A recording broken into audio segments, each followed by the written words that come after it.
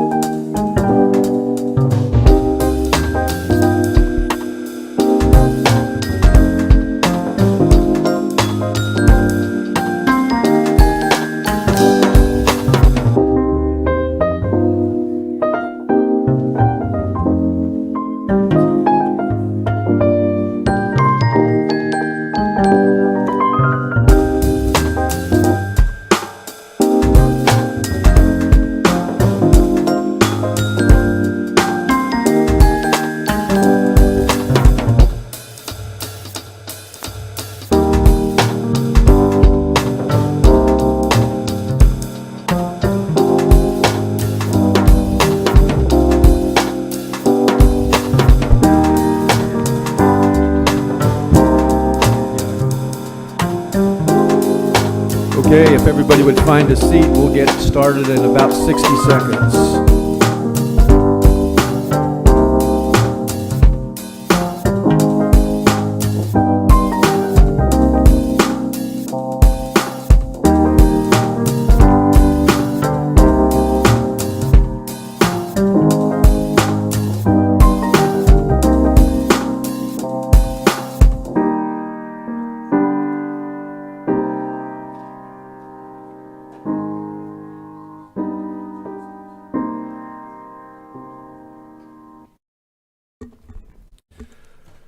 Okay, good morning. We will call the May 2nd, 2023 Volusia County Council meeting to order at 9 a.m.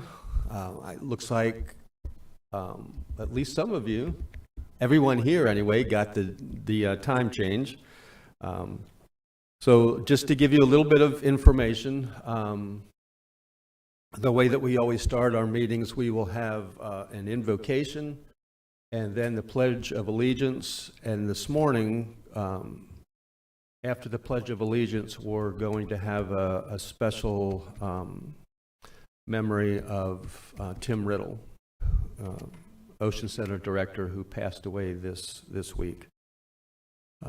So the invocation, in just a minute, I'll ask everybody to stand. If you would like to participate, please stand for that. Not yet, in the Pledge of Allegiance. I just want to inform everybody that the invocation is open to all faith groups in Volusia County. If your faith group would like to participate, just send an email to K, the letter K, Green. This is Kay Green down here at volusia.org, and she will get you all set up to do that. You're welcome. And so with that, if I will introduce Rabbi Paul Falk with the Aerial Congregation of Orange City. Rabbi, if you would come forward and please stand.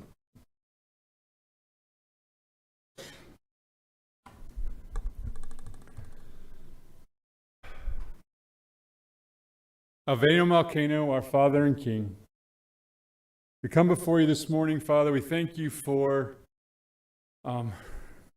blessing us with the opportunity of being in this country at this time and in this season. For all the gifts of freedom and never taking them for granted. We thank you for the blessing of Volusia County and all the gifts, natural, that are around us every single day as a part of the creation. Father, we come before you. We know that for each gift there is a responsibility, and I thank you for those individuals who stepped up to serve for this county, and for each individual that they've come to serve with their heart and with everything that they are. I ask that you give them the wisdom going forward in regard to decisions made for each individual, for this place, that it continue to shine forth not only in our state, but in our country as well. Amen and amen. Peace to the flag, United States of America, and to the republic for which it stands, one nation, under God, indivisible, with liberty and justice for all.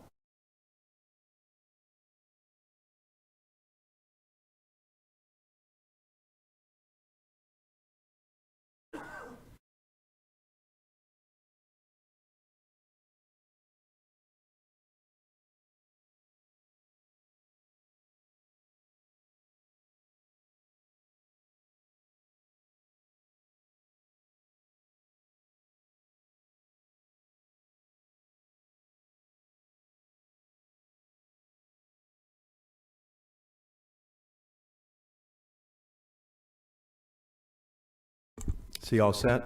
Okay. We'll just play this video in memory and celebrating the life of Tim Riddle. Very, very honored and excited to recommend Tim Riddle as our new Ocean Center Director. Tim Riddle is confirmed as the Director of the Ocean Center. So with that,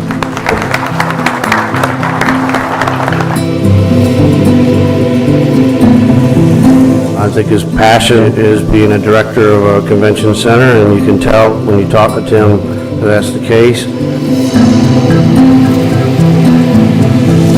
Our top priority is generating economic impact.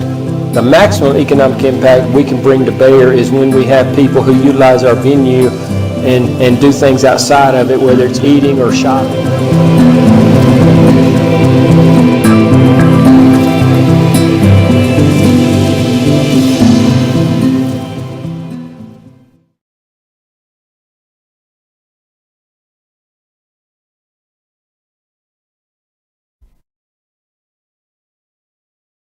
Thank you, Kevin.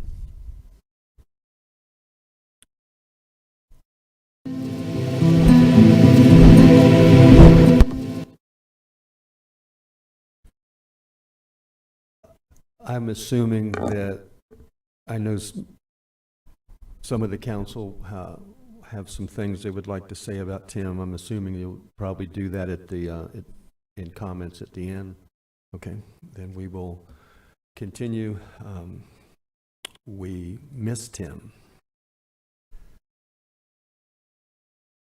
Krista, would you call the roll, please?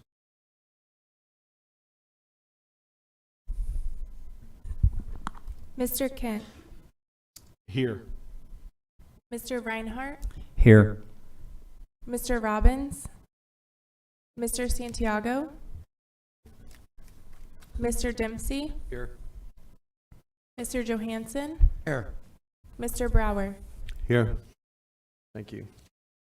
We do have a quorum with 6 county council members present. We'll go right into public comments, and as I call your name, if you would come forward and come to the podium, please make sure that the microphone is near your mouth so that everyone can hear and it is recorded. If you would just tell us what part of the county that you are from, we'd appreciate it. You don't have to give your entire address. And you will have 3 minutes to speak, and we will hold it to 3 minutes. So there is a clock that you will see on the monitor in front of you and on the screens above. First, we have Paul Richardson.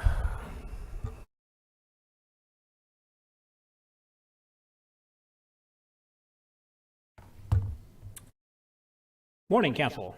My name is Paul Richardson of Deland. Recently, ATF President Randy Wintergarten and Dr. Anthony Fauci have been going around saying that they were not responsible for school closings.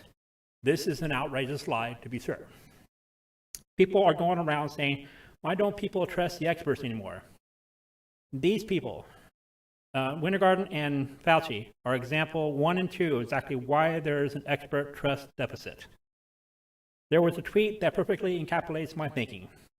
It's telling that the pandemic-era leaders like Randy Wintergarten and Dr. Anthony Fauci disclaim responsibility for shuttering schools. Everyone agrees now that decision was a disaster. But apparently no one is responsible. A policy conceived and implemented without an author. These two people are evil incarnate. They are totalitarian thugs and have God-level superiority complexes. They continually believe themselves to be above reproach and responsibility. ATF President Randy Wintergarten said reckless, callous, and cruel things to scare teachers and use them to keep schools closed. Unfortunately, our kids are now paying the price. Dr. Anthony Fauci thinks he represents science and can't be wrong about anything. Dr. Fauci's infamous God complex was absolutely cartoonist, only found elsewhere in fictional two-dimensional villains. He has specifically used his powers to protect the CCV2 for some unknown reason. I have sent to you articles documenting their responsibility for the harm they have absolutely caused to our kids. They didn't save one life, and they have both caused generational harm. When the history books are written, it is my sincere hope that they are named as two of the greatest villains of the pandemic here in America. I also, once again, while I'm here, call on lawmakers to outlaw gain-of-function viral research. This is playing God and got us the pandemic that we had recently. I've said this before, but it must be said again and again until lawmakers wake up to the dangers. We can't afford yet another COVID 2.0 here in America or globally. God bless Volusia County and God bless America. Thank you. Thank you, Jack Driscoll.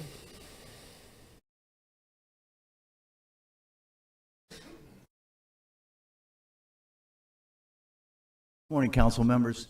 My name is Jack Driscoll. I live in Daytona Beach, Florida. And today I'm here to speak about the transition that's going on right now with the sheriff's office taking over the law enforcement responsibilities of the beach. My concerns are, at this point, is where we left after some of the employees leave to go to either the sheriff's office or other surrounding law enforcement agencies. They're being dangled lucrative contracts, perks, insurance, out-of-pocket payments, and slowly but surely, even after Mr. Reckenwald came over and gave a spirited, encouraging speech to the employees that are there, we're slowly seeing them drift away. We have a critical lifeguard shortage throughout the country, especially here in Volusia County. We're 100 at least part-time lifeguards down, and now my latest count from the phone calls I'm getting and my informal survey to some of the full-time EMT lifeguards is probably 30% are leaving. 30% of the staff is not going to be there in 2 weeks. We have Cinco de Mayo this weekend. We just had Jeep Beach. We got Memorial Day weekend. What's the hot button going to be for drownings? You take away one employee to a law enforcement agency, you've just lost an EMT and lifeguard to respond. 30 seconds underwater is about all you get. With the diverse community that we attract, 10 million give or take a year, it's huge. And to cover 47 miles of beach with a third of the staff is going to be tragic.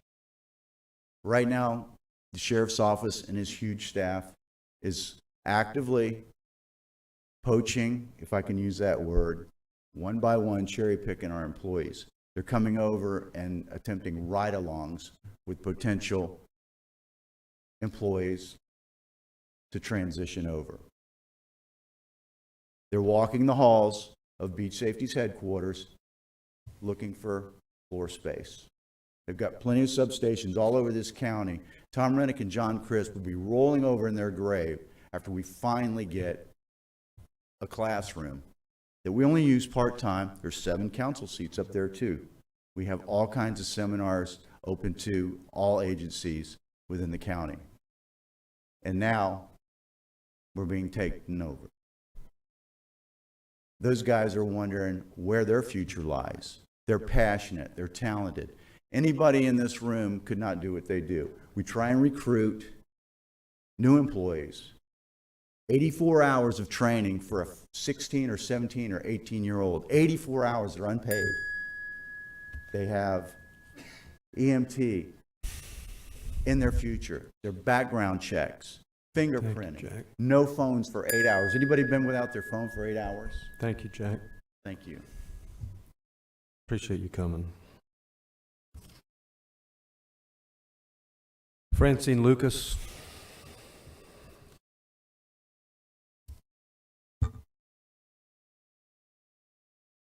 Good morning, and thank you for allowing me the opportunity to come before you on this morning. I stand before you to bring to your focus the phenomenal success of our 2022 Business Hall of Fame that was brought together in order to motivate economic impact, to motivate businesses to stay open. And we have our celebration of business that happened in 2022 that was a wonderful success. And we were so excited to have all of the cities within West Volusia to come together in that particular celebration. We also had the USDA on campus on that day to bring in resources for businesses. Several things happened at that celebration. We would like to present the 2023 Business Hall of Fame Celebration of Business as an agenda item to obtain full community support as we honor businesses in our community for remaining open during such a strategic economic era. So our initial request is to go into an agenda item so that we can explain the Business Hall of Fame a little bit more to everyone. Thank you. John Nicholson.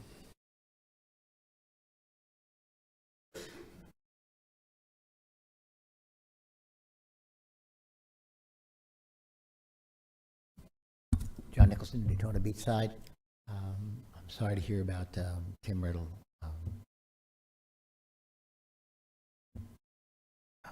Anyway, 2 things. One, with regard to a protest that we had over past weekend, before this past weekend, the anti-Semitism on Granada and Beach Street in Ormond. I was somewhat disappointed because when I arrived, and as normal I arrived a little bit late, there were 17 people. I heard about it by accident through somebody else, so it wasn't well publicized, but I would expect 100, 200, 300 people. It is that important. And when Chip would ask for something, we should, if he thinks it important, we should pay attention. I gave Jeff a flyer that was on the boardwalk. There's a church here in town that doesn't particularly care for Catholics. And so there were a bunch of placards on boardwalk with anti-Catholic, anti-Muslim sentiment. There's getting a bit too much of this. And there really should be more outrage among the community at large. It doesn't matter whether you're tall, short, fat or skinny, Catholic, Protestant, Jew, Democrat, Republican, it's regardless. Outright prejudice, when you just close your mind to a person or to a group, is it limits yourself, let alone the community as a whole. So I would like the council to, at some point, to make a statement with regard to anti-Semitism and all prejudice of any kind, because it is getting so predominant. I know that they paired the protests, they had a lot of Israeli flags, and that upset me because there's a dichotomy, and you cannot oppose Israel without being called an anti-Semite. But in reality, you can. One's a religion, one's a country. And a country can always be wrong. Netanyahu is not the best leader. Neither is Putin. So that's one thing. But you cannot use what he's doing against the Israeli people as a whole. And secondly, the lifeguards. I talked to Chitwood on that, and I'm really glad that he came and spoke because it clarified a lot. The gentleman that spoke earlier, what Chitwood is trying to do, what it appears that he's trying to do, is make it a smooth transition. He wants to talk to these guys. He's going through the halls. He's trying to tell them to stay, that not much is going to change. He didn't do this. The state government did it. Thank you. Thank you. Keith Chester?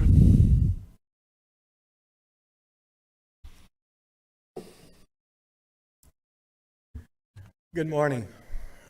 I was disappointed a few meetings ago when the community services budget came before y'all, and it was expedited to go through it very quickly because the night was getting old, it was getting late. That is one of the most important budgets that you really should have gone over, because there's millions of dollars that go through that budget for social services from cradle to grave. And there's a lot that needs to be cut there. And I hope that we can revisit that and take another look at it. There's about to be involved. I think that needs, again, you're taking taxpayer money and choosing where we give our donations. It's not your responsibility to tell us or to force from us our money to give it to others. Moving on, recently you brought up the Cultural Council grants. In the coming weeks, you're going to be barraged with emails, phone calls, and this room will be packed with people begging you for money that does not belong to you, money that you should not be giving away to various organizations. The organizations that are given money through the Cultural Council have been given money for decades. It's time to start weaning them off. I know it probably needs to be a process. It may not be something for either the Children and Families budget or the Cultural Council that is done overnight. It may be a weaning off process, but I really think that we should work with United Way. I would be willing to give $40 a month to United Way, and I think a lot of us would be, but I don't like any of my money being forced from me given to others. So I would ask that y'all stay strong. And, everybody's got a story. Whenever the cultural people come before you, they're going to say, for every dollar, you get so many returns on that dollar, and every one of the social services, they have a story, but also so much is duplicated that we don't realize. So please stay strong. And we've got too many things that we need to be doing, and we need to be doing big, bold projects for the masses, like the fairgrounds. And like the Ocean Thank you, Center. Keith. Thank you. Thank you. Karen Clark.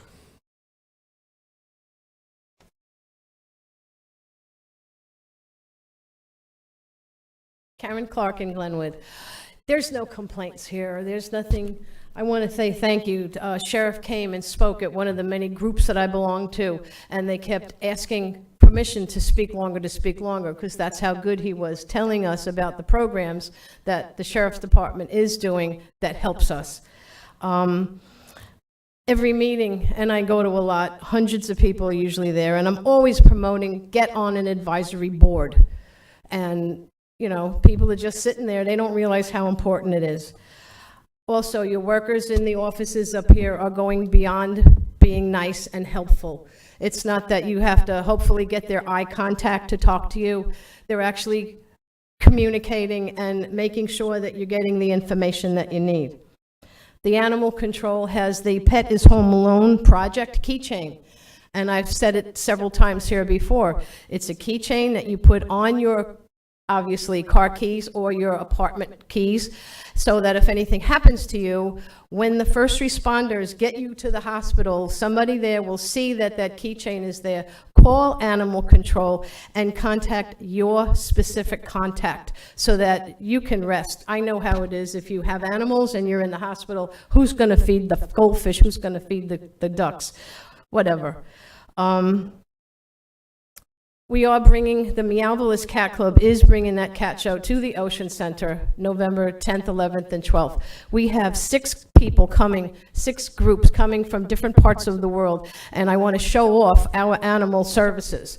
And I've asked several times, I need to have that bus at the Ocean Center on the Friday, Saturday, and Sunday, so that we can show off what we're doing. And we're one of the best, I believe, in the country with this. We have evolved since that new bus was purchased, and anybody who hasn't seen it, you really should. I don't know what else. Everybody's doing a nice job. I know there's some people that probably throw tomatoes at me, but you're doing a good job with all the stuff that's coming up. That's it.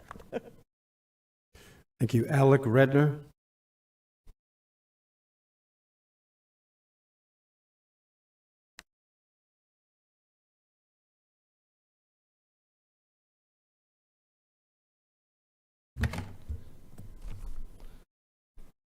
How y'all doing?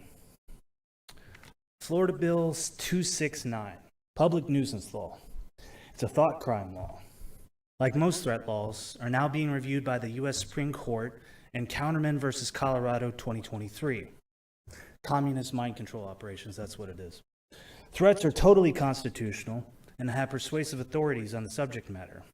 Interstate communication of a threat can be cited by U.S. versus Berger 2019 out of Chicago.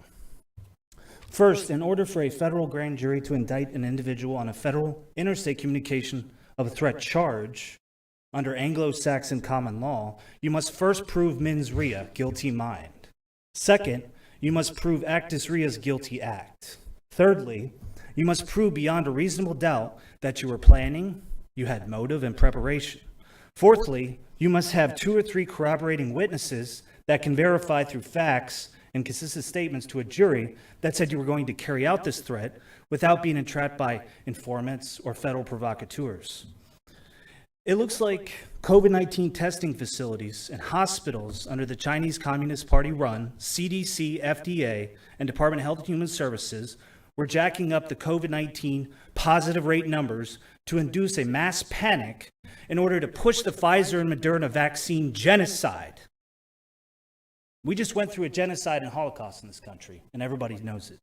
But for the Florida hospital patients that actually had the SARS-CoV-2 spike protein, the corporate hospital administrators and the chairman of the board of directors for Advent Health in Halifax took the Pfizer bribes, and they murdered people with remdesivir and ventilators with the help of CIA contracting hospital psychiatrists.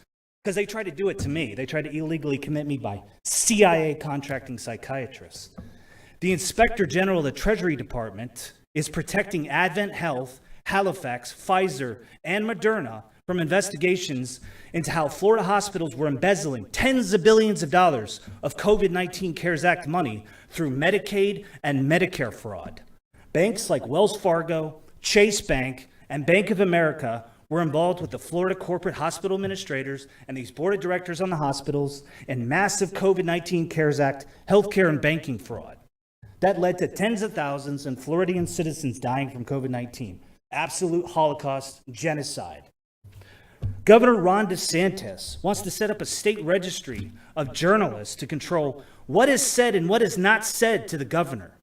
This is what communists do when someone speaks ill will, like Vladimir Lenin. DeSantis is the new Bolshevik Lenin. DeSantis is an enemy to the First Amendment, and I believe he needs to be recalled from office. Governor DeSantis is restricting the public's right to state records like COVID-19 data, vaccine death data. Thank you, Alec. Yeah, I mean, I got a recall right here. Governor DeSantis is not above the law. Jennifer Dotson.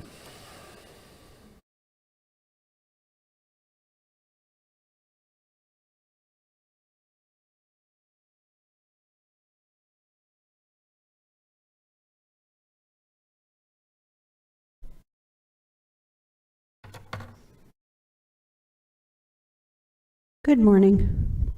My name is Jennifer Dotson. I have resided in Florida for nearly 44 years now, in Orlando, Orange City, Paisley, and I currently live in Deltona. I went to schools here in Florida, as did my son. He, in fact, is an alumni of Orange City Elementary. Education is very important to my family. History is also very important. The history of my family, the history of everywhere I've lived, of my state, and my country.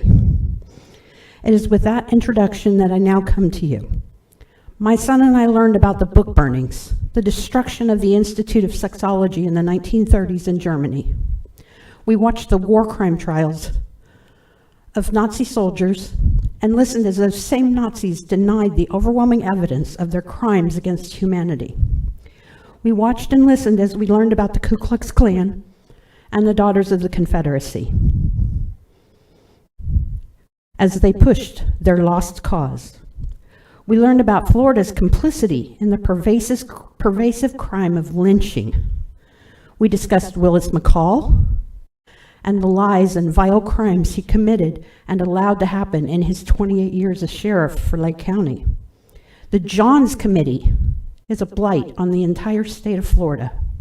We saw dozens of videos and pictures of black students terrorized in the 50s.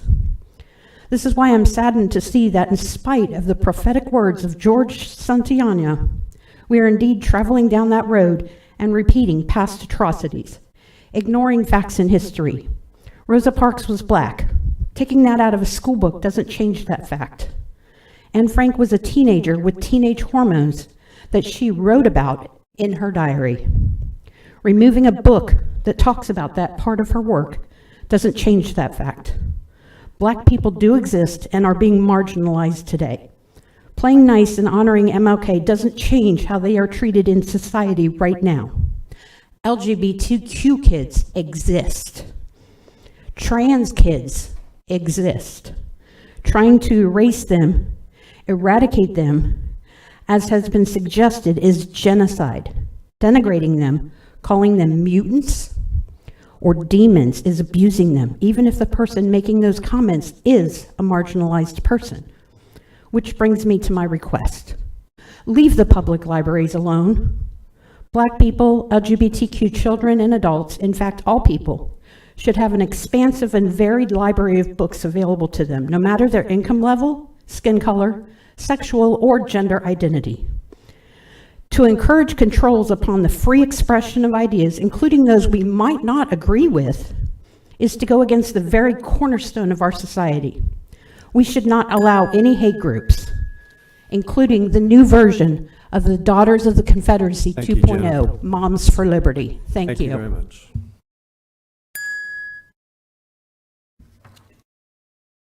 And that concludes our public comments for this morning. So we will go to item 1, the consent agenda. Does any council member have an item they would like to pull for either a discussion or a vote? Danny Robbins. Yes, sir. Motion to approve consent agenda. Danny Robbins makes a motion to approve the entire consent agenda. Second, Johansson. Second by Jake Johansson.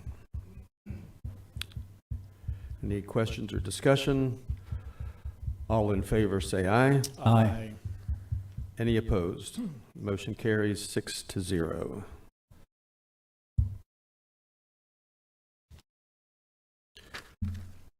Brings us to item 2.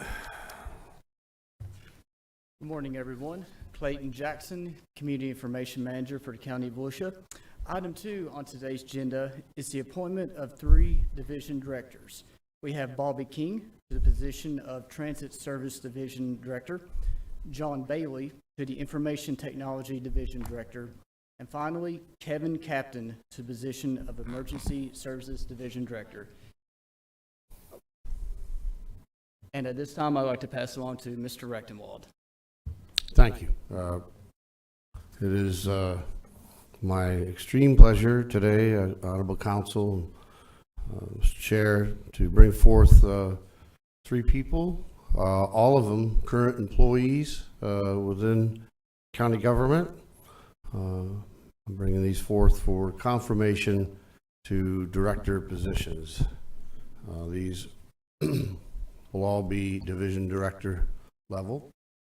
First off, I'm going to bring up Bobbie King.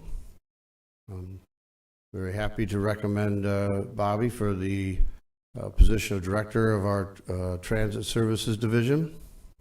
This is the division that oversees VOTRAN's administrative functions, which will include finance, grants, accounting, planning, marketing, our outreach, routing, scheduling, purchasing, and contract management. Actually, Bobbie and I started in the same year, back in 1997. So we kind of went through the county together. She's been in a number of positions. She has vast knowledge of governmental processes, including capital improvement projects, contract management, grants management, purchasing, planning, and operations. She's worked in the sheriff's office, legal. She's been a project manager for the Parks and Rec and Culture Division. She's overseen outdoor recreation, Volusia Echo, and the operations, maintenance, and park facilities. In 2014, she joined the Public Protection Department as an activity project manager. She did key projects over there in corrections and fire. I know it was a large part in implementing some really big, powerful softwares that were department-wide. Since 2020, she has served as the county's operations manager for VOTRAN. In the past 3 years, she's helped identify many needed changes, working on ideas to put VOTRAN in a better position for success going forward. Upon your approval, she will oversee a small but proficient team that will help move the organization through change and manage service model changes that are in the works for VOTRAN. With that, I give you Bobbie King for confirmation. Thank you very much. I'm excited to take this role, and I appreciate Ms. Jennings, Ms. Conchin, and Mr. Rechtenwald's confidence in me to manage this division. It goes without saying that the leadership in this county is the best there is. With their guidance, I am confident we will achieve great things. Take a minute to thank a few people who have influenced me and who have been by my side and believed in me over the last 26 years of my career. First, before I do that, I'd like to thank my family and my friends for being by my side and being here today to support me. There's one former employee that could not be here today. His name is Bill Apgar. He was the Parks and Recreation Director for 30 plus years here at the county that I worked with for many, many years. Bill took me from the legal department in 2001 to be his administrative assistant. He taught me everything I know about grants, project management, contract management, personnel management, you name it, and allowed me to learn and grow over the 13 years I worked in the division. He's been retired for more than 10 years, but continues to believe in me and support me, and I want him to know how much I appreciate all he did for me. Donna Butler is another friend, a coworker, and mentor that I want to recognize for believing in me. She pushed me to further my education and has recommended me for several special projects throughout the years, all of which poised me for promotions and roles that I never imagined I would be asked to handle. Thank you, Donna. Lastly, Mr. Rechtenwald, as he said, brought me to public protection in 2014. Mr. Rechtenwald has a vast array of knowledge. He really takes the time to understand all the areas he's responsible for. He's fair, he's approachable, and strives to create workable outcomes for everyone involved. He's someone that we all look up to and admire as a leader. As a leader, it is important to provide an environment that promotes creativity and growth. Because of the opportunities I've had in my career, I try to put a lot of effort into developing quality, talented individuals every chance I can get. And this county is full of them. Speaking of talented individuals, I would like to thank the team that I have been given the pleasure of working with at Transit Services. This group is very dedicated to making a difference. The support and hard work that they provide every day is uplifting and empowering to me and everyone around them. I couldn't do this without them. I'd also like to thank the Votran staff. Every day that team makes miracles happen. We are obviously short-staffed and running a huge operation, and somehow they make it happen every single day, and I appreciate that very much. Transit is about connecting people. Whether it's work, medical, or pleasure, transit is an important service to our community. It's also ever-evolving. The Transit Services Division's goal is to identify ways to improve the service, find ways to cut costs, and create a positive image. We want to provide a world-class transit system that you can be proud of. My team and I have been diligently working on projects that will help us accomplish this. There's a lot of hard work ahead of us, but with that will come great reward. Council, I appreciate this opportunity and look forward to working with you to make a difference in transit in Volusia County. Thank you. Thank you very much. Matt Reinhardt. Thank you, Chair. You knew I was going to say something, right? I saw you looking up. I've actually known Bobbie just a couple more years than you, back in the school days. So we go back a long way, and I can say the only thing that's changed about Bobbie is she's gotten better.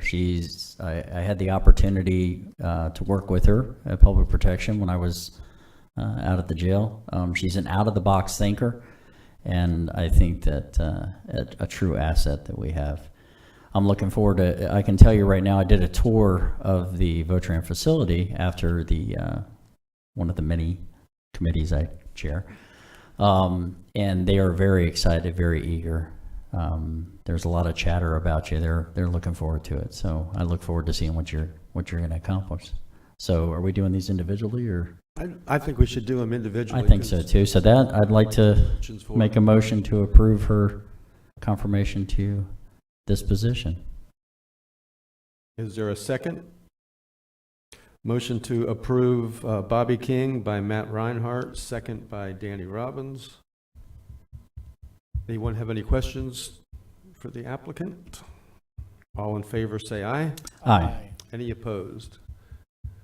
6-0. Congratulations. Continue the good work.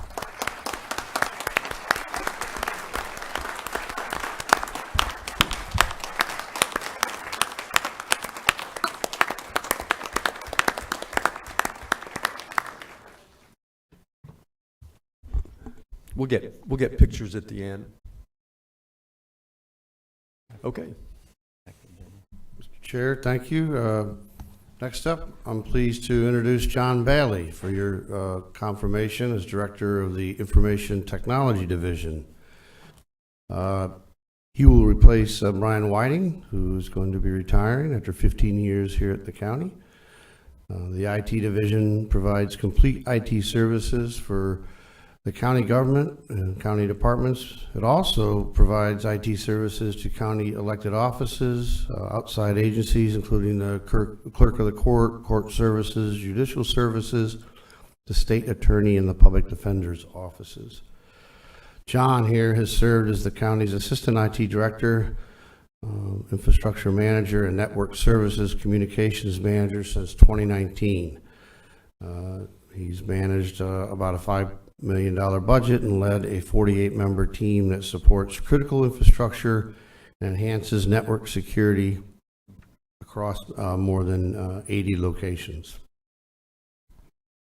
Before he came here, he was Director of Information Technology and Network Administrator for National University College from 2010 to 2019. He has served as an adjunct professor for the Florida Technical College, and he's been an assistant regional IT manager for Pomeroy IT Solutions.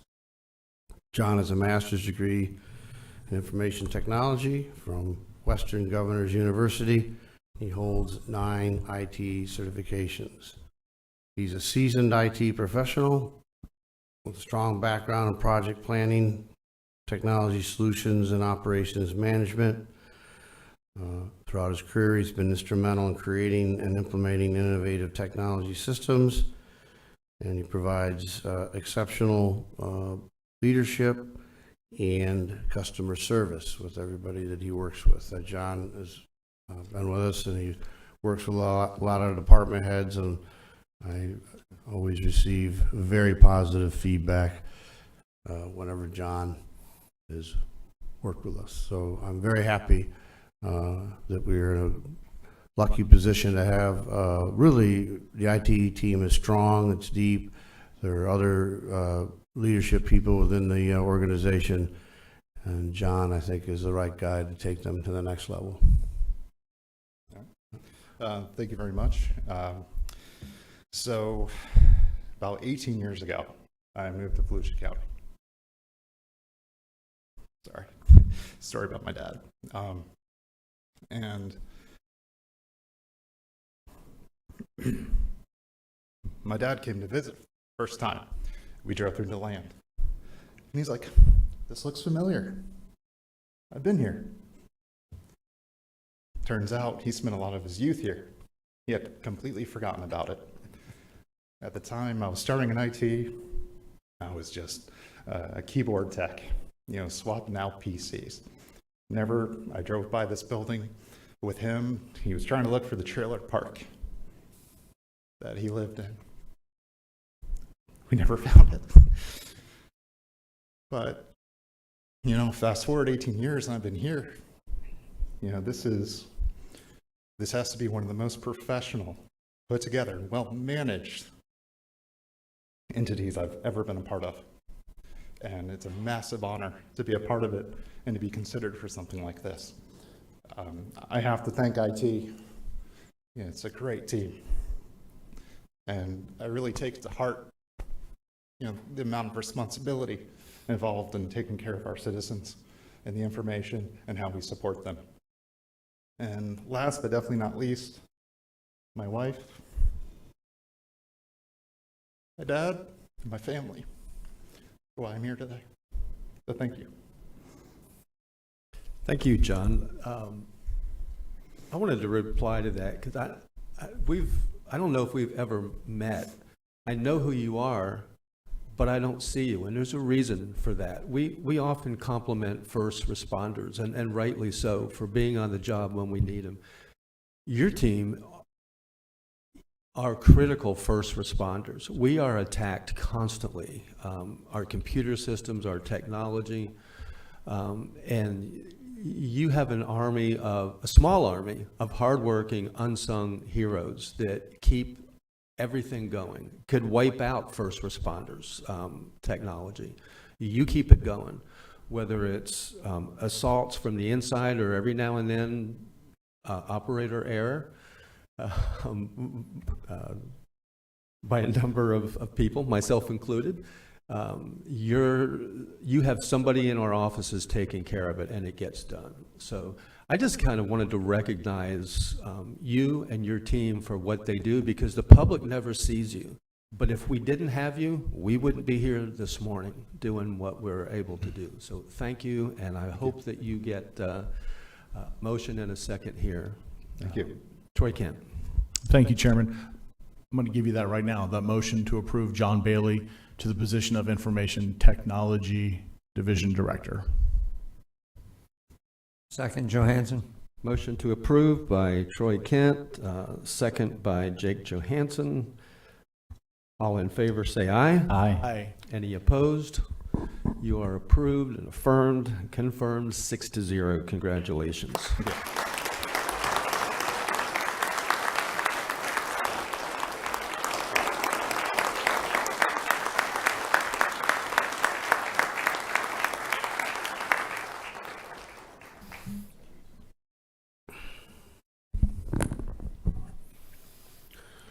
Okay, Mr. Chair, I have one more. This was, many of you know, we have been in the hunt for an EMS director. We actually went on a nationwide search for the best talent. And sometimes you do that and you find out that you've got spectacular talent right here. And of course, I think all of us are well aware of Kevin Captain. Kevin, of course, came to us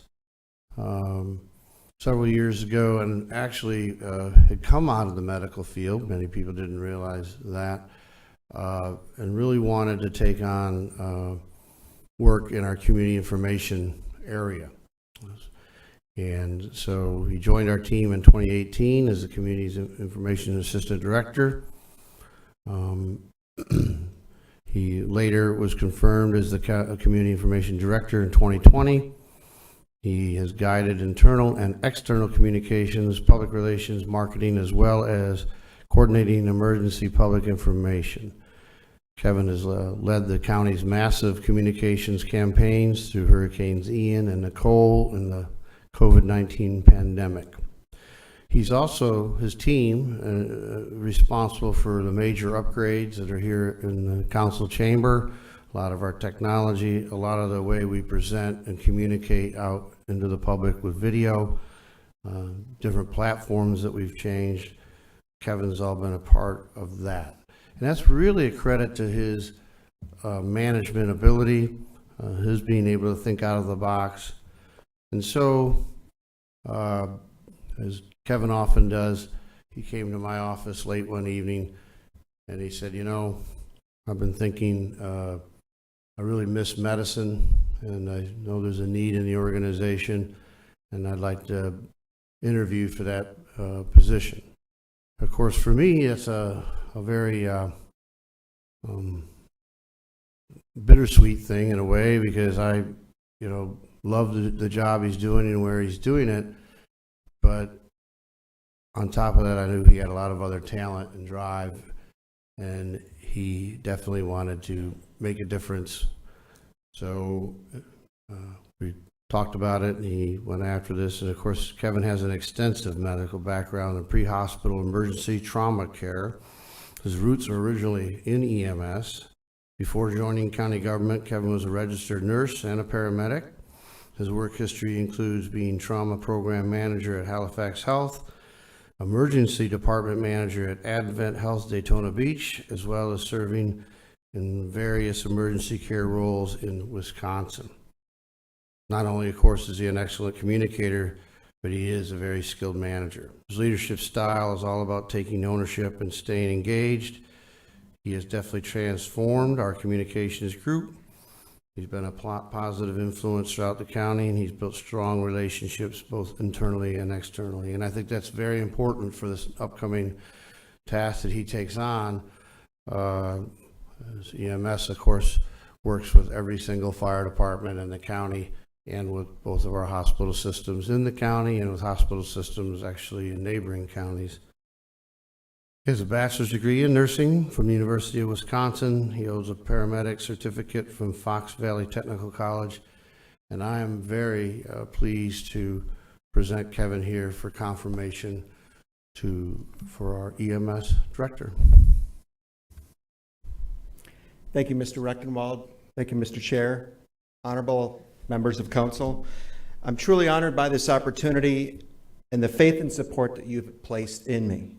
As EMS director, I'll be able to work closer with more of the county's hardworking professionals who are service-oriented, outcome-driven, and always striving to find better ways. The county's EMS professionals do a terrific job day in and day out, providing exceptional emergency care and helping to keep our residents and visitors safe. I'm looking forward to fostering a culture based on shared values that keep the patient at the center of what we do. I'm also looking forward to collaborating with our EMS team members, our hospitals, our county and municipal fire rescue departments, the union, and other stakeholders to ensure that the EMS system is efficient, effective, and responsive to the needs of our community.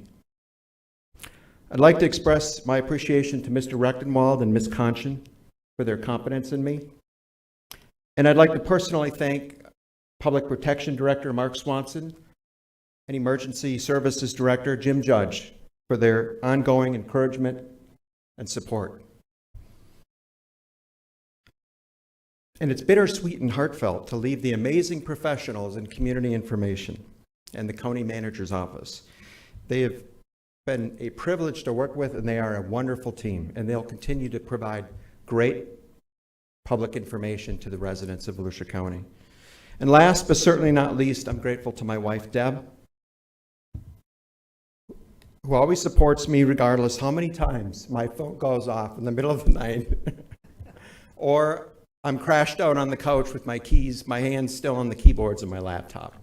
So thank you, Deb, and I'll go on record to say she said if I can get home earlier, I might be able to get a dog. So I had to make that as part of public record.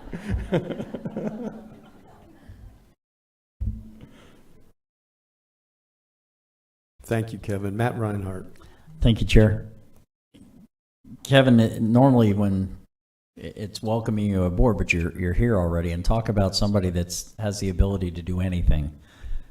You're the epitome of that, and we thank you for what you've done. And I have no doubt that community services won't continue to move forward. They need to worry about you being in the background. So, and I will miss those late night updates. Wondered why that kind of kept seeing the same letter typed over and over again. No, I'm just kidding. So, looking very much forward to it. I can't wait to see what you can do. So, thank you. Kevin, I'm going to talk to your wife for a second. Apparently, I'm not the only one that emails him late at night. I apologize, but I don't know if he's ever told you, but I always start those emails for Monday, because I do a lot of work Friday night, Saturday night, Sunday night from 11 to 2 a.m. Every single time I get an immediate response back. I said, you didn't read the part about for Monday. You are a dedicated man. You have been an essential source of information to me when I started and up until this morning. I appreciate you have an unbelievable work ethic, and you do what you do really well, and you have built an incredible team. So while nobody's irreplaceable, I don't know how we replace you, but so I'm thankful for the people that you put in place that really care about the message that we give out, what happens here, and the incredible videos and memes, everything that you develop. You leave a strong division behind, but I'm going to miss you. Troy Kent. Thank you, Chairman. Been involved in local government a little while. When I came over to the county, I really knew one person, Clay Irvin, because I had the pleasure of working with Clay in Ormond. And I said it last meeting or the meeting before about Clay. I don't know if he's in the house right now, but I'll just say, you know, he earned the moniker best in the business. Land use, planning, guy's amazing. I had my first opportunity to work with you, Kevin, at a ribbon cutting, and afterwards, I pulled you aside and said, this was hands down the best public ribbon cutting event I have ever attended, and I've attended dozens. Your level of finish, your ability to think of things that may come up impressed me tremendously. So what I'm going to tell you next, you won't know unless I share it, and I'm going to share it now publicly. When George Rechtenwald called me and told me about this, I'm just going to tell you, I said, no, I don't like it. I said, he's too good at what he does right now. And I really don't like the idea of him leaving that position. And then George said something that, I mean, I'm going to, of course, vote for it. If I don't get the chance to make the motion or second, of course, I'm going to vote to confirm it. But George said this. He said, sir, he's good at everything. And you wouldn't know that unless I told you. Remember that, George? And it left me, I paused for a moment and I said, my short tenure with him, I believe you're right. He's good at everything. So I'm pleased that you've decided to stay with the County of Volusia. We are better because you're with us. So looking forward to it. Thank you. Danny Robbins. Thanks, Chair. I can't thank you enough for everything that you've done for us, done for me continually. We're proud of you. We know you're going to do great. So there's two motions I'm going to throw out, and I know my colleagues hopefully support me here. My first motion, where's your other half? I'd like to make a motion to allow Kevin to have a dog.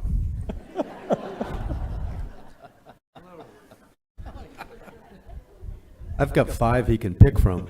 There you go. And my second motion is to approve this and approve your position. Second, Chairman. Motion to confirm by Danny Robbins, second by Troy Kent, who wanted to be able to make that motion, but second's pretty good, and it's essential. So, before we vote, Michael Dyer. Yes, I'd like to speak against the appointment. I have very much enjoyed working with Kevin. There has not been a time that I have called him on weekends or evenings where he has not picked up or texted right away that I'm on another call, I'll call you right back. He has really changed things with community information in the few years I've been back with the county. He's one of the last people to leave, if not the last person to leave the building. With the news updates that go to you every day, just keep you updated. So he is a professional and a terrific human being. So congratulations, Kevin. Thank you, Mike. Thank you, everybody. Thank you. All in favor of Kevin Captain for the position of Emergency Medical Services Division, say aye. Aye. Any opposed? Motion carries 6-0. Congratulations. You are confirmed.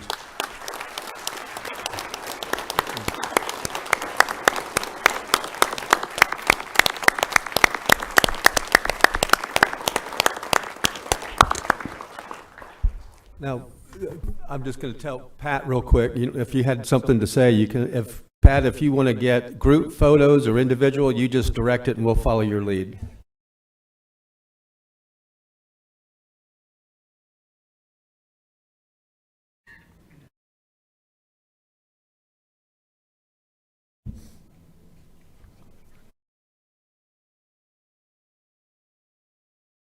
Okay, let's have the county council stand up.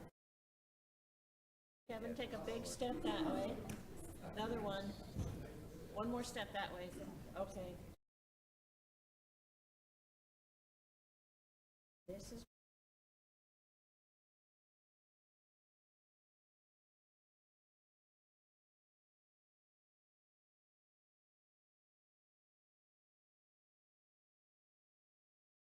We're done.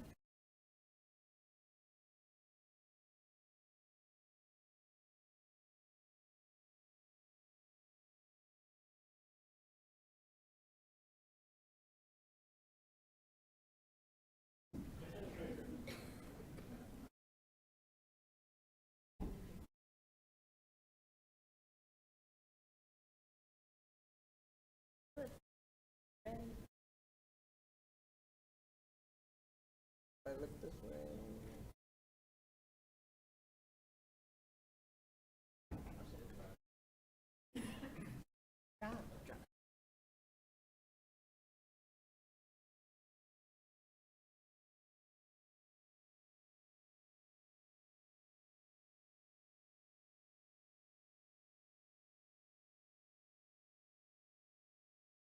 That way. Okay. Oh, step that way back. Okay, that's better. Ready?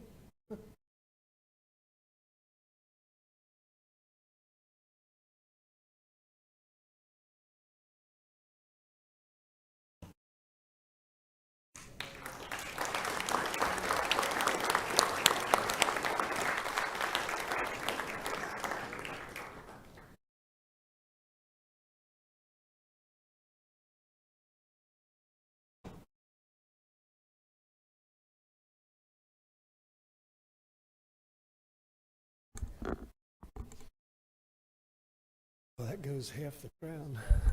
Are we still going to allow Kevin to do the next item? Yeah, he's got a couple hats right now, so. Okay. Item 3, Feed the Need Fund Drive results, presented by Kevin Captain. Thank you, Mr. Chair. Kevin Captain, Community Information and EMS Director. and soon to be dog owner, absolutely.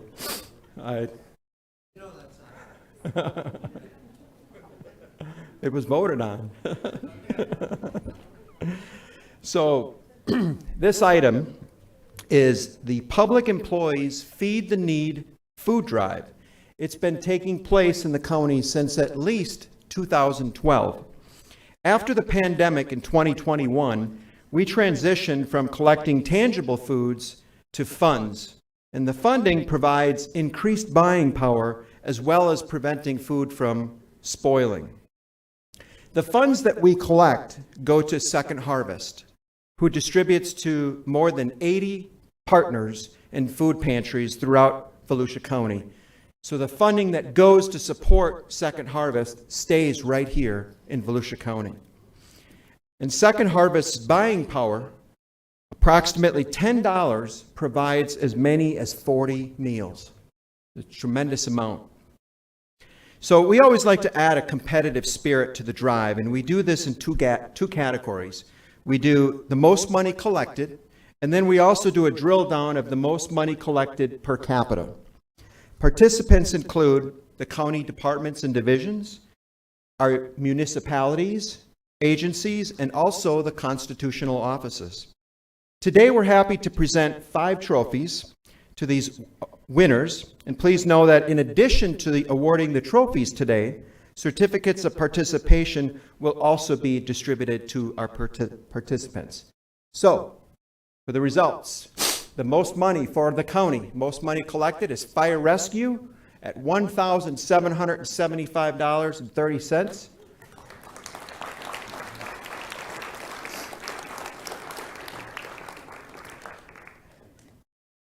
And for the most money collected per capita, purchasing and contracts, $83.03 per person.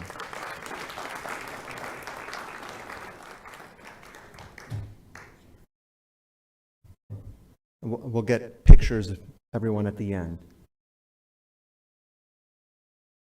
Okay. So total donated from the county is $9,190.65. And then we have the municipal winners. Volusia County Schools collected $1,350.35. We have a representative from the school district. Thank you so much for being here. And the most money per capita is New Smyrna Beach, $2.25 each. Which the total donated from the municipalities and agencies is $3,503.75. And we have Lisa from the Supervisor of Elections. She wins both the most money collected and the most money per capita for the constitutional offices.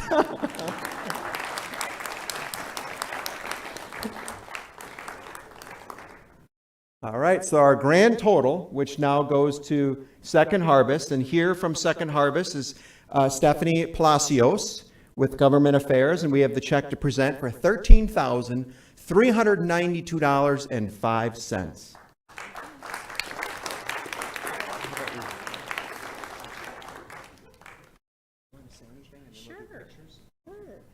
Good morning. My name is Stephanie Palacios, and I'm the Director of Advocacy and Government Relations at Second Harvest Food Bank of Central Florida. We have 91 partner agencies in Volusia County, and last year, with your help, we distributed over 6.7 million meals in Volusia County alone. So the help and the dedication of Volusia County to assist in fighting hunger, we are so grateful for it. We cannot do the work that we do without our partners here in Volusia County and our partners in Volusia County government. Thank you so much.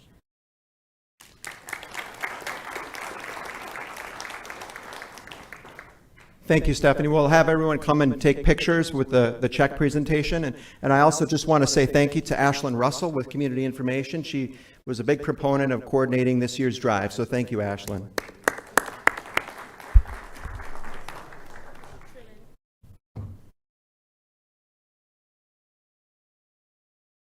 Hold the check.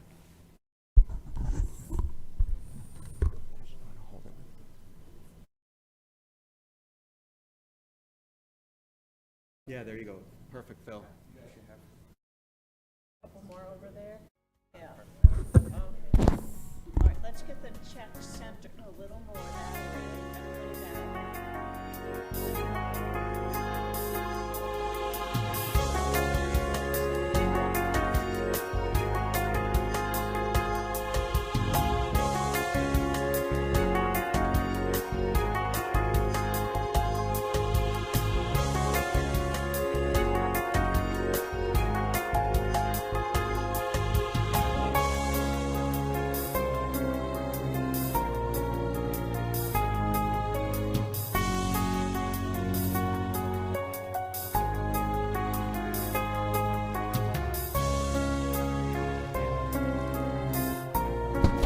Thank you all so much.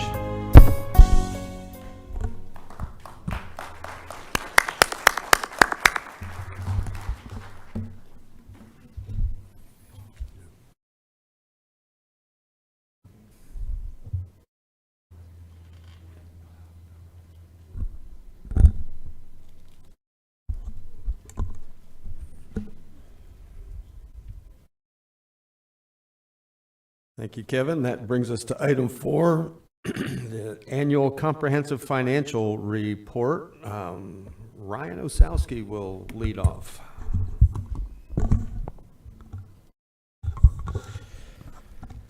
Good morning, County Council. Ryan Osowski, Chief Financial Officer. Before you is the county's annual comprehensive financial report, also our combined countywide annual comprehensive financial report. They are two separate documents, although similar. The first document, it just contains the county's financial statements. It's 450 pages this year. 435 of those are prepared by your county staff and your accounting division, as well as other parts of the finance department. So the majority of that document is prepared by staff. I know that the auditor is going to get up here and do his presentation, and we thank them for everything that they do and help working with us to get it done on a timely basis. I do want to recognize that it is a staff-prepared document, however. So credit for all the work that goes into preparing the document, and all the work papers that lead up to that document is actually owed to staff. The auditors providing their opinion that staff has done their job appropriately. I'd like to thank all the members of the accounting division. The accountants are here behind us. The accounting division director, Lynn Rice, is going to come up after me and recognize each of them for their contributions.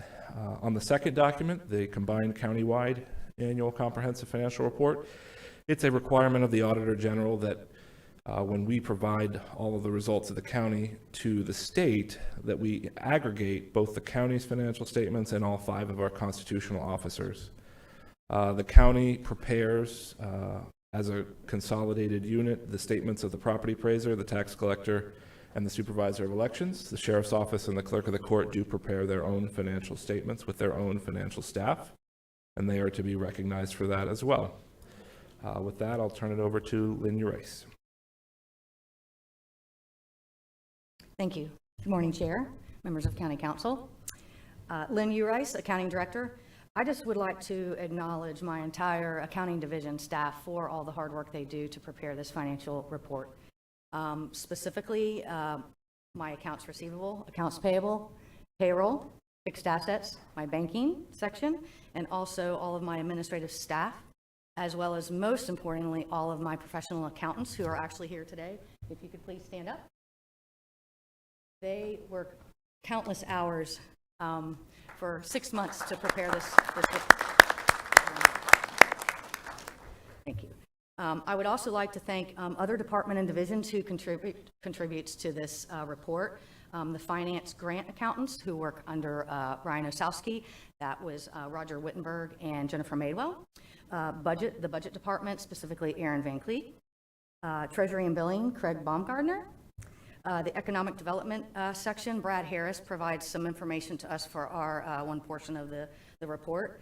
Wanda Lindberg, the CFO of the tax collector, is very involved in a portion of this report, as well as Travis Held with the property appraiser. So I just really wanted to make sure that you all knew that they were a big part of this report, and I really appreciate all their work, their hard work. Thank you again.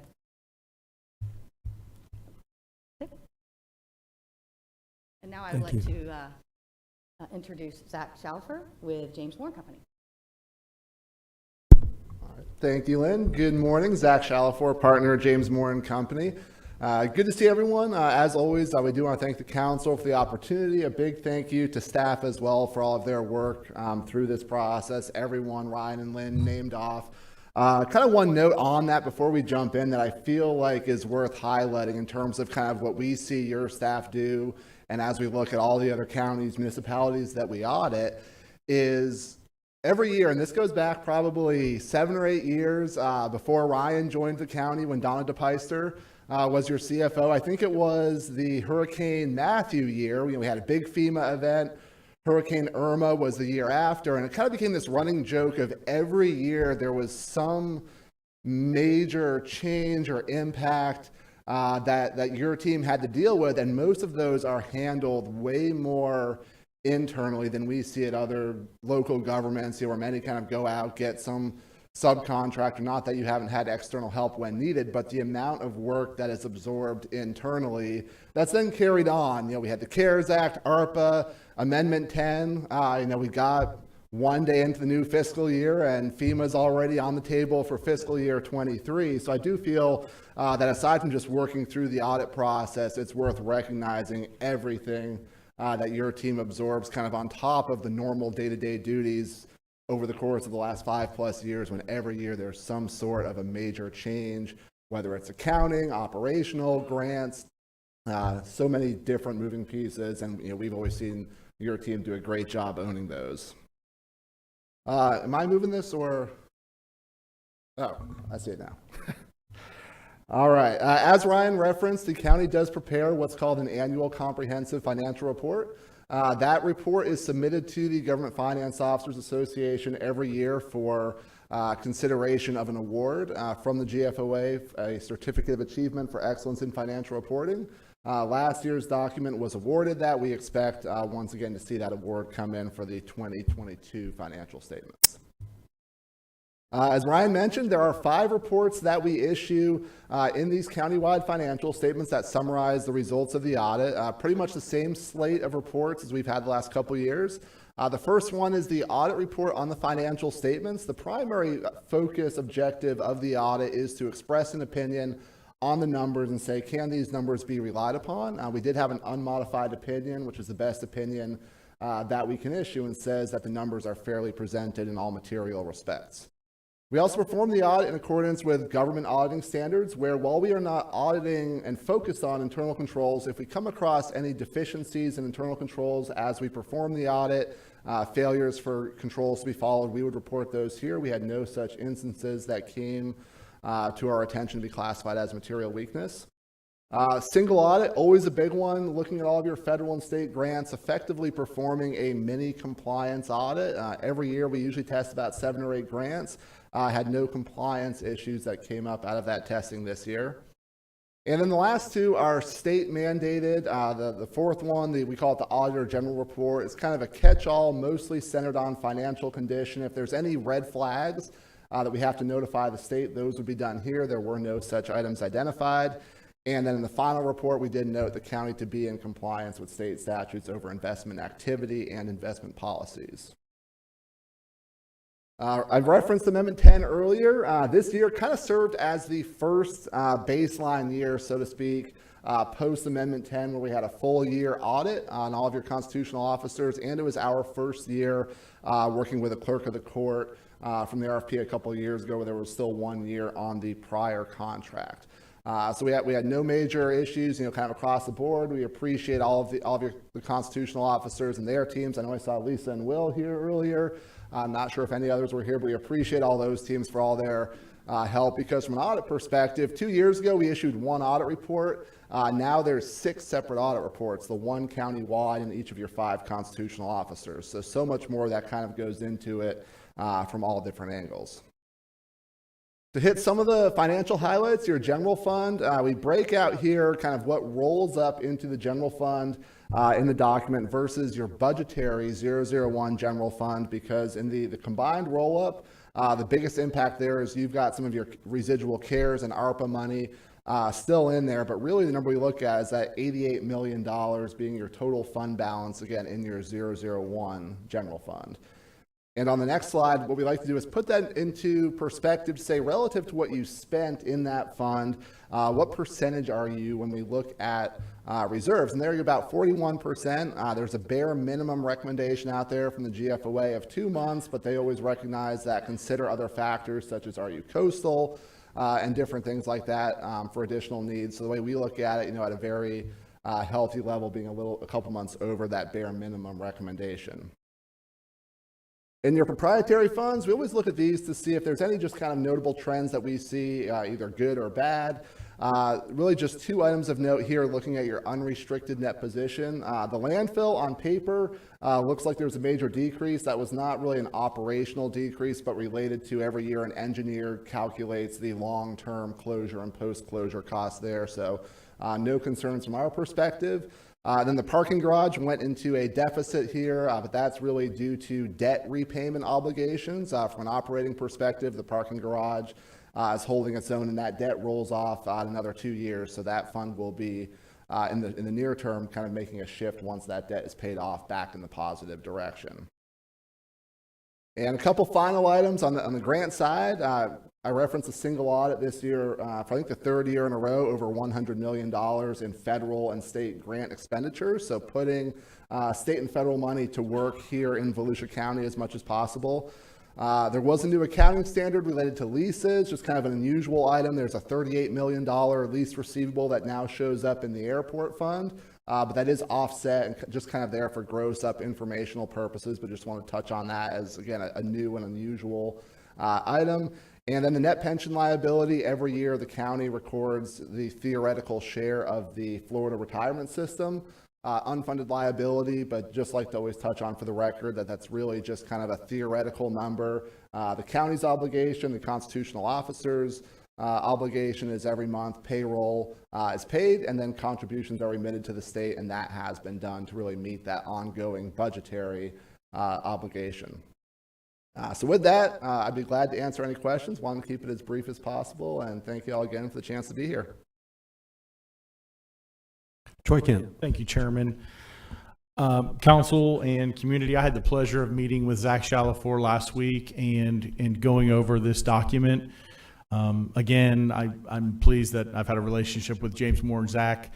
Back in the old days of the city of Ormond Beach, you guys always made sure that our financial house was in order. And I'm so pleased to see, because the very first thing I looked for when I received the report was a non-modified opinion.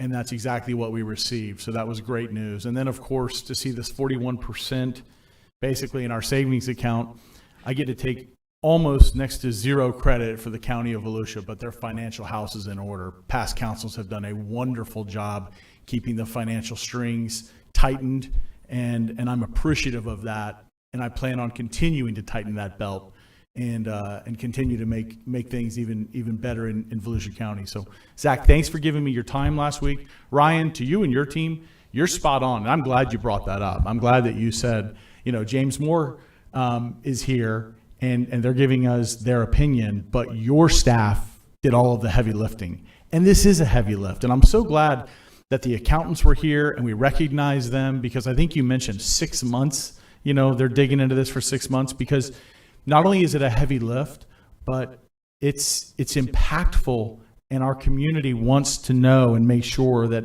our tax dollars are being spent correctly, appropriately, wisely, that we are running an efficient and effective program here with the county. And I just publicly say thank you to not only your team as the finance director, but also the budget director as well, and their team. Very good job, and this was great news. Thank you, Zach. Danny Robbins. Thanks, Chair. I was going to make a motion to approve the annual comprehensive financial report combined with the county-wide annual comprehensive financial report for fiscal year ended September 30th, 2022. I'll second that. We have a motion to approve by Vice Chair Danny Robbins, second on that motion by Matt Reinhardt. And Matt? Oh, I just wanted to thank you for that. We had the opportunity. It was kind of brief, but I appreciate you presenting that at another time. Ryan, great job with you and your crew as well. I was particularly impressed as well with the fact that no material weaknesses, no issues across the board, and especially when you're related to 6 separate audits due to Amendment 10 primarily. So that speaks volumes for past councils, and we intend to keep up that good work. So thank you very much. Jake Johansson. Thank you, Mr. Chairman, and thank you, Zach. A couple comments and one request of Ryan, but Zach, we've met before in my previous job as well, and one of the things that I always asked of you is I'm going to start doubting what James Moore does the year that they don't find anything. So I appreciate you digging into our finances and making us better every year here at the county. And for the report and Ryan and the team as we go into budget, Zach reported that we're 41.2% reserves. We're healthy. We're well situated for emergencies and whatnot. But I think we need to make it clear to the public and anybody else that cares that those reserves are important to have, and they're not just there to spend on things because we have the money.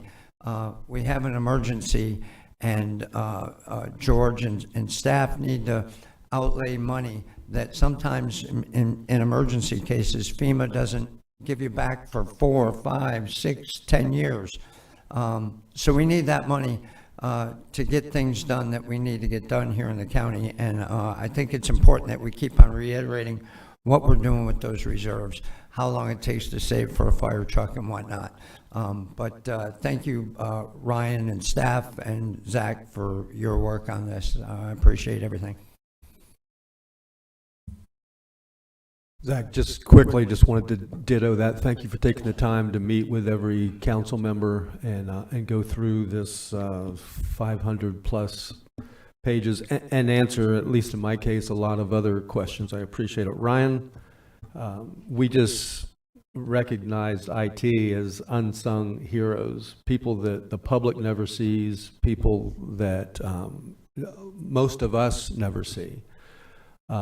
You deserve that same credit. You provide an unbelievable amount of work, $1.2 billion budget. It's we truly are grateful for the hard work that you do. I just wonder, I'll walk around the corner to see Aaron or you, and I never see anybody with the green visor on anymore. Don't use those. Okay. Thank you for your hard work. Thank you for coming in this morning. Zach, thank you. And with that, we have a motion to approve by Vice Chair Robbins, second by Matt Reinhardt. All in favor, say aye. Aye. Any opposed? And report is accepted 6-0. Thank you. Thanks, Al.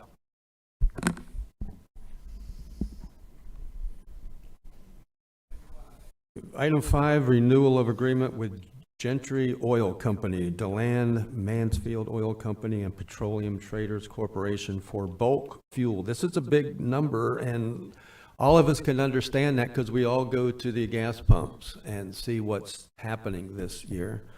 Good morning, Janine Jennings, Director of Business Services. This is our final one-year renewal for a 3-1-1 for bulk fuel. We are the lead to a cooperative, so we buy fuel combining the school board, Flagler County, and 6 cities, and Voteran and Volusia County, to put the solicitation out so that we can reap some rewards on the pricing that we get on bulk fuel. So like I said, this is the final 1 year. We are preparing to go out for a new solicitation with the same group. And we have 3 vendors, and I think we included everything in the packet, but we'll be happy to answer any questions that you may have. Council? Jake Johansson. Yeah, I was curious, Janine, why this wasn't on consent as a... The dollar amount. Got it. What's the maximum amount here for consent? Well, previous councils have just wanted to see contracts in excess of $1 million. If they're a million, a little bit close. It's not a written rule. It's just been a request from previous councils. So Yeah, this commodity, bulk fuel, you're kind of stuck there. I'm wondering whether things of this nature need to be put on the regular agenda when they can be added to consent. That might be something that the council considers, but other than that, that's the only question I had. Thank you. I don't see any other questions. Can I have a motion to approve? Make that motion to approve, Chair. Motion by Matt Reinhardt for approval of the annual expenditure. Is there a second? Second. Second by Vice Chair Robbins. And for discussion, Troy Kent. Thank you, Chairman. And just because of the comments I heard earlier, and George, I'm just one, but for me, I think it's a smart move on staff's part. If it's $1 million or more, I say bring it before this elected body, just so that we may not have anything to say about it. Absolutely nothing, and it takes an extra minute, but my constituents know that we had it before us and we talked about it, so thank you. Okay. Without seeing no other discussion, Yeah. Don Dempsey, I'm sorry. Yeah, I just had one question. I know the airlines, they hedge fuel a lot, and they buy it when it's at the bottom of the market for spikes in fuel prices later on. Is that possible in our scenario? We actually have gone to what we call fuel school to take a look at what we can do as far as getting a better price. Back in I've been here a while, we called every day when we needed fuel and got pricing every day. And what we learned is if we go to an OPIS markup, which means we can kind of hedge the market a little bit and look at what the OPIS price is for the day, and we have a slight markup on it, and we can buy bulk fuel at that price. How far in advance can you buy hedged prices, I guess, for lack of better words? Our price, what we buy is daily. I mean, there is some hedge stuff out there but that gets into kind of some gambling scenarios, and I don't know of any government agencies that are doing that for fuel. I know, the airlines, I've heard them do it before, but I know that we looked at hedging fuel before, evaluated it several years ago, and they elected not to do hedging and go to a OPIS-based pricing. For example, our today's selling fully burdened price for gasoline's $3.03. Coming out of our fuel, the cheapest price today in Deland is $3.75. So, we're pretty good value on fuel. All right, thank you. We've increased our capacity, our fuel farm through the years, which does allow us to try and buy. They're looking, and I think that's the other part of it, is having that capacity. So we have done that. We can continue to look at that to allow to take better advantage when it is lower and getting it in the ground. You saw, I think the sheriff mentioned it, and when he came in, struggles he had in South Florida recently after the 20 inches of rain down there. I'm very proud of the fact that not only do we use care in purchasing it, we're good about getting it and having it for emergencies. We often then supply other agencies during an emergency that are critical to the effort to open up the streets, the roads. Power companies have actually bought fuel from us in the past. So we're there to make sure that the citizens are served, whether there's a gas crisis or not. We'll have gas. Thank you. I don't see any other discussion from council, so I will call for the vote on approval of the estimated annual expenditure of $9,803,800 to provide us with fuel countywide for our county operations. All in favor say aye. Aye. Any opposed? Motion carries 6-0. Thank you. And Janine, you're going to be up again for item 6, award of agreements to Centurion Security Group and Giddens Security Corporation for security officer services, armed and unarmed. Good morning, Janine Jennings, Business Services. This is a new solicitation. We did an RFP to hire security guards for the county, and I'm going to tell you, this has been a tough one for us. The current vendor we have has struggled with getting security guards for the last year for us due to the pricing we had. We looked at a piggyback with the state of Florida. They're struggling. We did an RFP, and we are awarding it to Centurion and Giddens. The difference is the price is a lot higher than we have paid in the past, but doing a comparison, like I said, to the state of Florida, we're right in line. They just aren't able to get any security guards. So what this agreement does is it raises the rate that we can pay to our security guards, both armed and unarmed. We pay this solicitation. We also asked for them to tell us what they're paying everybody and what our burden rate would be. We service security guards through the entire county, both armed and unarmed. A big one right now is we are moving more security guards over to corrections to help an efficiency situation with the jail. So with that, we are asking approval of our security guard contract. Thank you. Matt Reinhardt. Thank you, Chair. With relation to corrections, you know I was going to ask that question. If you would have asked this question of me probably 15, 20, 25 years ago, I would have told you that's, you know, having security in a jail. You know, we have those officers for that. And I had the opportunity of seeing how well that plays out at another facility. And it does two things. Number one, obviously it provides that security for your visitors as well as your staff. And what I mean by that is having them at that front door, they're not affiliated with them, they're not part of that group, so to speak. And so that's always good practice to have that. And as that evolved, I've seen that become better and better and utilized better and better. My only question, you just said it a second ago with how hard it is to find that staff. And my question during the agenda meeting that we had was whether or not they swapped those individuals out. And there's a good reason for that. By swapping them out, it saves them becoming too familiar with staff. And I'm always that mindset, if you put them there for that reason to stop, whether it be contraband or whatever the flow is, having them swap them out is important. And I learned that from that other agency as well. But we're starting to see that struggle.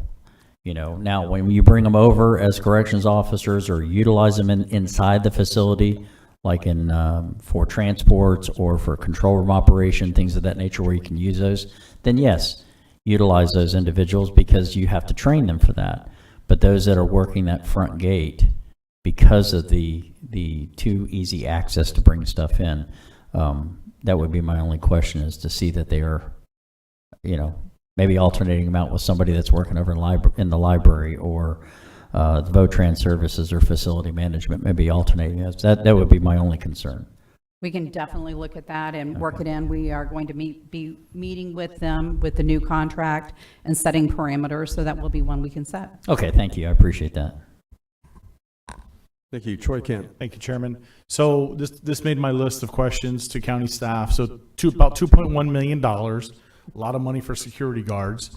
And then I'm blown away that we have to have security guards at our libraries. You know, libraries are supposed to be quiet, calm places, yet we have security there. So my question to George was, we're paying these companies $10 to $14 more per hour than what they're paying the employees because, you know, there's got to be some fat for the companies there to make some money, and I get that. Here's my question, for either you or George or Suzanne, whoever wants to answer it. This has to make financial sense for us to do it this way as opposed to having our own security force of guards. How much money are we saving? So I can tell my constituents. What kind of percentage are we saving going this route as opposed to, you know, having our own employees? And, you know, like I look at that situation with the jail, and I'll defer to Mr. Reinhardt because he lived it for his professional life, I believe, for a long time. But, you know, At what point do we, in different, The savings comes in, I'll work to get you on maybe a better number, but the savings really comes in with a pension, most of all. well, there's the healthcare piece, there's the pension piece, yeah, all of that. Right, and I'll get you with that number, but a lot of the costs, like when we use a leased employee or security, these folks, of course, there are those overhead costs that everyone pays, no matter. Sure. And of course, that's charged to us. But where the difference starts is, now some of these places will have like a 401k type savings plan where they may match it. But there's nothing close to, especially like in security, this is a good one where that's high risk retirement. That is the most expensive FRS payment that we have. So I'll get you with those numbers so you can tell your constituents. I think that's a good number to have, but it's many percentage points on there. It's just the pension alone. And George, I believe you'll get me the numbers. You'll get it to all of us, and I appreciate that. I'm going to approve it here. At some point, this council is going to have to make a decision, because if we don't have enough guards at the jail, you got to pay people. I mean, yeah, that's what you have to do. At some point, you've got to say, we've got to sweeten this pot to make it better, because we need to make sure we have a safe situation. And I'm not going to go down that rabbit hole, because that's not what this agenda is, but I'm just letting staff know I'm one that will advocate for that, because I don't like hearing that, people are working all this overtime and getting tired, and, Right. a big part of life Exactly. is, 1 second, George, a big part of life is, not only working, but spending time with your family and enjoying all of that work you've done. So I'm interested in helping fix that problem. Thank you. No, and if I can reply just quickly, it's that is a separate issue and something that we're working really hard on, a lot of recruitment efforts. Really, we're looking at this as kind of a force multiplier on things like duty at the hospital, where we have to have one officer, and then a security guard is allowed, depending on the charges, is the second officer. Also allows for bathroom breaks, other things of that nature. They don't ever really take the place of one of our folks, but that is an issue out, and we have, and we'll go over that with in the budget. We have a lot of positions funded, but it's literally pounding the pavement for officers, and we're working on fixing that. But of course, anytime we can save some money, that helps us also, so that we can offer more to our regular employees. Jake Johansson. Sir, a quick question for Janine and George, and I got part of it, but I want to make sure. In addition to savings, we can ebb and flow with the amount. There are some permanent positions that will be full-time Monday through Friday, it seems like, but are there? Oh, yeah. Well, say, for instance, the if we don't need them, we're not going to use them. The Ocean Center is a good example.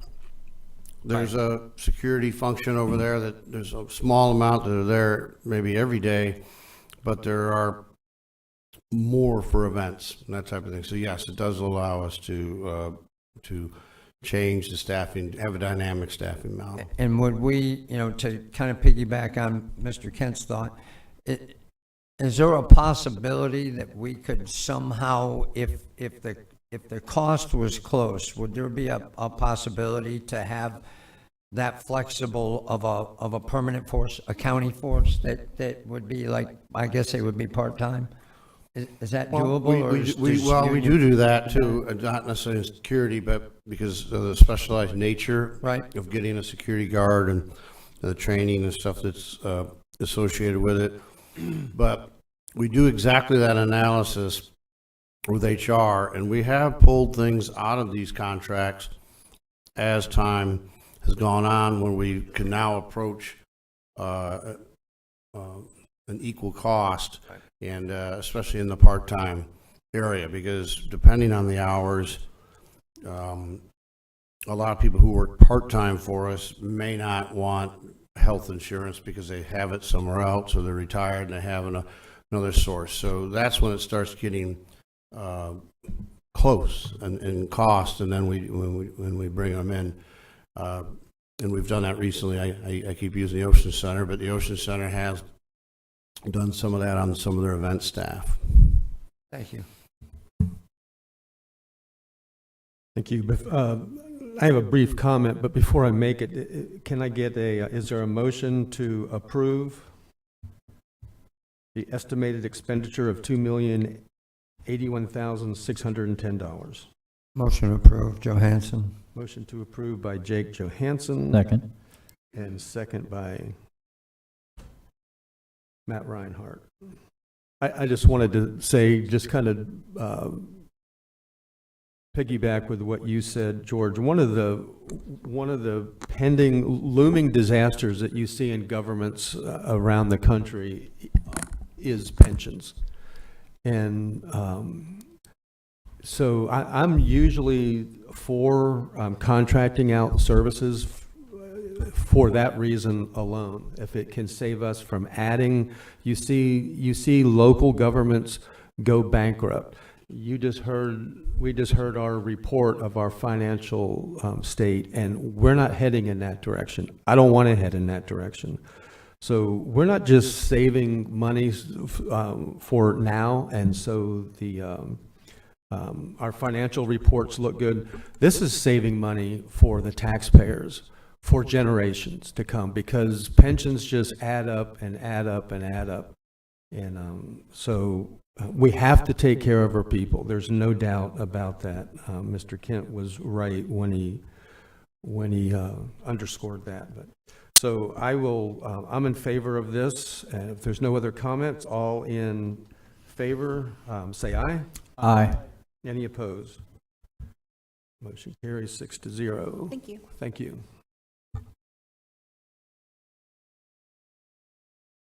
That brings us to item 7, Ordinance 2023-22, amending Chapter 46, Emergency Services. Mark. Good morning. Mark Walcott, Emergency Medical Administration. Council has before it some proposed ordinance changes, mostly administrative, ministerial changes. I'll walk you through about 4 slides and take any questions you may have. 4687, again, just adjustments and combining language, getting rid of some duplicity within the existing ordinance. 4689 is adjusting physical data submission with technology that we're embracing and implementing this summer. Most of that data is already available electronically. Thus, we're just taking out the physical submission by agencies. Lastly, on the slide, adjusting our advisory board, our medical advisory board membership, taking non-physician staff, making them ex officio, and just realigning it to match the footprint of our hospitals locally. The next slide talks about the Certificate of Public Convenience and Necessity, COPCN, for emergency medical service providers. Again, we're just updating some language. Equipment inventories are dictated by the medical director, so the agencies don't need to provide those to us. Staffing on emergency vehicles is mandated under statute and regulation by the state. And with a consolidated communications center, we're on a single emergency medical dispatch plan. The last bullet, 4692D, is removal of the COPCN requirement for alternative transport services. These are wheelchair and stretcher vans. We're just eliminating the requirement. It's dead language that we feel is ready to come out. The bulk of the reason we're here is adjusting what we call a temporary and finite certificate of public convenience and necessity. This is a change we're implementing with some of the challenges we're seeing with EMS and allowing the county division to bring in other ambulance providers for interfacility transports primarily on an as-needed basis. Again, these are finite, very temporary allowances for an agency to come in, and allowing the EMS division to divest itself of particularly the longer transports that we have. We haul people to Hillsborough County, Tampa area, Alachua, Gainesville, Jacksonville, up in Duval County. And when we see staffing demands, when we see service demand levels that are increasing, when we can, we'd like to divest of some of those transfers, as they take 5-6 hours sometimes to get that ambulance out and back and turned around and available in our county. The last couple of pieces, just removing some data material. There was a August 2010 requirement in there to provide a report back to council that was done, reducing advertising deadlines and just renaming contingency transport over to municipal transport. That's the 30,000-foot level of the changes. If you have any questions, I'll be happy to entertain. Troy Kent. Mr. Walcott, are there companies out there that specialize in this long transport? Is that what you're talking about, bringing those in? Or are you talking about like calling Lake County or whoever, or Flagler County, and saying, hey, do you have some people and some available resources where you can, let us utilize you for this 6-hour trip? There's a number of private providers that ramp up for those particular trips. We've engaged with a couple of them over the years with the language that exists today, and have been able to get rid of some of our more problematic transfers. Problematic's not the right word. Sure. But, those private companies do come in and help us now. I absolutely am behind something like this to keep our men and women right here in Volusia County, taking care of our residents and not off on a 5, 6, 7, 8 hour, trip where someone needs to go. But I think that we certainly could contract that out. Good idea. Matt Reinhardt. Thank you, Chair. With, first off, that is to piggyback on what Mr. Kent said, that's true, keeping those individuals here that work for our EMS in county. In retrospect, I looked at that many years ago. My daughter had to be transported to Shands. So I wondered, in retrospect, how long did that take that ambulance out of the area? We didn't nearly have as many back then either.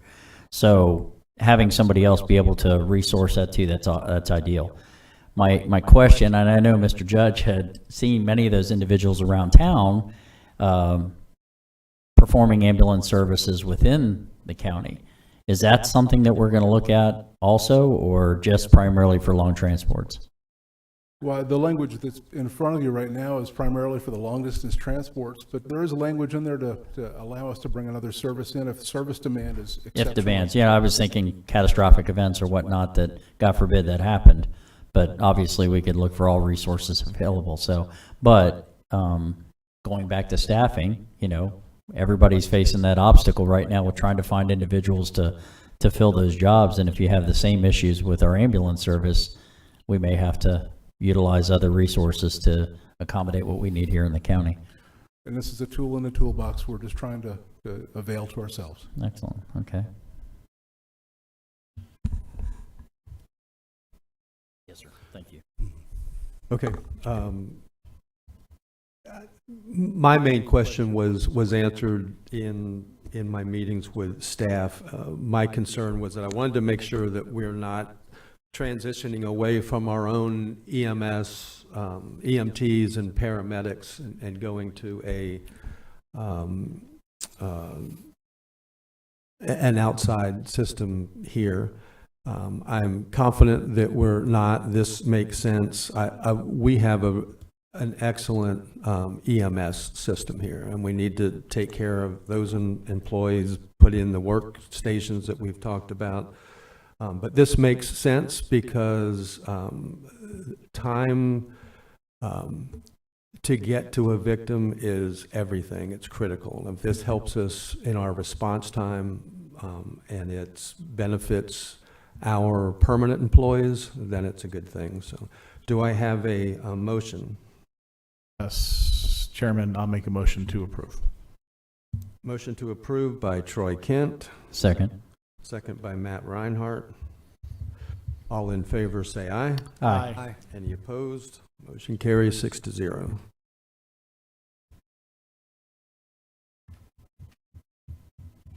That brings us to item 8, the second reading of Ordinance 2023-16, amending Chapter 72, Article 2, Section 72-241 of the Code of Ordinance for the Southwest Activity Center.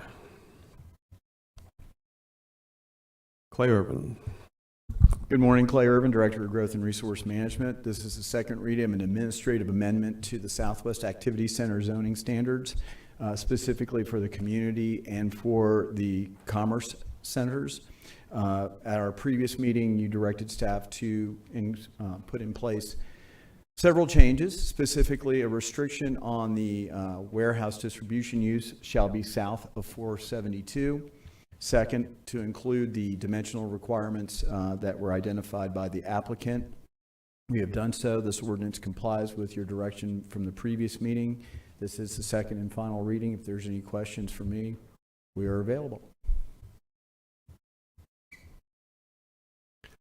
I don't see questions for you. We have a request to speak by Alex Ford, and then I may have just a couple questions for Mr. Ford.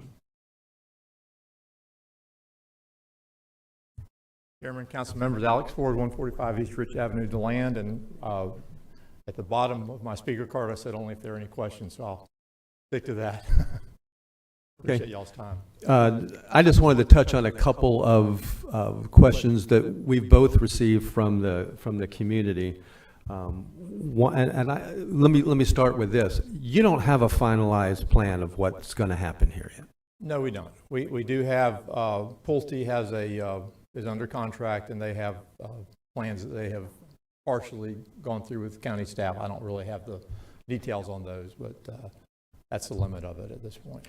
So what we're doing here is really straightening out errors between zoning and the comp plan. Correct. But you had some important questions, and I'm just curious if you've made a decision. This is really beside the reason that we're here, but I think the public may be reassured, and I'm just curious. One of the requests that I've heard from the public, and it was brought up here, was that any distribution centers be on the south side of 472. Have you made a decision on that? Well, actually, that is in the proposed ordinance. It's limited to south of 472 for distribution centers. I think it's important to, because there's been so many questions on that.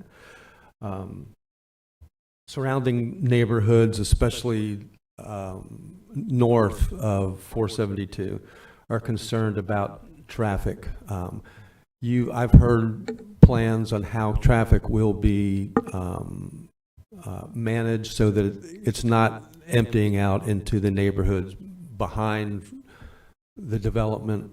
I don't think, just the natural flow of traffic, any commercial type traffic is not going to want to go that direction. Through the neighborhood, instead of getting right out on 472 where it has easy access to I-4 or MLK or ultimately Veterans Memorial when that goes through the property, because that is part of the ultimate plan, is that will be extended through our property down to Graves Avenue. Okay. Probably the biggest thing for me, as we've discussed, besides those two items, is a potential for flooding. So I want to make it clear again to the public that we're not voting on a plan here yet. And when you do have a plan, it will come back to the council. And that will deal with stormwater management, flooding, traffic, all of those things, buffers, all of that. So we're not quite there yet. This gives you some flexibility to bring in what the neighborhood has asked for some retail on the north side of 472. I hope that is forthcoming. I know your family is searching for people that are interested in being there. A number of different retail options. So we will see you again on all of that. And I don't see any other questions for you. So is there Chairman, if you don't mind, motion to approve? Sure. Thank you. Thank you. Motion to approve by Troy Kent. Second, Johansson. Second by Jake Johansson. All in favor say aye. Aye. Any opposed? Motion carries 6-0. Item 9 is an appeal of zoning enforcement officials' determination that use of short-term rental is not a lawful, non-conforming use of premises at 6901 South Atlantic Avenue, New Smyrna Beach, Florida. Paulo. Thank you, Mr. Chair. Paulo Soria, Senior Assistant County Attorney. Before I turn it over to Clay and before you do your ex parte communications, just a bit of ground rules for this particular item. So this is an appeal. This is also a quasi-judicial hearing, which means that it's based on substantial evidence on the record. You are not making a policy decision. So it's kind of constrained on the question of whether or not this was a legal non-conforming use. Because of it's an appeal, then you're also limited to the type of evidence that you can consider. So you're limited to the previous factual evidence that was presented to Scott Ashley, who's our zoning enforcement official. So any materials that means includes materials submitted by the applicant, any current and historical ordinances that the county looked at in making its determination, any historical forms or materials that the county looked at.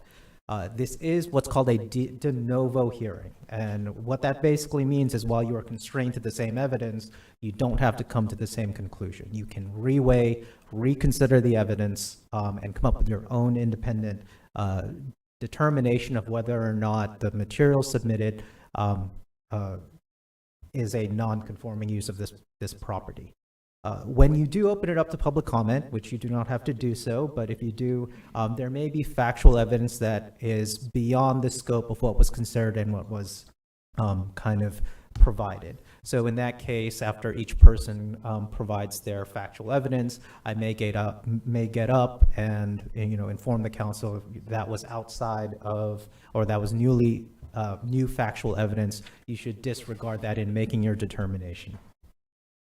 So after all of those are done, you can either grant the appeal, which overturns the zoning enforcement official's determination. You can deny the appeal, which keeps the determination in place, or you can actually modify the determination. So the only additional rule is if you grant the appeal in whole or in part, it needs to be a minimum of 4 for that. So additionally, for the procedure, we'll kind of proceed as we always do. Clay will introduce the matter. Mr. Vega or his attorney will do their presentation. We'll open it up to public comment. Mr. Vega or his attorney can rebut the public comment, and then staff will follow up and kind of have any additional statements or any additional rebuttals. And then we go to county council for a motion discussion and the vote. And after that, if you would do ex parte communications of any verbal or written communications, as well as the sum and substance of those.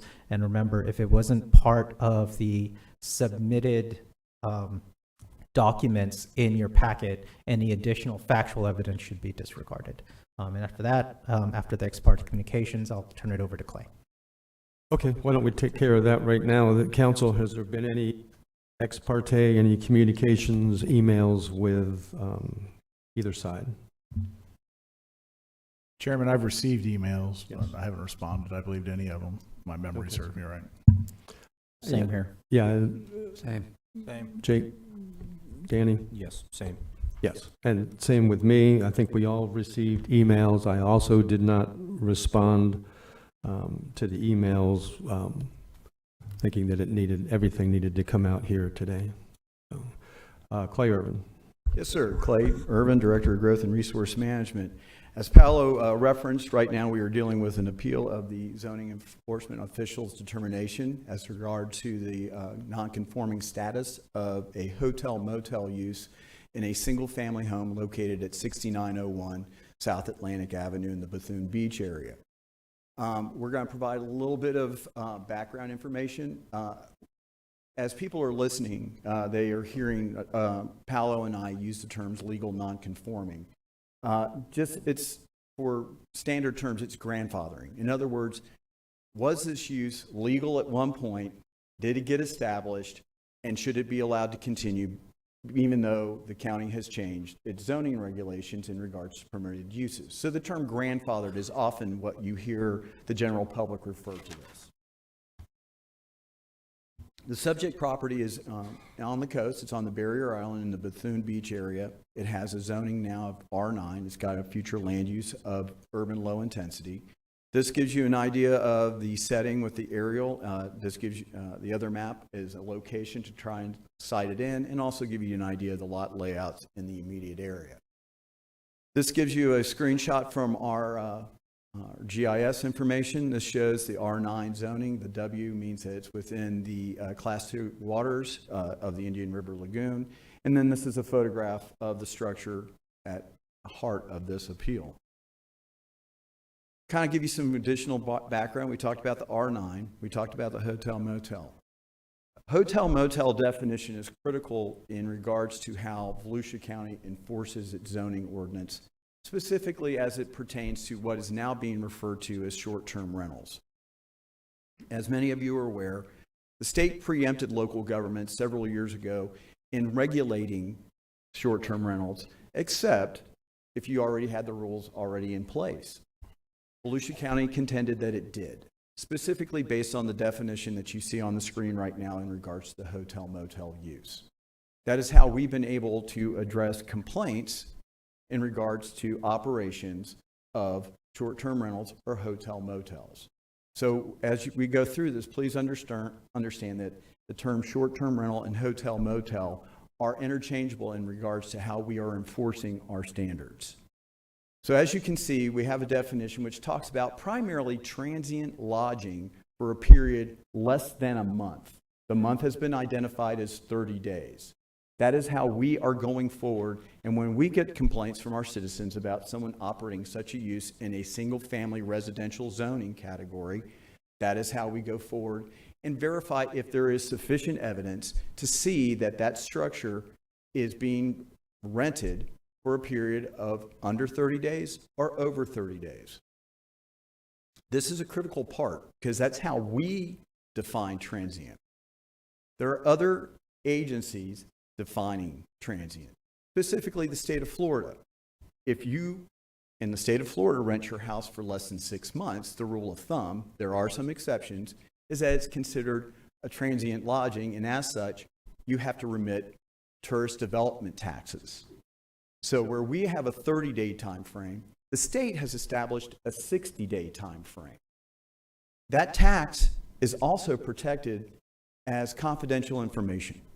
There's the Florida Taxpayer Bill of Rights, which basically ensures that tax data cannot be shared. So that's why when we have tourist development tax paid to our billing and treasury group, what we receive in code enforcement is nothing. We don't have that interaction between those two different functions of the county because we are prohibited from sharing that data. We have within our code the zoning ordinance.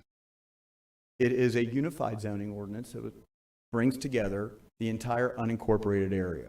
Within it, we establish zoning classifications. Within those zoning classifications, we have uses that are permitted. You'll hear permitted by right. These are things that there's no specific conditions, no public hearings, you meet all our requirements, you're allowed to do it. So within the R9 zoning, a single family home meeting the setbacks and the minimum dimensional requirements can get a building permit and could operate as a single family home. There's also special exceptions, which are uses that otherwise would not be necessarily allowed in there, but subject to certain conditions could be allowed. These are important because those are the only two things that can go into that zoning category. If you do not have a use specifically identified within the classifications, it is not allowed. So therefore, when our staff is reviewing requests for zoning verification letters, so that when property owners are doing their due diligence to verify if what they want to do is correct and can be allowed by our zoning, they look at that list. If it's not either permitted by right or a special exception, we explain to them that it's not allowed. What exactly is a nonconforming use? And this is the definition that is in 72-2062 of our code. It specifically identifies, and I want to make sure we emphasize this, a lawful principal or accessory use of the premises existing on the effective date or adoption of the amendment of the ordinance from which this article derives, but not permitted thereafter. And then it talks about how these may be continued. The critical part that from your staff perspective is, was it legally there in the first place? That is what we have to be able to do. We have to go through our research to determine that. So who determines that? That is the zoning enforcement official as specified by our code. I'm going to kind of provide the credentials about Mr. Ashley because he is the zoning manager. He's been with the county over 30 years. He has been entirely immersed into the zoning ordinance and is the one who oversees our zoning text and coordinates with our code enforcement staff to ensure that we're following through with regards to implementation of our zoning ordinance. How does he do this? This is a critical part because we take this very seriously. This is pertaining to someone's rights on their property. And as such, we delve into everything that we have available. And so therefore, we are looking at old zoning ordinances, old documents as they pertain to perhaps development orders, building permits, those types of things, which provide the property owner with evidence that the county knowingly looked at something, reviewed the rules in place at that time, and issued a permit or authorization for that use to proceed. So remember, we're looking at it to make sure we have the evidence that it was legally in place when it was established.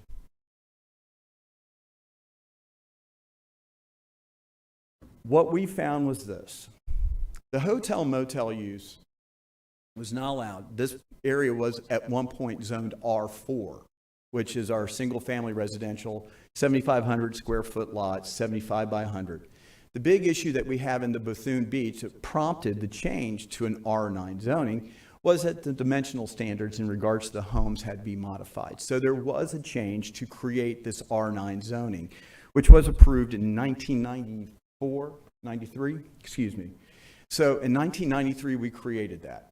So those are the documents we're looking at. What was there in prior to 93 with our unified code, which was established in 1980, and what is in our current standards. What we have found is that the hotel motel use, which would allow for the occupancy of this home for less than 30 days, was never an identified permitted or special exception use in the R9 or R4 zoning. What you're seeing is that there's been amendments specifically in 2004 in regards to the time frame. That's when the 30-day issue came about because it said on a transient short-term basis, we clarified for a month. And then one of the main things that you're seeing in the documentation that Mr. Vega provided us was this information in regards to remittance of tourist development tax and applications to the state's Department of Business and Professional Regulation as a short-term rental. There's three things I need to bring up about that. As I stated earlier, we do not have a feedback loop with our tax collection group. They are prohibited in sitting there saying to our code enforcement staff, we just got TDT tax at 123 Main Street. Are you aware that this is operating? That cannot happen. So we are not privy to that. The other thing I want to bring up about that is remember the TDT is due if you rent to 6 months. So in theory, you could rent your single family home for 45 days up to 6 months and still have to remit the TDD, the tourist development tax. So just paying that does not necessarily mean that you're renting it for less than the time frame identified in our code. We would not know that, nor would our billing folks know that. Also, in regards to how we find out about whether a building is not being used for something that's allowed in zoning, it's purely based on code enforcement. We have a complaint-driven code enforcement system. Your code enforcement staff is not actively out there reviewing different files, cruising around, doing investigations to try and find these things. So there's a distinct possibility that a use could be occupying a structure and continuing on in violation of our zoning standards, and we would not know about it until we got a code complaint. So as you can see, there's this issue with regards to trying to say that payment of tourist development tax is basically a permit issued by Volusia County to allow for this use to occur. And so that would be handled through a business tax receipt, which used to be known as an occupational license. Submitted in your packet by Mr. Vega was a copy of a 1996 occupational license. There's also an affidavit from the Granstroms in regards to their real estate operation.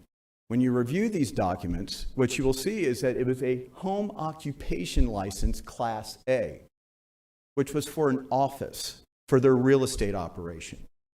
There's also a copy of one for 6901, which is the Vegas.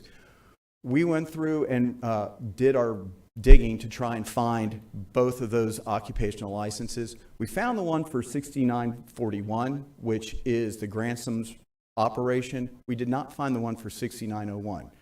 That doesn't mean that I can't refute what's in a written document. I'm just telling you that right now, what you see is both of those occupational licenses that were submitted were for home occupational license Class A. Nobody comes to visit. It's for the office. Can only occupy 25% of the floor area.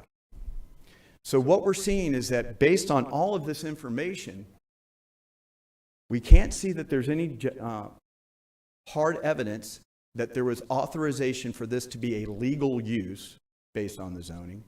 We see that the data that has been submitted by the applicant, the appellant, is based on data from the tax appraiser, the Department of Business and Professional Regulation, and none of that is a substantive issue in regards to zoning and permitted uses. They are two separate items. And we have the occupational licenses, but again, they're not clarifying that it was a use for a hotel motel. It was for a home occupation. And regardless, if we had issued an occupational license in error, it's still in error. That means it was not a legal use to begin with. So, why your staff issued the letter that's contained on your agenda packet that indicated we were denying their request for determination as a legal non-conforming use of a hotel motel at 6901. And we recommend that you deny this appeal. Be back to answer any questions after the public and Mr. Vega.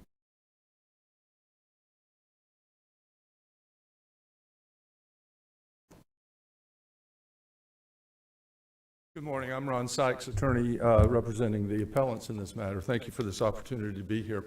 Just from a procedural point of view, what I would like to suggest is that after Mr. Vega makes his presentation and the public comment is completed, if at that time I could have my closing remarks, that would be perhaps the most efficient way to approach this, and then leave this to you for your decision, if that's permissible. Yeah, I don't have an issue with that. Counsel? No. All right, Proceed. Good morning. My name's Pete Vega, and I'd like to go through this presentation on the appeal for non-conforming use at the property of 6901 South Atlantic Avenue. During this presentation, I'll go through an introduction, a property history, share with you the due diligence that I performed before purchasing the property, provide the evidence that I did provide to zoning, and then go through any possible outcomes and risks of Volusia, and then finally ask the question, did we meet the requirements that the county has for non-conforming use, and then provide a conclusion. And I'm not sure how to advance to the next. Right there. This one here?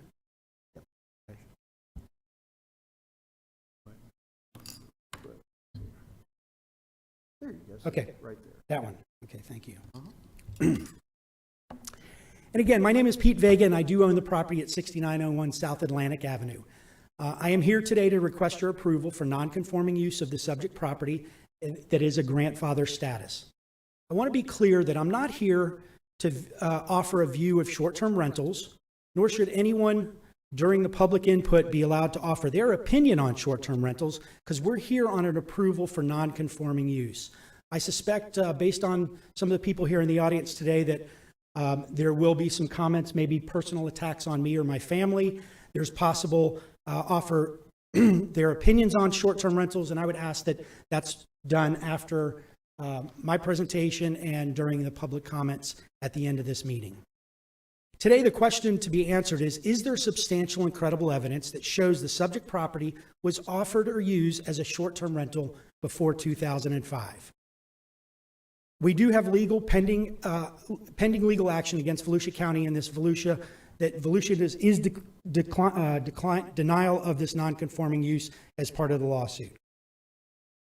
We do stand by the position that Volusia has been issuing business tax receipts for the collection of taxes on short-term rentals, know the location of these rentals, and does not have the authority to convert a single-family home to a hotel based on a duration of rental. Volusia cannot selectively enforce an ordinance that is vague, unclear, poorly written, and is preempted by the state of Florida.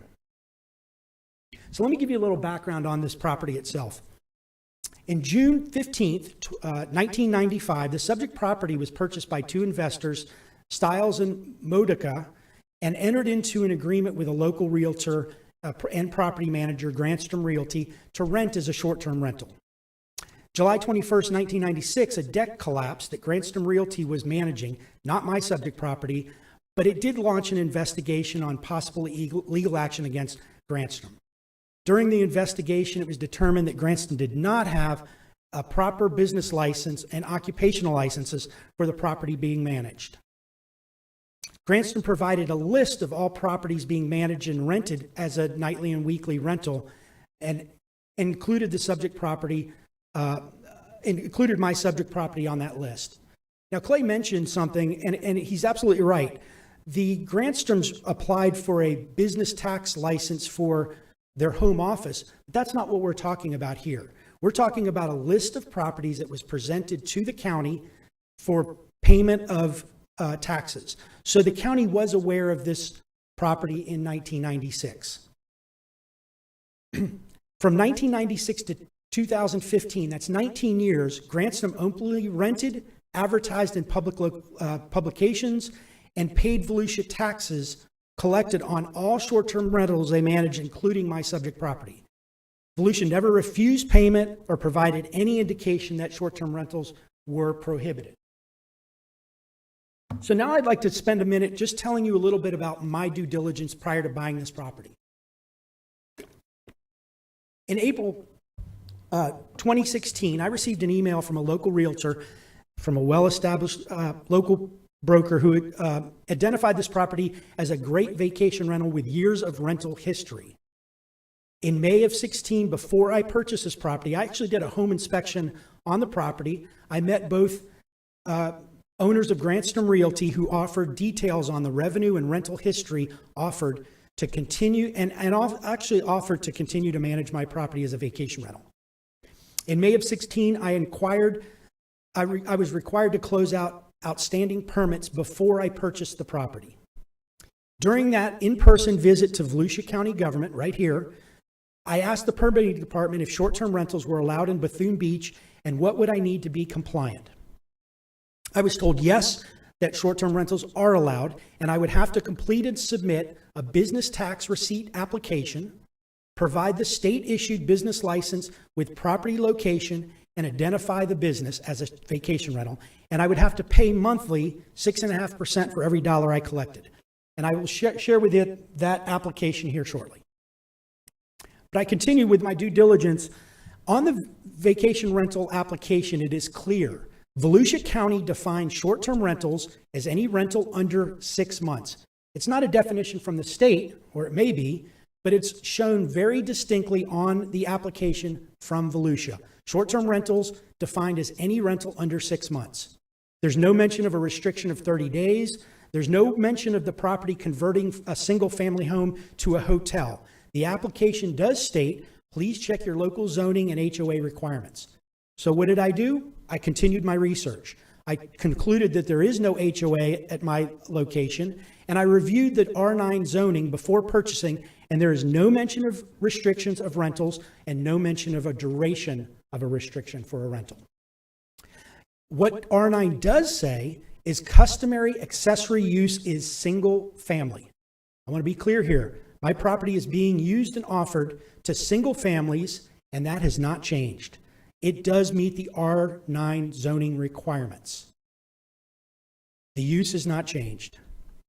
June of 2016, I purchased the home and did an extensive remodel.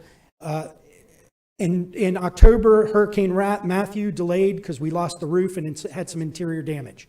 But in April of 2017, I began renting as a short-term rental and openly advertised on VRBO and Airbnb, paid the monthly taxes to Volusia on the revenue, and I did provide those payment statements. So you should have those as well, that I paid every month to Volusia County. In 2019, I received a notification from Volusia County that the county has entered into an agreement with short-term rental platform Airbnb and VRBO to collect taxes directly from platforms on behalf of my rental. On 2020, I received a code enforcement violation that my home was converted from a single-family home to a hotel based on the number of nights. Even though the zoning, my single-family use has not changed. In 2021, Granicus presented to the Volusia County leadership and council a PowerPoint presentation that identified 1,657 short-term rentals currently operating in unincorporated Volusia County. Volusia County is currently still collecting taxes on all 1,657 through an agreement with Airbnb and VRBO. You see, I did my due diligence. I checked and I researched before I bought this purchase, and as a reasonable person, every indication showed that short-term rentals were allowed in Volusia County when I did this purchase. Can we play the video now?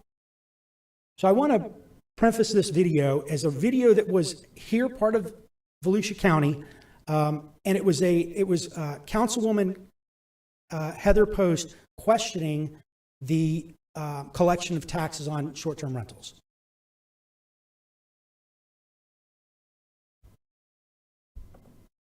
And I need volume.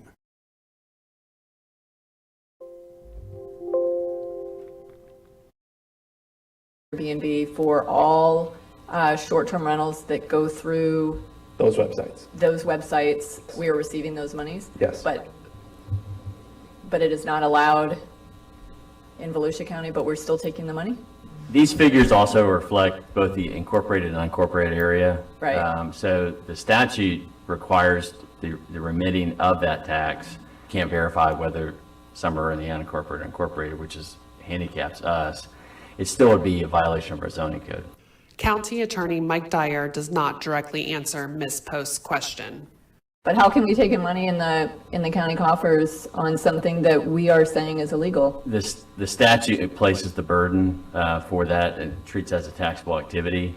We're receiving the revenue from it, but we're not provided the details of where that property is located. Could be an incorporated area or unincorporated area. I understand what you're saying, but so my question would still stand, really. It's still a state taxable activity, but it would be a violation of our zoning ordinance. I still don't understand how the county can be taking money from people for something that we are saying they are doing illegally. We have no way of verifying based on the data that we're given on where that property is located because of how the state has regulated this. It's recognized as grandfathered. Okay. Now, had we been given that data and were privy to having access where we could verify the locations, that'd be a different story. Okay. Now, had we been given that data and were privy to having access where we could verify the locations, that'd be a different story. Volusia County requires applications and business licenses of all short-term rentals. You do know where they are. But we don't have that ability. I still can't get over the concept of that we're collecting money, but yet we're collecting money from the companies, and we're totally okay with taking money from the companies, but yet we're telling the individual homeowners, no, that's illegal and you can't do it. I have a serious problem with that, and I understand you're telling me that there's nothing we can do about that, but I have a serious problem with that. Volusia County has been enforcing tax collection from short-term rentals for over 40 years. Ms. Post, you should have a serious problem with that now that you are telling property owners that these short-term rentals are illegal. The solution is vote to define a private home rented less than 30 days is not the same as a hotel.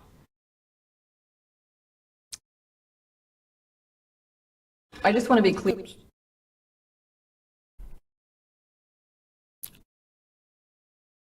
Just want you guys to think about that for 1 second. Because really, that's the crux of this. And Clay mentioned something earlier that I tend to agree with, and that is the communication between the two departments is not good. So one department is saying it's okay to do short-term rentals and collect taxes from it and actually offer an application that shows that it's okay. And it defines something very differently than what's in the other. This is an actual copy of the application that I was required to submit back in 2017. And it is an application for collection of registration for short-term rentals. And what's so interesting about this application is it is very clear the definition of a short-term rental.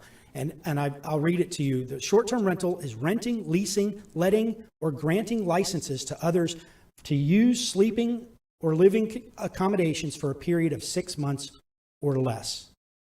So as a homeowner, when I receive that application and I fill it out and submit it to Volusia County, I don't see anything there about a 30-day restriction. I don't see anything there about prohibiting short-term rentals. And I don't see anything about converting my single-family home to a hotel.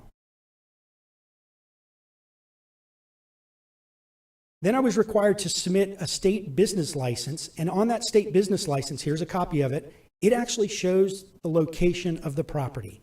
It shows it as a short-term rental, and it gives you the location, and this is submitted to Volusia County. You can't say you didn't know where these properties are located because you have the information. Then I was required every month to submit this tax receipt, and on the tax receipt submitted to Volusia County, every month, it shows the location of this property. And it shows that it is a short-term rental. This is the actual non-conforming use. I'm sorry, this is the letter that I received from Volusia County stating that Volusia has entered into an agreement with Airbnb and VRBO, and they're now collecting taxes directly from these companies.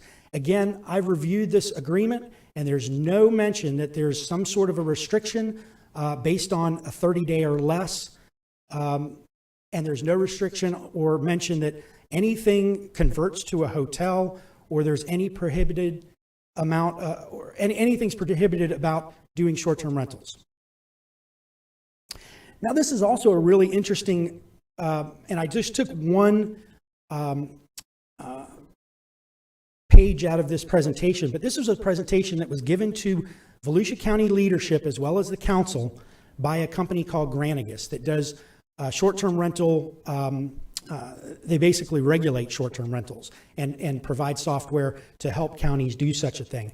And on that presentation, they identified 2,146 listings, and that represented 1,657 unique rentals of short-term rentals in unincorporated Volusia County.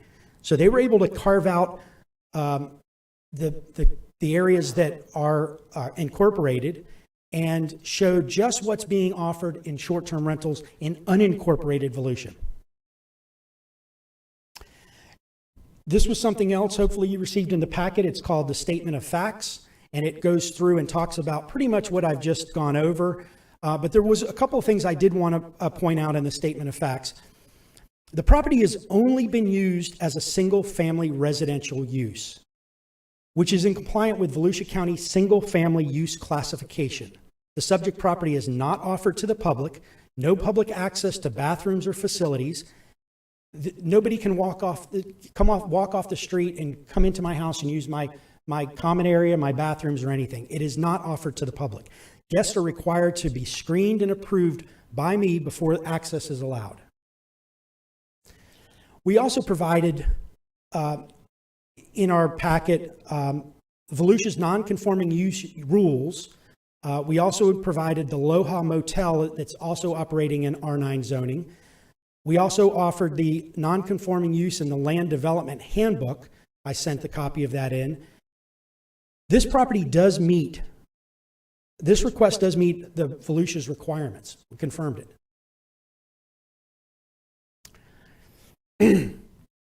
Zoning is claiming that business licenses was issued to Grantston, and there is no dispute to that. They did offer business licenses to Grantston for an office.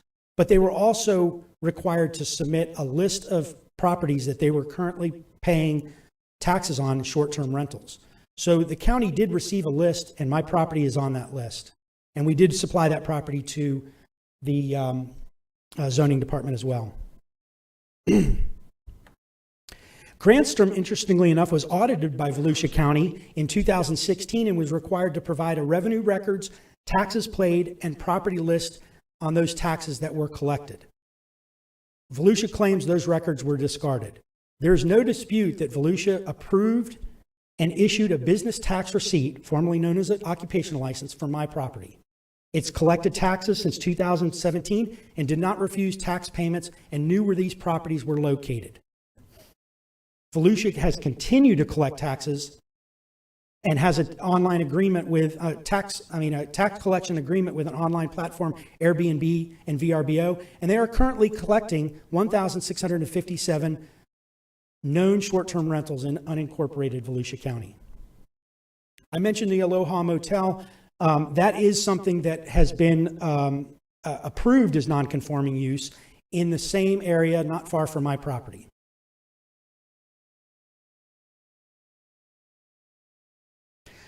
So Clay went over this briefly. I'll review it again because I think it is important.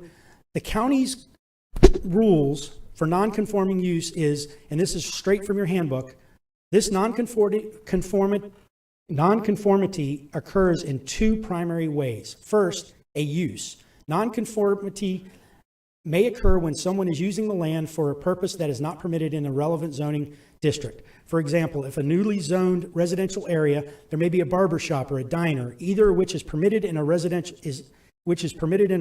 district. Thus, the barber shop or diner would be a non-conforming use. Indeed, any use is not permitted in a district by right or a special condition used as a non-conforming use. If the use is otherwise legal, not violating some other law, it is a legal non-conforming use. Let me also just tell you, I've sat down and read through your codes more than I ever want to. It's like liquid Xanax. It'll put you right to sleep. I've spent hours reading through your codes, and I know them pretty well, and I know that our property does meet them.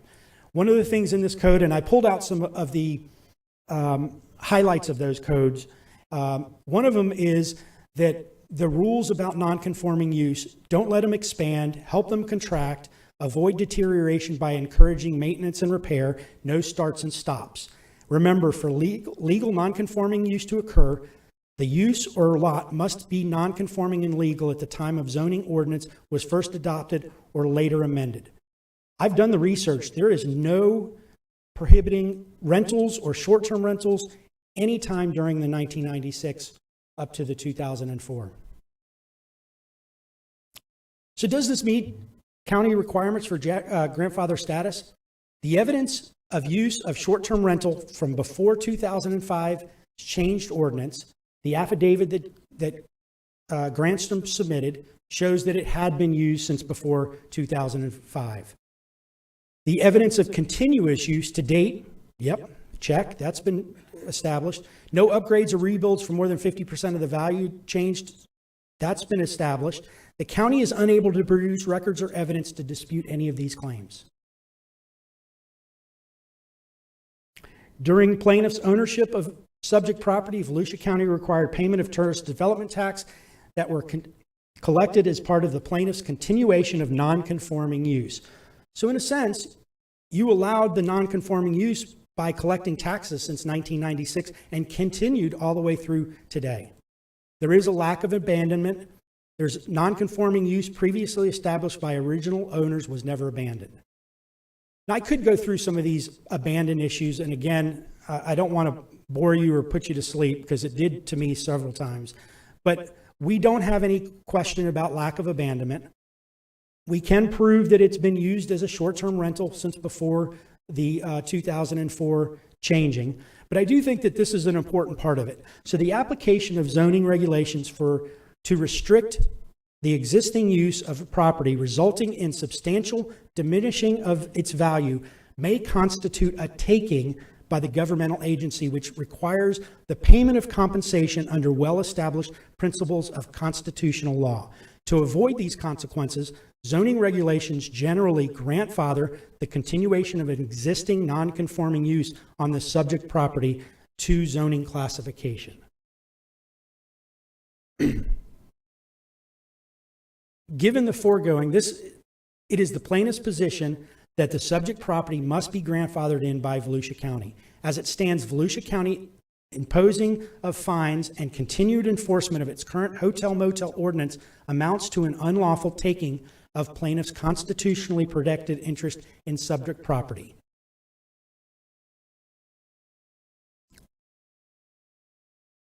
So it continues on, notwithstanding anything to the contrary of this article, single-family standard manufactured or mobile home dwellings which are non-conforming shall not be extended or enlarged unless the non-conforming structure is equal to or improved character.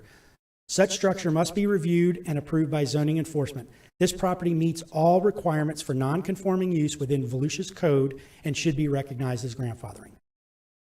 So here are some possible outcomes. Volusia Legal has submitted a request to dismiss our case based on the outcome today.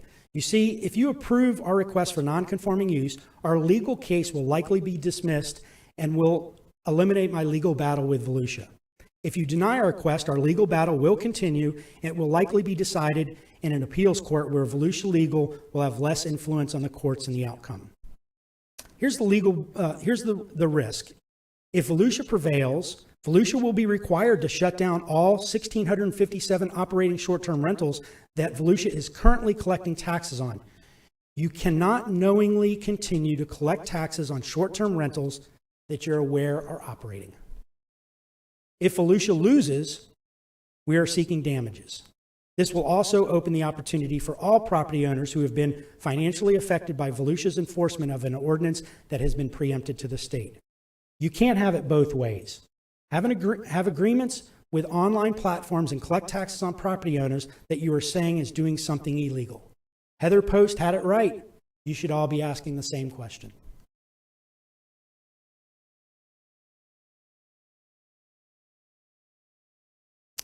Volusia cannot issue business tax receipts for short-term rentals and then claim they are not aware that they are located, where they are located, and are not operating and paying taxes directly to Volusia. You cannot clearly define short-term rentals as under 6 months and in another department claim that a single-family home converts to a hotel if rented for less than 30 days. So here's the conflict. Volusia Revenue Department clearly defines short-term rentals as any rental under 6 months. Volusia Zoning Department, no mention of short-term rentals, vacation rental restrictions in R9 zoning. They claim that single-family homes is transferred into a hotel if rented under 30 nights, restricts operation of hotel and R9 zoning. Volusia Revenue Department processes applications with property location, includes business licenses, open accounts, collects taxes, and is required to know property location. Volusia Zoning Department claims you don't know where these properties are located.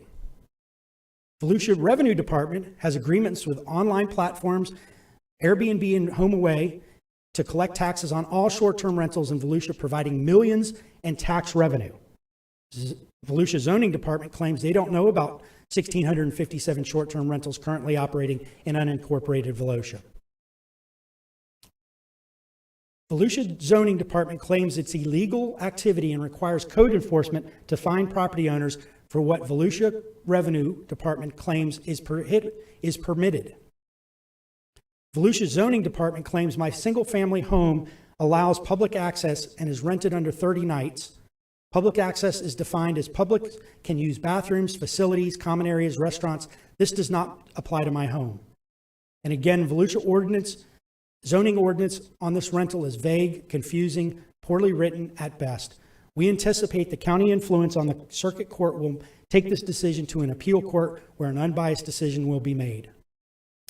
Volusia Zoning is speaking from a perspective of one department, zoning.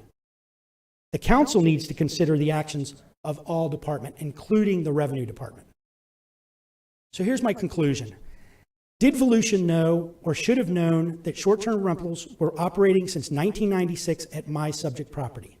Answer is yes. Did Grantham Realty pay taxes to Volusia since 1996 on revenue collected for short-term rentals at my subject property? Again, the answer is yes. Did Volusia approve a business tax account for the subject property as a vacation rental in 2017 and collect taxes to date? Answer is yes. Does the subject property meet all of the county's requirements to be non-conforming use status? Yes. Does your decision today to approve non-conforming use hurt the lawsuit challenging Volusia's enforcement on single-family homes conversion? Answer is yes. Is Volusia willing to dissolve an agreement and shut down all 1,657 short-term rentals currently operating in unincorporated Volusia and forego the tax revenue currently collected through agreements with online platforms? If not, does this mean that Volusia is selectively enforcing its ordinance for the financial benefit of tax collection? Please set aside your feelings about short-term rentals. Did I present enough information today to prove to you that the subject property has been used as a short-term rental since before 2004, that Volusia knows that it's a short-term rental and has benefited financially from allowing it to operate as a short-term rentals from years past? Please vote yes to non-conforming use today. Thank you.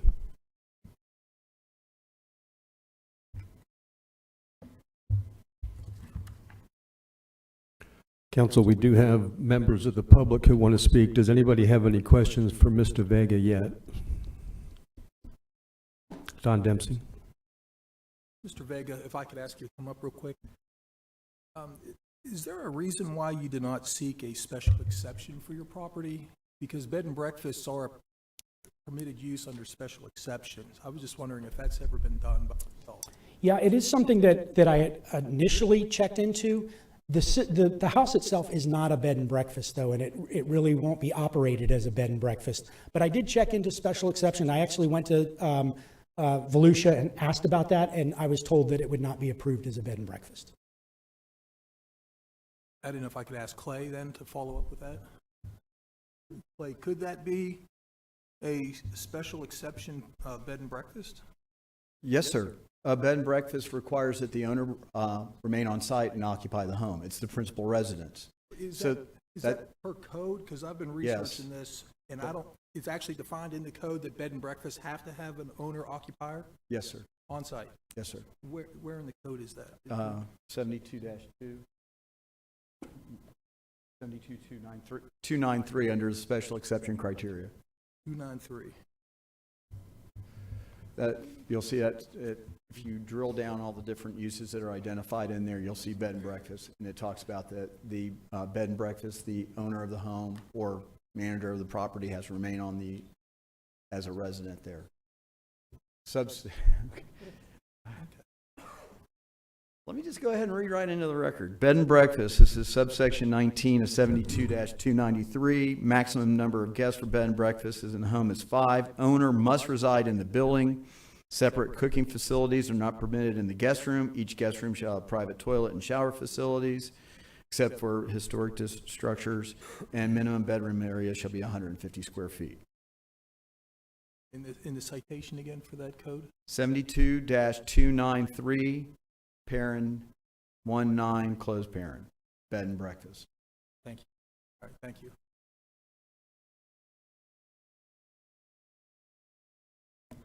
Okay, I don't see any other questions yet, so we will move to the public comments. We have 5 people that want to speak. You have 3 minutes, and just please, when I call your name, come to the microphone. Make sure that the microphone is at a level that you can use it, and just tell us where you're from. You don't need to give your entire address. So first we have Sharon Bucksbaum.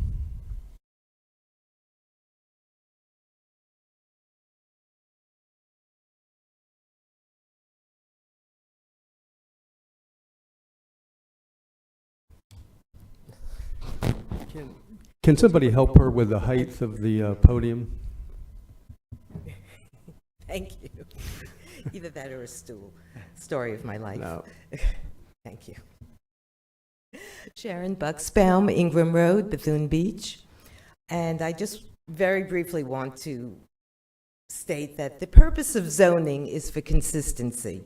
It is to preserve the essence and character of residential neighborhoods.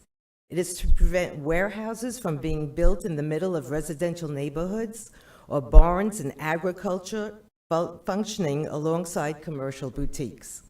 Or, as in our case, not having the intent and function of attracting short-term, transient tourists partying next door to full-time, tax-paying voters.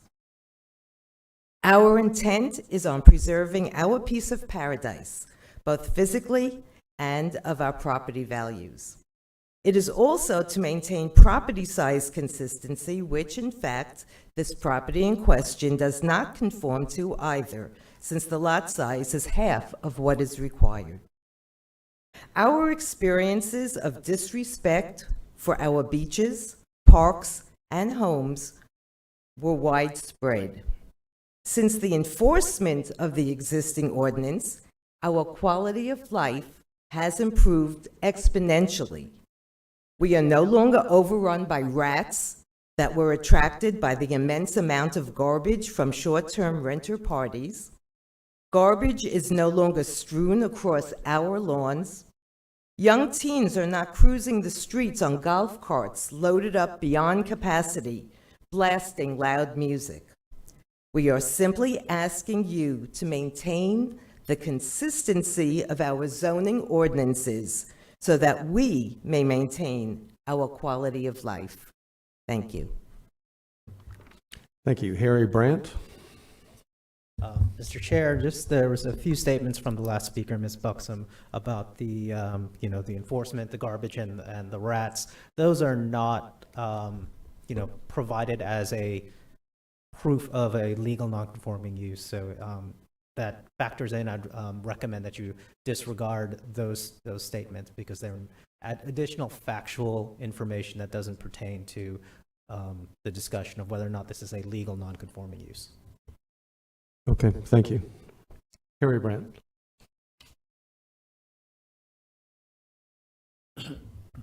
My name is Harry Brandt. I live on Van Cleek Drive in the unincorporated residential area known as Silver Sands.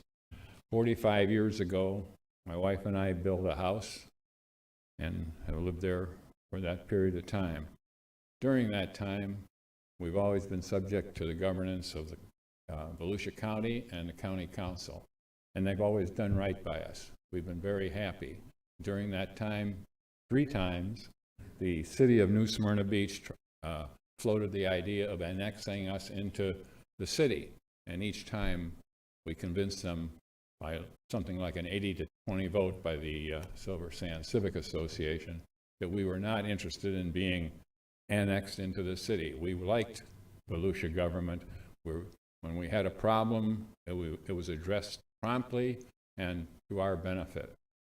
Up until about 10 years ago, I could make that statement totally.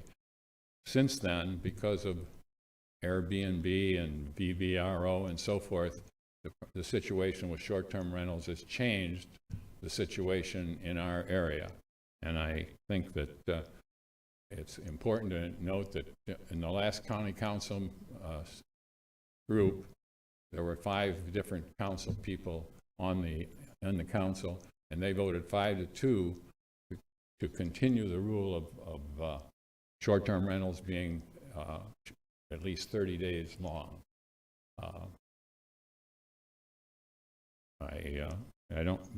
I'm kind of overwhelmed by the presentation here by the plaintiff, and I'm hoping that this county council will look at all the work that was done by the last county council that voted 5-2 and come up with the same decision to deny the appeal by the appellant and move forward.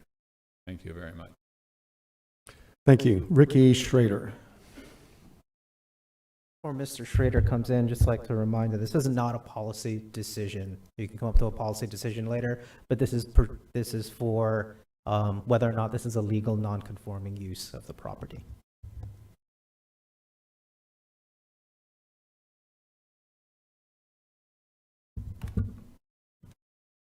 Good morning, council members. My name is Ricky Schrader. I'm a builder and I live in Bethune Beach. I listened to Mr. Vega, who I've been listening to for 2 years. And some thoughts I had were say this was a pawn shop. And say the pawn shop owner only dealt in stolen goods. And then, all of a sudden they get caught, you're dealing in stolen goods. And they say, well, you let me do it. You collected my taxes, my business taxes. What's illegal is illegal. This is a nation of laws. When you live as an American the way I know it, and I think 5 out of 7 of you that I've seen on this board know the definition of a woman, we got to get back to common sense. This is wrong. And this all could have been nipped in the bud if Mr. Vega has a $15,000 fine against him. Since that time, he's had 37 rentals. If you give an average of $2,500, in the past year, he's made $97,000. So why not drag it out? Why not just keep it going on? It's wrong. And for myself, we all have a different thumbprint. I'm a Reagan-Trump conservative, and I look at what would they do? What would they say? What would they feel? And I remember where Reagan said, within the covers of the Bible are the answers for all the problems men face.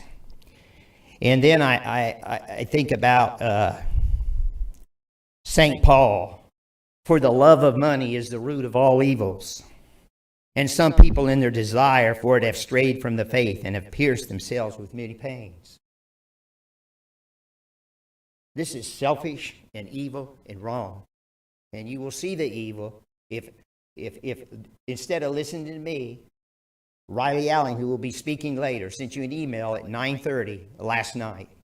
If you want to see the legal side from the community of Bethune Beach, you want to look at that. But this is wrong. This is wrong. And Thomas Sowell, he's an American economist. I was thinking of what he said. He said, it's so easy to be wrong and to persist in being wrong when the costs of being wrong are paid by others. I got involved with this. My wife and I would walk the dog, go on a bicycle ride, the rats. I said, where are these rats coming from? You got to pull the dog. Don't get in the dead rat. Got run over by a car. We ride our bikes along the beach. There's rats running around. Well, it ends up, they leave their trash out. They take their trash. Thank you. That's it. Thank you, Ricky.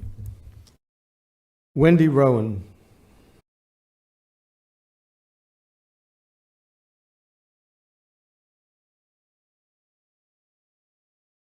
Good morning, Councilman. My name is Wendy Rowan. I also live in Bethune Beach. Clay covered a number of the things I was going to mention today. He did a great job. But a couple things that pop out to me is we kept hearing there's over 1,600 short-term rentals in the county that they're aware of. But many of those are the snowbirds that come down. They're totally legal. They come, they spend 30 days, 60 days, 90 days. They're not all illegal rentals just because they're short-term, less than 6 months. It's convenient to use the word short-term rental when you want it to mean only a week or a couple days, but short-term rental is under 6 months. It's not necessarily a bad thing. Also, when I was going to move here in 1998, we looked at houses with Gentry Realty also. Some of them showed us rental history.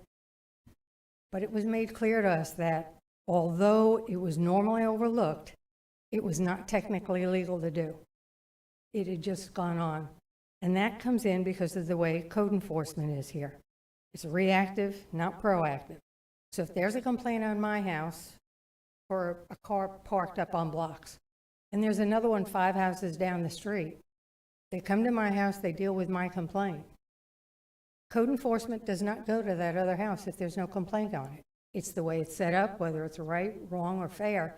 It's the way code enforcement here works. New Smyrna Beach works that way. I don't know about the other cities. So the fact that they can't get in and check to see when somebody's coming for 2 days or 3 days, or saying it's not available to the public. One reason I was mentioned in all the emails that Mr. Vega put on with his, there must have been 8 or 10 emails that were sent back and forth.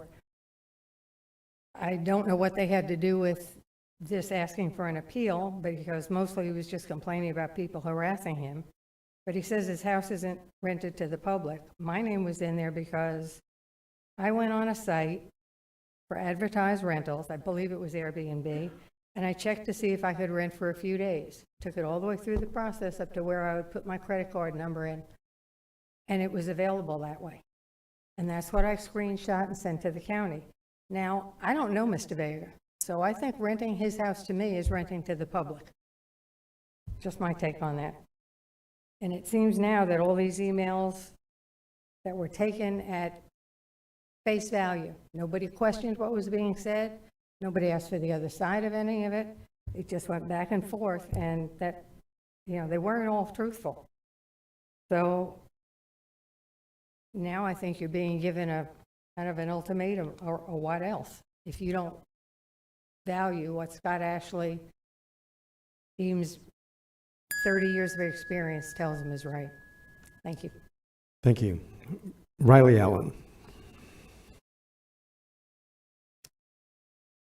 Mr. Chair, I believe this is not you're not a code enforcement board, so some of the discussion about the, the rental aspect, not really germane to the discussion of illegal nonconforming use and what constitutes proof of illegal nonconforming use. Thank you. Good morning. My name is Riley Allen. Mr. Vega wasn't going to talk about short-term rentals. Then, as I timed it, he spent a good 10 minutes. Chairman, can you? Riley, yeah. Stop the time, please. Give him a chance to get set.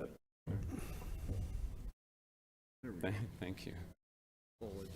Thank you. Can you just start his time over, please? Thank you. Is that better?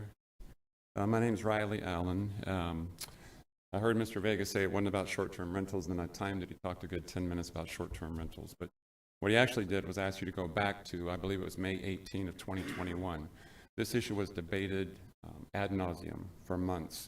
Then on May 18 of 2021, the council made a decision 5-2 to enforce the ordinance. And Heather Post was one of those who voted against what the other council members had said. So that's really, that really is a relevant issue, because Mr. Vega is asking you to go back and undo what was done after months and months of debate. It was 2 years ago, so that's a dead horse as far as I'm concerned. What Clay said is very correct. He was spot on. The ordinance is based on permitted uses. If it's not identified as a permitted use, then it's not permitted. So when we talk about nonconformity, we still have to identify whether that was ever a permitted use. And really what Clay was talking about with the R4 designation, that was intended to provide medium density residential developments preserving the character of existing or proposed residential neighborhoods.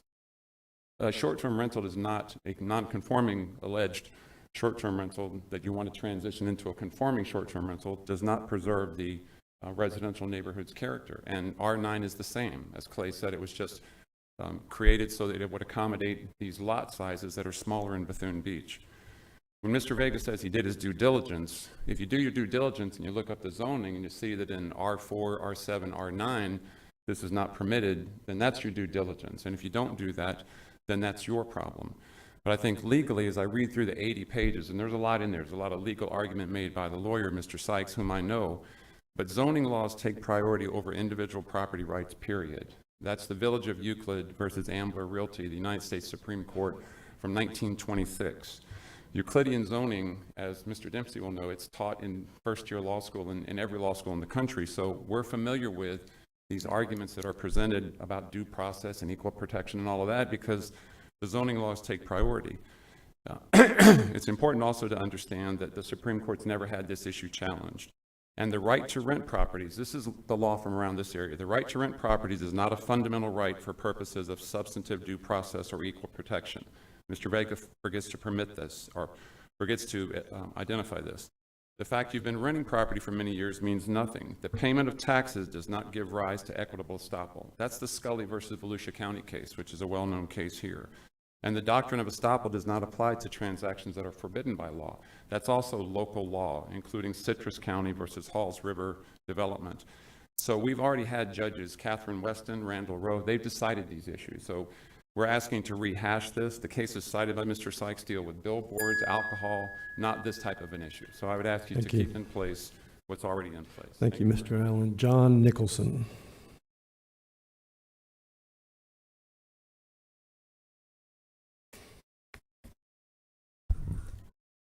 John Nicholson, Daytona Beach side.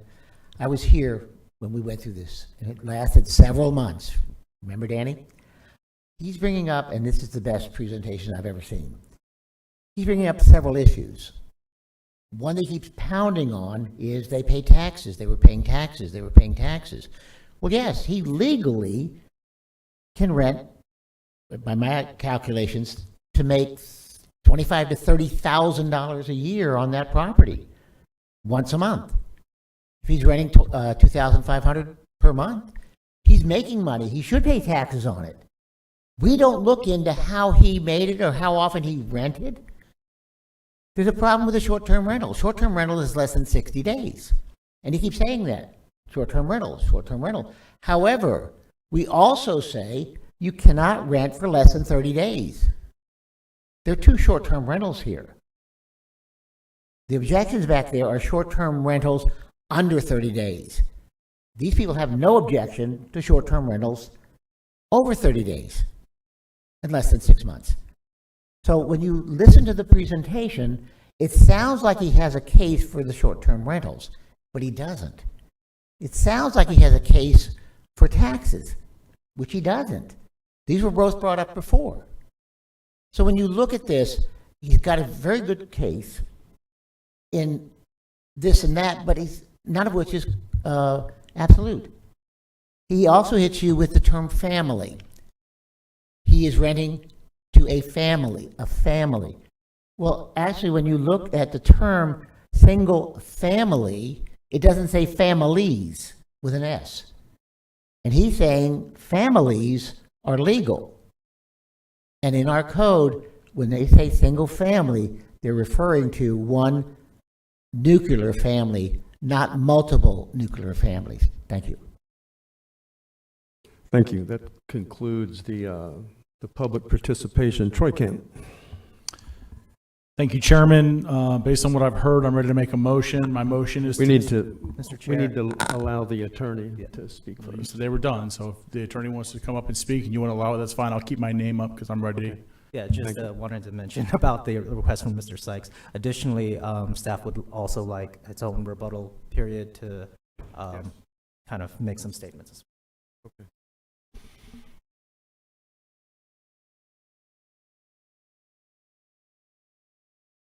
Thank you. Once again, my name is Ron Sykes. I'm an attorney practicing in Winter Garden, and appreciate this opportunity.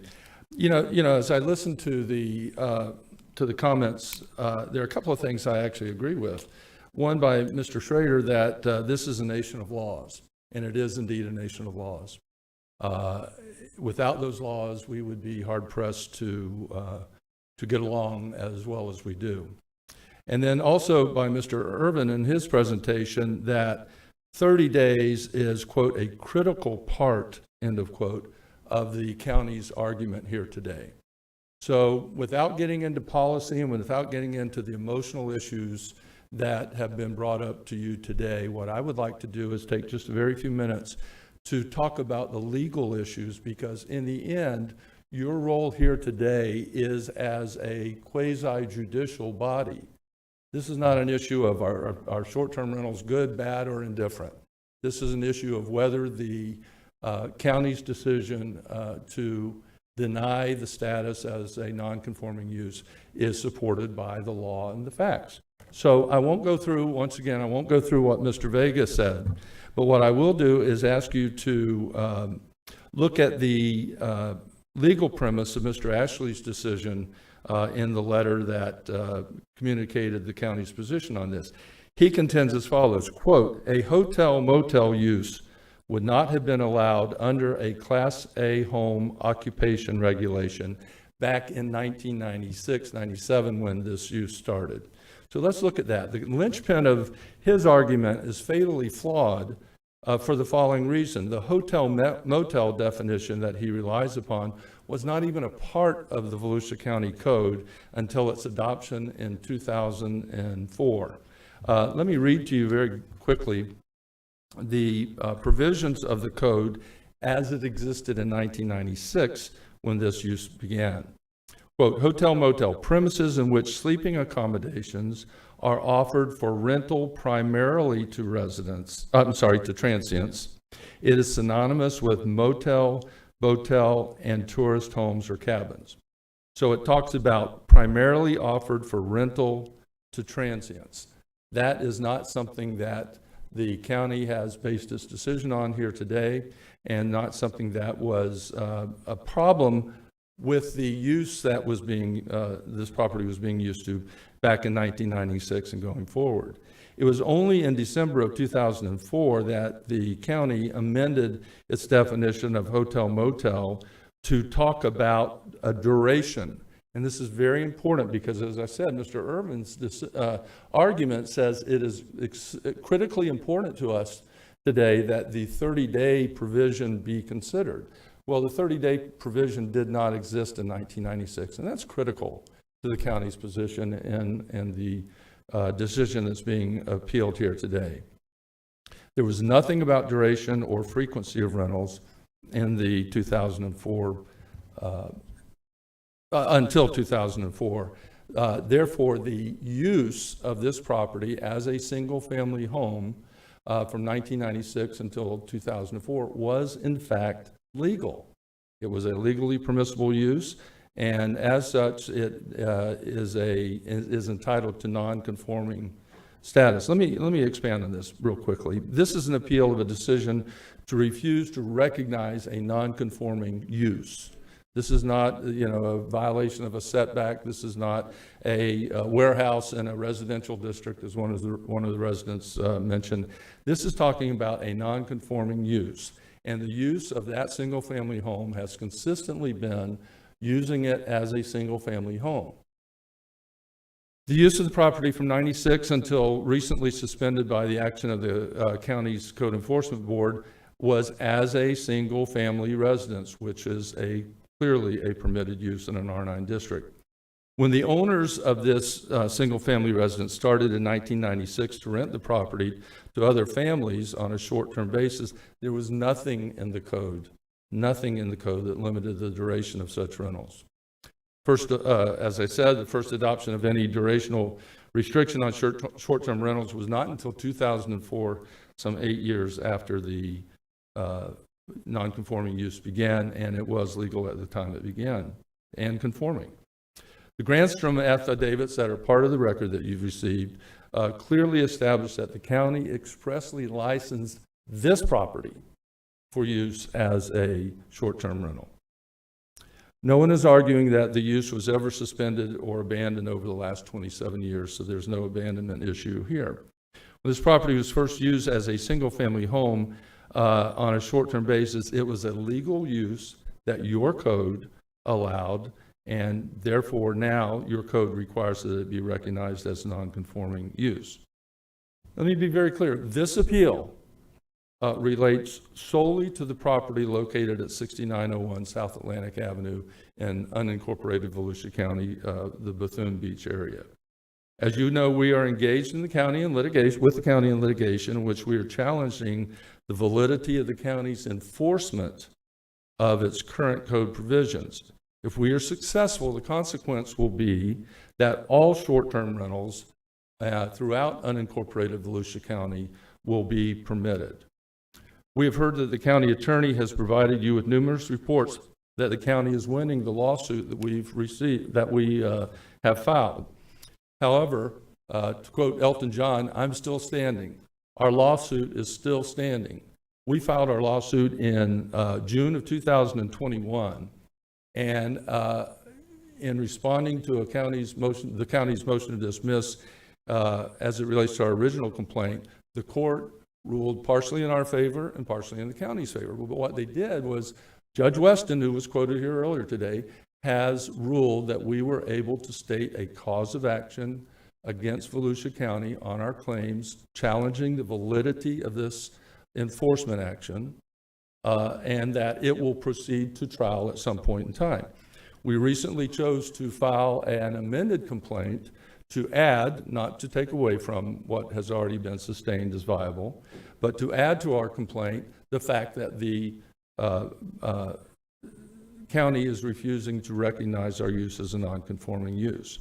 So whatever you may have been told about the viability of the lawsuit that is now pending for nearly 2 years, we would suggest is perhaps overly optimistic, because in 2 years we are still litigating. We expect this matter will go to trial. We expect that an adverse ruling would be subject to appeal, and we will follow that action if necessary. But you have the opportunity today to resolve this dispute as to this one property without affecting all of the other properties that may be in question here. All of the issues about rats and trash and kids on golf carts, overloaded golf carts, are matters of law enforcement proceedings that can be handled. This is not a situation where there's any evidence that the Vega property has been used or abused by any of its guests. So this is the opportunity that you have today to deal with this one property once and for all, resolve this dispute, and put it to bed. And that's what we hope you will do. I'm happy to answer questions if you have any. Otherwise, I'll stop. We have almost everybody on the board here.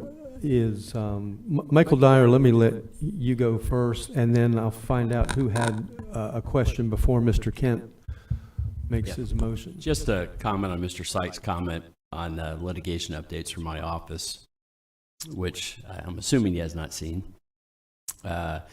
You have multiple litigations that are ongoing, one by the Vacation Rental Home Alliance of Volusia, which the county did prevail on. And that's currently on appeal in front of the 5th District Court of Appeal.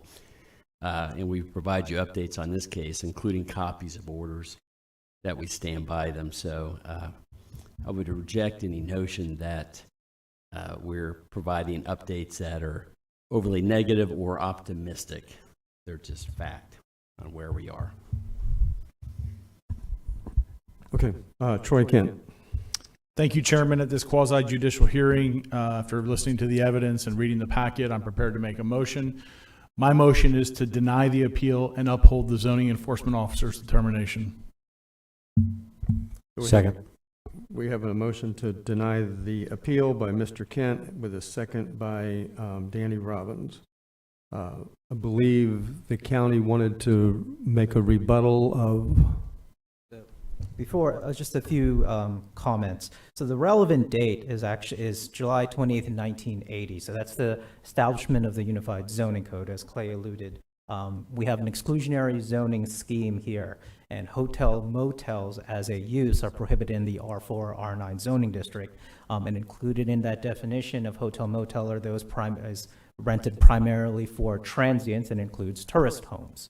So prior to making that date in 2005, if it was primarily rented to transients, you were not allowed to be there. So what the 2005 change actually did was to kind of allow for rentals more than 1 month, but any rentals less than 1 month were prohibited as a hotel motel use. So that's the effective change. So they would have to show that they were a legal non-conforming use prior to July 20th, 1980, which is the Unified Zoning Code. As kind of stated by a few people regarding taxation, taxation is not a permit. It's not permission. It doesn't produce equitable estoppel. You are required to pay taxes on illegal activities. That's how they got Al Capone. They didn't get him for all of those other things. They got him because he didn't pay taxes on, those unlawful activities. So, and a few other things. The county has not issued has not expressly issued a license for a short-term rental for the subject property. We have documentation that we issued a occupational license for a home office for the Granstroms. We can't confirm the documentation that there was an occupational license, Class A, which is a home office for 6901, that's Mr. Vega's property. But zoning and revenue are two different departments by design. There's a taxpayer bill of rights, just as you don't want your taxpayer information and the collection of such to be distributed to unrelated branches of the same government. We operate kind of on the same premise. Zoning is not the IRS. It's not the Department of Revenue. They enforce zoning violations. They don't enforce, have you paid your taxes? Have you not paid your taxes? Have you signed up for taxes? They don't do that. That is an entirely separate department, and they're dealing with sensitive and confidential information, which is why, as even Mr. Vega in his PowerPoint presented, revenue doesn't provide zoning that type of information. They keep them separate. Clay, anything else? Thank you again, Clay Irving, Director of Growth and Resource Management. Just wanted to also clarify some things. There was discussion about a hotel that's existing down there that has the same zoning and has been determined to be a legal non-conforming use because there was a building permit issued, and this was done in the 1950s. The structure was constructed as a hotel, motel use and is been legally in place prior to the adoption of your 1980 Uniform Zoning Ordinance. The other thing I want to kind of reference in regards to the definitions, we did have a definition for a hotel motel that is consistent with what you see currently on our books. The critical aspect was the month time frame.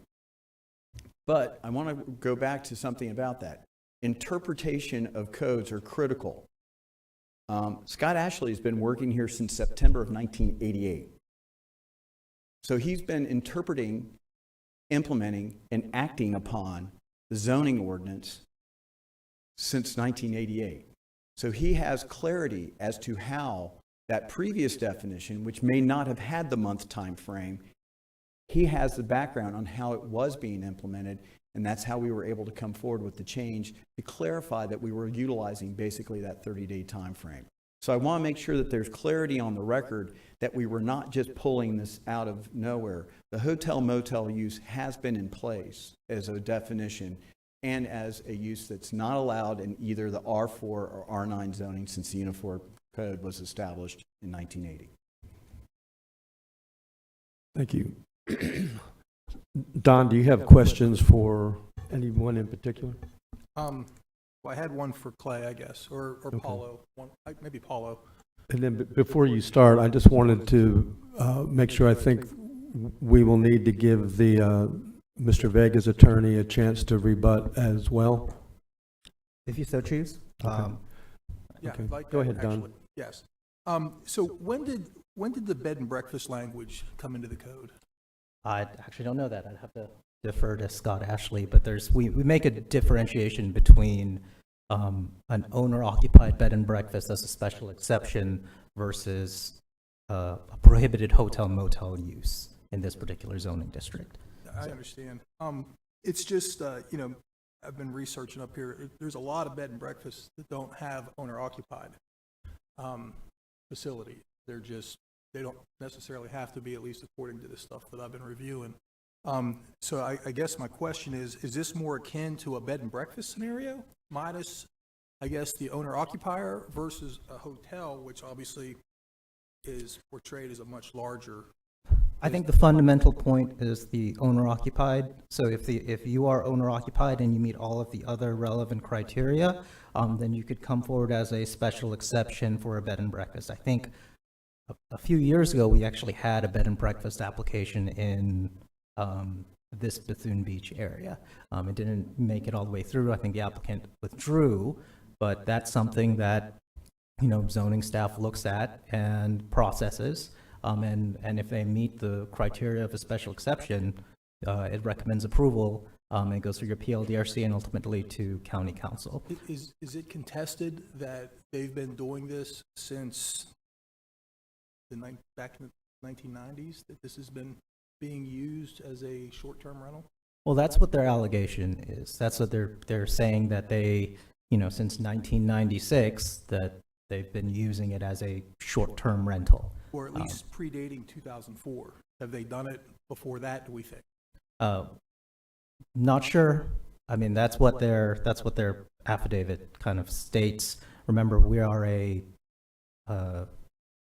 complaint-driven system, so we don't, unless someone files a complaint, we don't actively monitor that. But they've owned the property since 96. No, I think it was owned by the Stiles, according to the affidavit. Okay. Right. I believe Mr. Vega, and they can speak for themselves, purchased it in 2016, did some renovations. Was the previous owner, was that their homestead? We know? I don't believe, I'm not sure.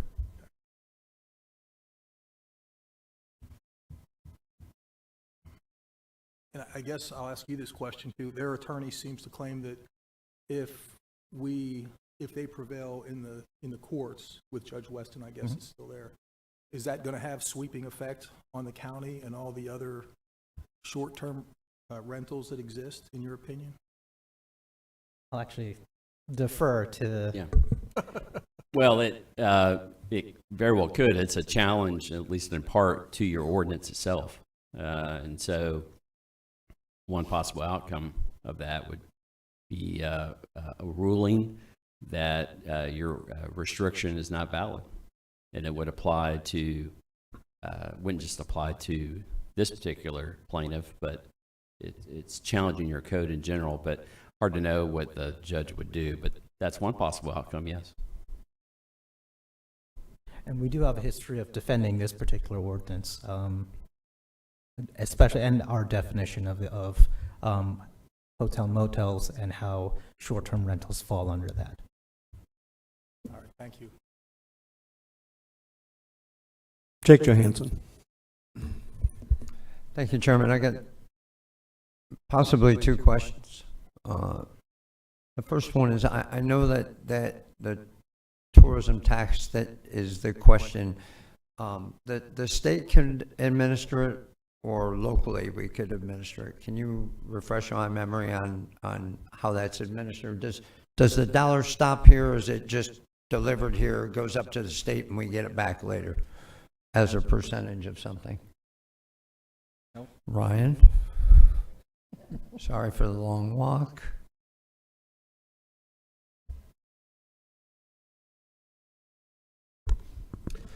Tourist development tax is a state statute. The default would be for the state to collect. There is a statute that allows for the county to opt to collect in the place of the state, which we have done. When we collect those funds in the place of the state, they remain locally. They do not flow through the state. Got it. But we are still apparently restricted on finding out who pays what, when, and how. As the attorneys previously presented, their separate departments on purpose. I think it actually helps mimic what the state would do if it was still administered by the state. Got it. And since I have you here, you may we collect the arrangement we have with VRBO, Airbnb, and everybody else. That arrangement is countywide, not just unincorporated.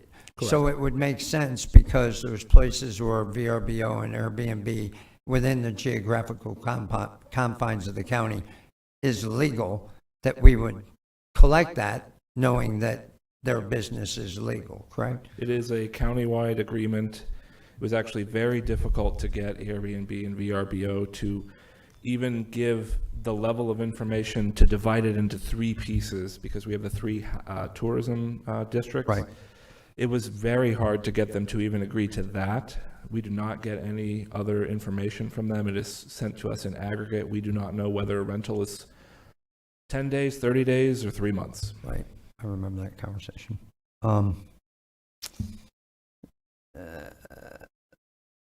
That's about it for now. Thank you, Ryan, for coming up. Before I say anything and ask some questions, would you care to have a rebuttal on anything that was said so far? Because we're winding down here. Thank you. Yeah, I'll be brief.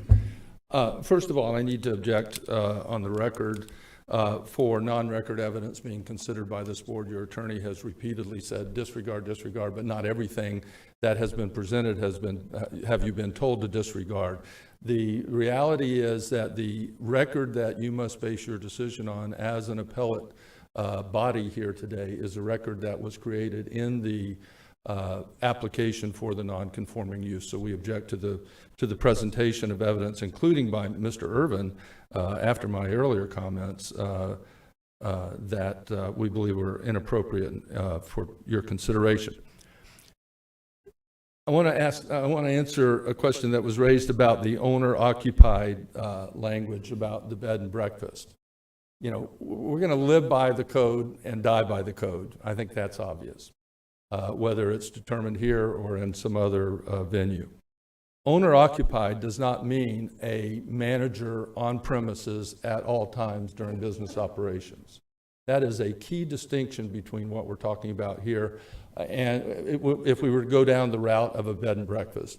We've been told by staff it's not a bed and breakfast, it's not going to be approved as a bed and breakfast, don't waste your time.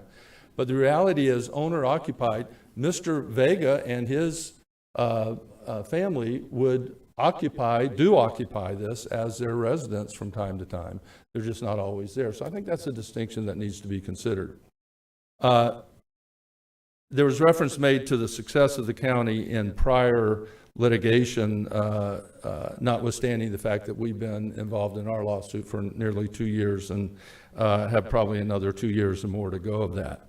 The history of the other cases is based primarily on a lack of standing. In other words, did the plaintiffs in those cases have standing or a dog in the fight, if you will, to bring the lawsuit? And the courts have said, if you haven't been adversely affected by the actions of the county, then you don't have standing. Well, standing is not an issue in our case against the county right now. Mr. Vega has been fined Mr. Vega and his wife have been fined $15,000 by the Code Enforcement Board, which is another matter that we've taken up on appeal to the circuit court. And so clearly he has standing, which in addition to many other factors, distinguishes our case from the other cases that have been ruled on in favor of Volusia County. Finally, with regard to the collection of taxes, and I go here with some trepidation. The council, by endorsing and I've heard all about this separation of, it's almost like the county treats it almost like the separation of church and state. The county's saying, oh, our zoning department can't consider what the revenue department is doing. But you, gentlemen, must consider it. You are the oversight of this county's governance. And by turning a blind eye or a deaf ear to the fact that tax revenue is being collected on what your zoning department considers to be illegal, is in fact endorsing illegal activity. And I don't think any of you want to explain that to your constituents as, yeah, we're going to do it. We're going to keep making money off of this illegal activity, and we're going to selectively enforce it when we can. You can't have it both ways, and it's your opportunity today to resolve it in a way that resolves it once and for all as to this property, and we believe you will do just that. Thank you. Thank you. Yeah, the issue for me is, since this is not a hearing about the policy and the law of short-term rentals, we have to make a decision based on the facts as presented here, and the facts to me are actually quite compelling. I've met Mrs. Granstrom. I've read her affidavit. She is not a shady, I'm doing business, I'm getting away with something. That's not who she is. And the evidence supports the fact that she went above and beyond to make sure that this residence and and a whole list of other residents were legally conforming. The facts show that this property was being used as a short-term rental in Bethune Beach. And I say that if you look at slide 911,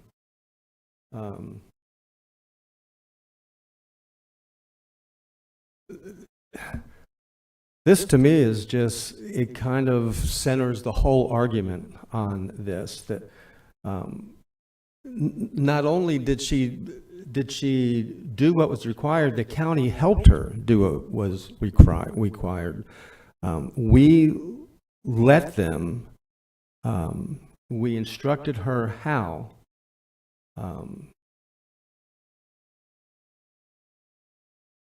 And then today I hear, it's in the evidence, that we are saying some of the records were discarded. Is that true? And if that's true, why is that true? If there's critical records that we no longer have, because we've seen applications for short-term rentals filled out. We've seen tax applications filled out for short-term rentals. Do they exist?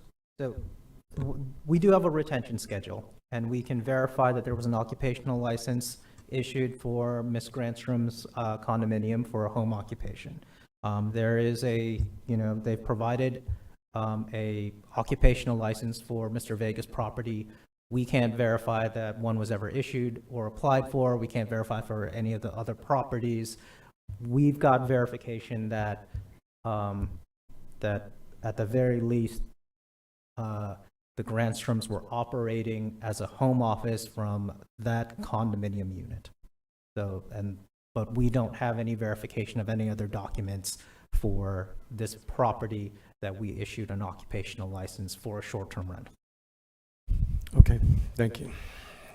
This on slide 911, we see that Grandstrom Realty had not procured an occupational license for short-term rental vacation rental property managed by the company. Following the conclusion of the investigation, Grandstrom Realty was instructed by the County of Volusia to apply for an occupational license on behalf of the company, as well as on behalf of each short-term rental vacation property managed by GRE. And she gave us a list. We saw a copy of a list of all of these properties. How can we be instructing? That list was not provided to zoning. It was provided to legal as part of the lawsuit. So Scott has never seen the list. Clay's never seen the list. But we have. Is evidence presented to us? No. Evidence presented to you as the council? Yes. Or yes. No. It was it's not part of this package. It was not. It's not in the package. It was not presented as part of the evidence for legal non-conforming use. Scott never saw the list. He doesn't consider it because it wasn't prepared. It wasn't presented. The only thing was the affidavit mentioning a list, but we don't have, or at least the zoning department does not have access to that list and was not part of the consideration. So the list that we see here, you don't think exists? Well, it wasn't. We can't consider it because our. So we can't consider everything that was given to us to consider? Whatever's in the packet. So the actual list itself, we have not looked at. Okay.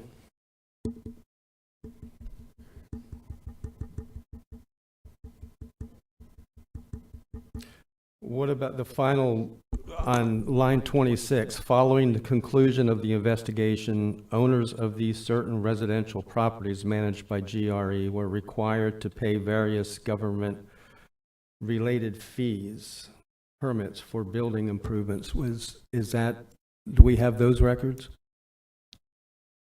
Don't believe so. Those are, I think, construction permits.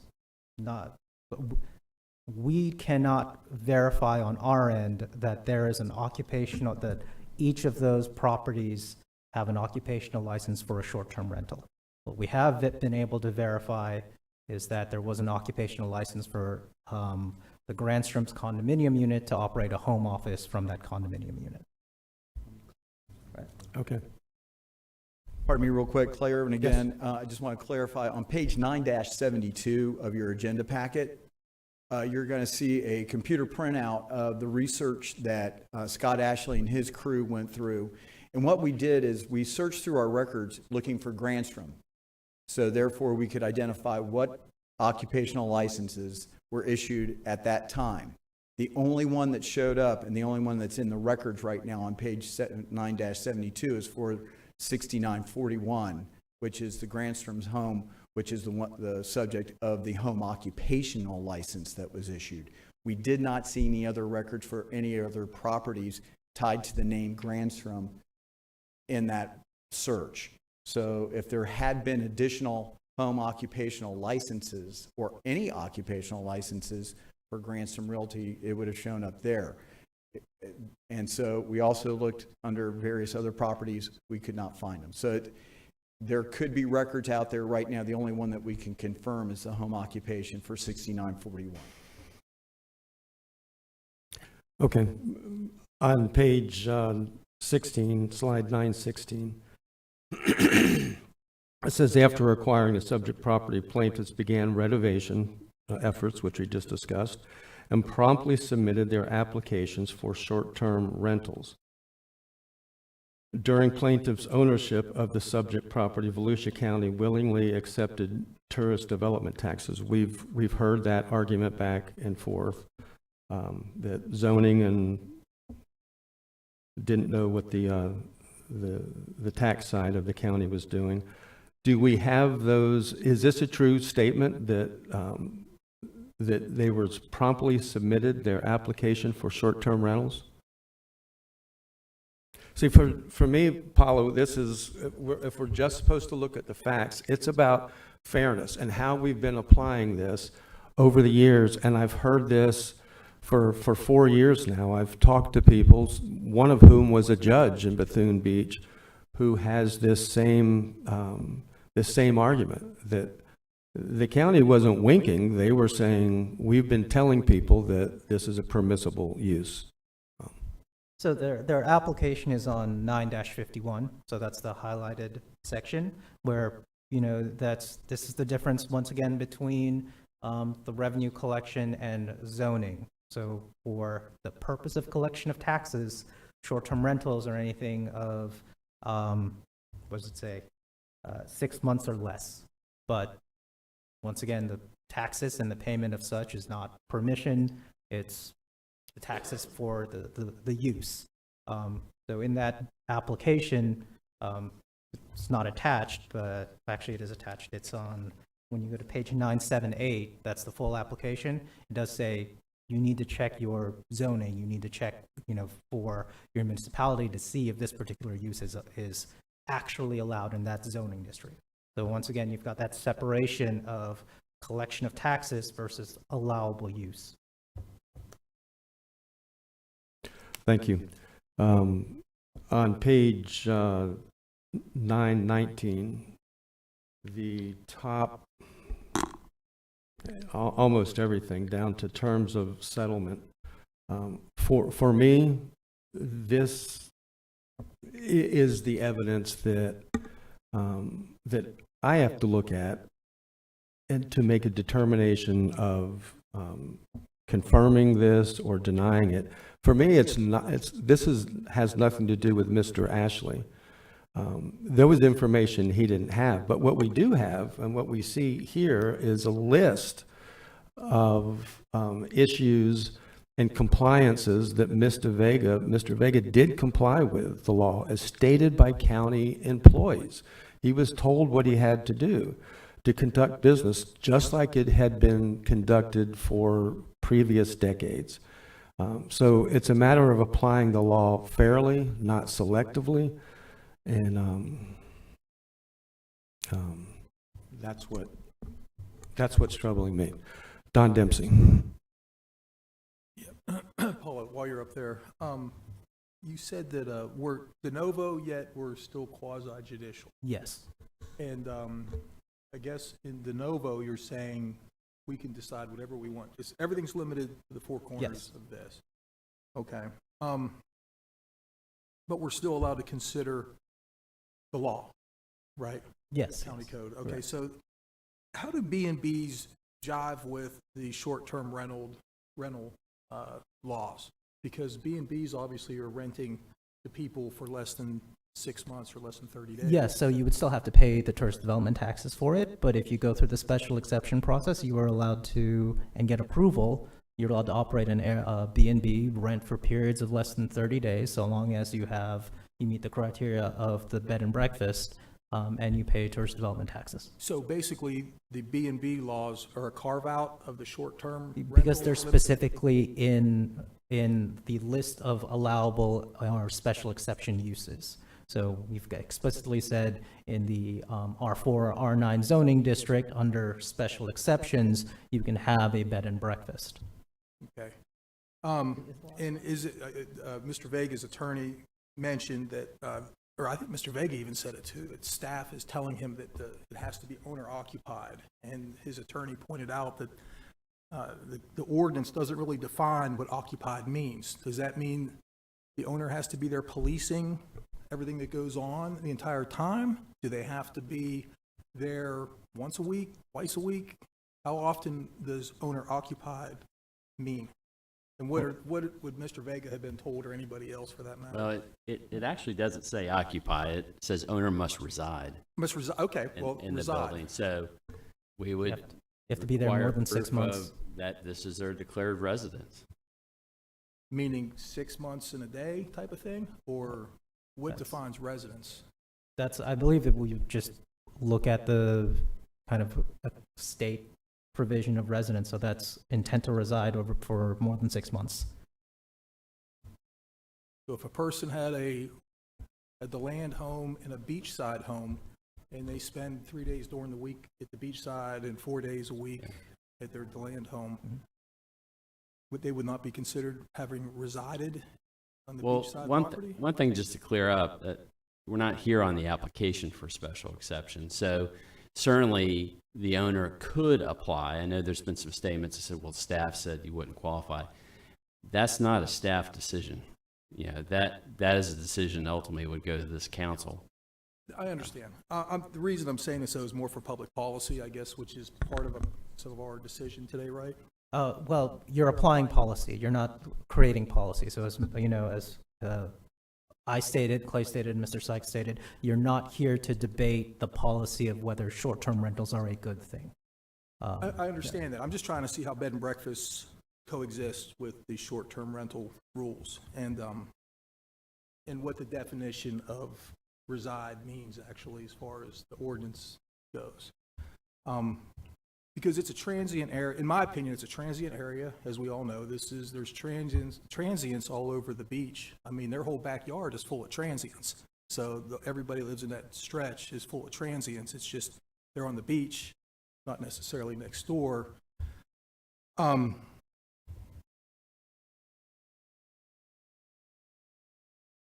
I think the chairman pointed out that this has been a historically used short-term rental. At least it's pretty much assumed that it's been a short-term rental for a couple of decades at least. According to the affidavit, once again, we don't go out and check. We're not active in patrolling. Additionally, hate to say it, you can keep doing an illegal activity, so long as no one complains, code enforcement doesn't hear about it. I like your Capone analogy, yeah. All right, thank you guys. Thanks. Paulo, my question would be, is it an illegal activity if, I'm going to go back to 919, this just really troubles me. And maybe this isn't true, but it says here in the affidavit, Pete Vega in person went to Volusia County and was told by Volusia staff that there were no restrictions on rentals of the property address. Just to clarify, this is not a sworn statement. This is just a statement of facts. So there's no affidavit, there's no penalty of perjury attached to whatever's on 919. So are you saying it's not true? We can't verify any of these. Okay. And then it goes on to say Volusia staff provided an application with restrictions on rentals for the property address. Volusia, I'm sorry, I got offline. Volusia staff provided an application with clear definition of short-term rentals as any rental under 6 months and a day. Volusia staff also required plaintiff to submit state-issued business license following property address and nature of use. Can any of that be verified? Yes, so that's the short-term rental application. That's the a lot of the documents that are in the back, but once again, those are mainly handled by the Revenue Division, not zoning approval of, yes, this is a permitted use in this zoning district. Clay Irvin again, just to make sure everybody understands how we handle this, because on a daily basis, we get hundreds of calls about what can I do with my property given the zoning. We have the Amanda software. We have staff members that handle the call-ins, the emails, and the walk-ins. Whenever there's an inquiry, we put in a documentation as to person walked in, requested zoning information. So that's how we keep track of whether we're dealing with those types of things. Again, when you say county staff, that could be a broad swath. If it wasn't zoning staff, it could have been the folks over in billing and treasury. So again, when you start hearing them saying, here's an application and it's talking about it and it's requiring state approval, it could be also the billing and treasury folks who are, again, don't have the obligation and are actually prohibited from telling us, we just got an application for a short-term rental. You need to check into it. Clay, just to be clear, everything you just said is true. And just like I said a minute ago, I'm not blaming Mr. Ashley. I'm not blaming the people in permitting, the Amanda system. I think this is not about policy, but it's the reason we're here, is that the policy is not clear. We keep going back and forth with this, and I wish we had cleaned it up. I think we need to clean it up. But we would have to call Mr. Vega a liar and say that these things never happened, and that he doesn't have this application. But Jake Johansson. Thank you, sir. Seems like those of us that wanted to speak have spoken once or twice. We've each had a couple bites of the apple. I will say personally that this doesn't look pretty, but we do selectively enforce. Police do it all the time. There are a lot of people that selectively enforce. We've mentioned that our code enforcement is reactive, not proactive. So are there people out there doing it right, doing it successfully, not leaving their trash out, not jumping off the roof into the pools, all that stuff, and nobody's calling? Absolutely, that's happening. I don't doubt that. This case obviously is here because something happened. We are reactive. We are now reacting, and we have to make a decision. I think we're out of Schlitz here, and it should come to a vote. So I ask to call the question. Okay, you're good with that, Danny? We had one member that hadn't had his first bite yet, but he took his name off, so I guess he's good. So I will call the question. Krista, would you? And the question is, the motion was made to deny the appeal, which upholds the county's decision. So the vote is to deny the appeal. Carissa, would you call the roll, please? Mr. Kent? Yes. Mr. Reinhardt? Yes. Mr. Robbins? Yes. Mr. Dempsey? No. Mr. Johansson? Yes. Mr. Brower? No. Well, the appeal is denied by a vote of 4-2.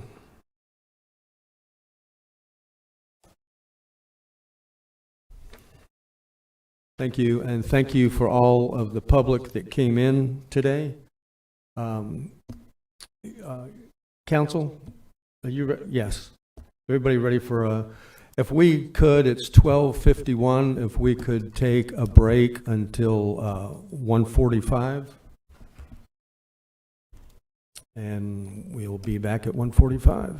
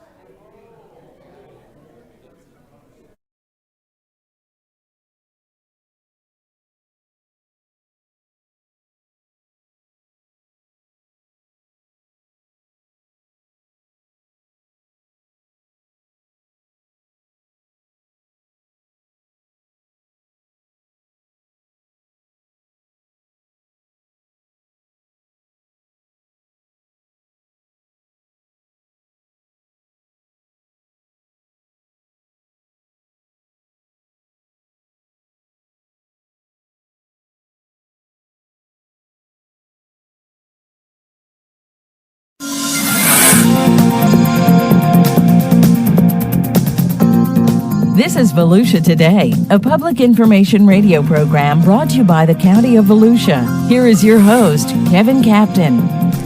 Good morning and welcome to Volusia Today. I'm Clayton Jackson. I'm joined today by my co-host, David Hunt.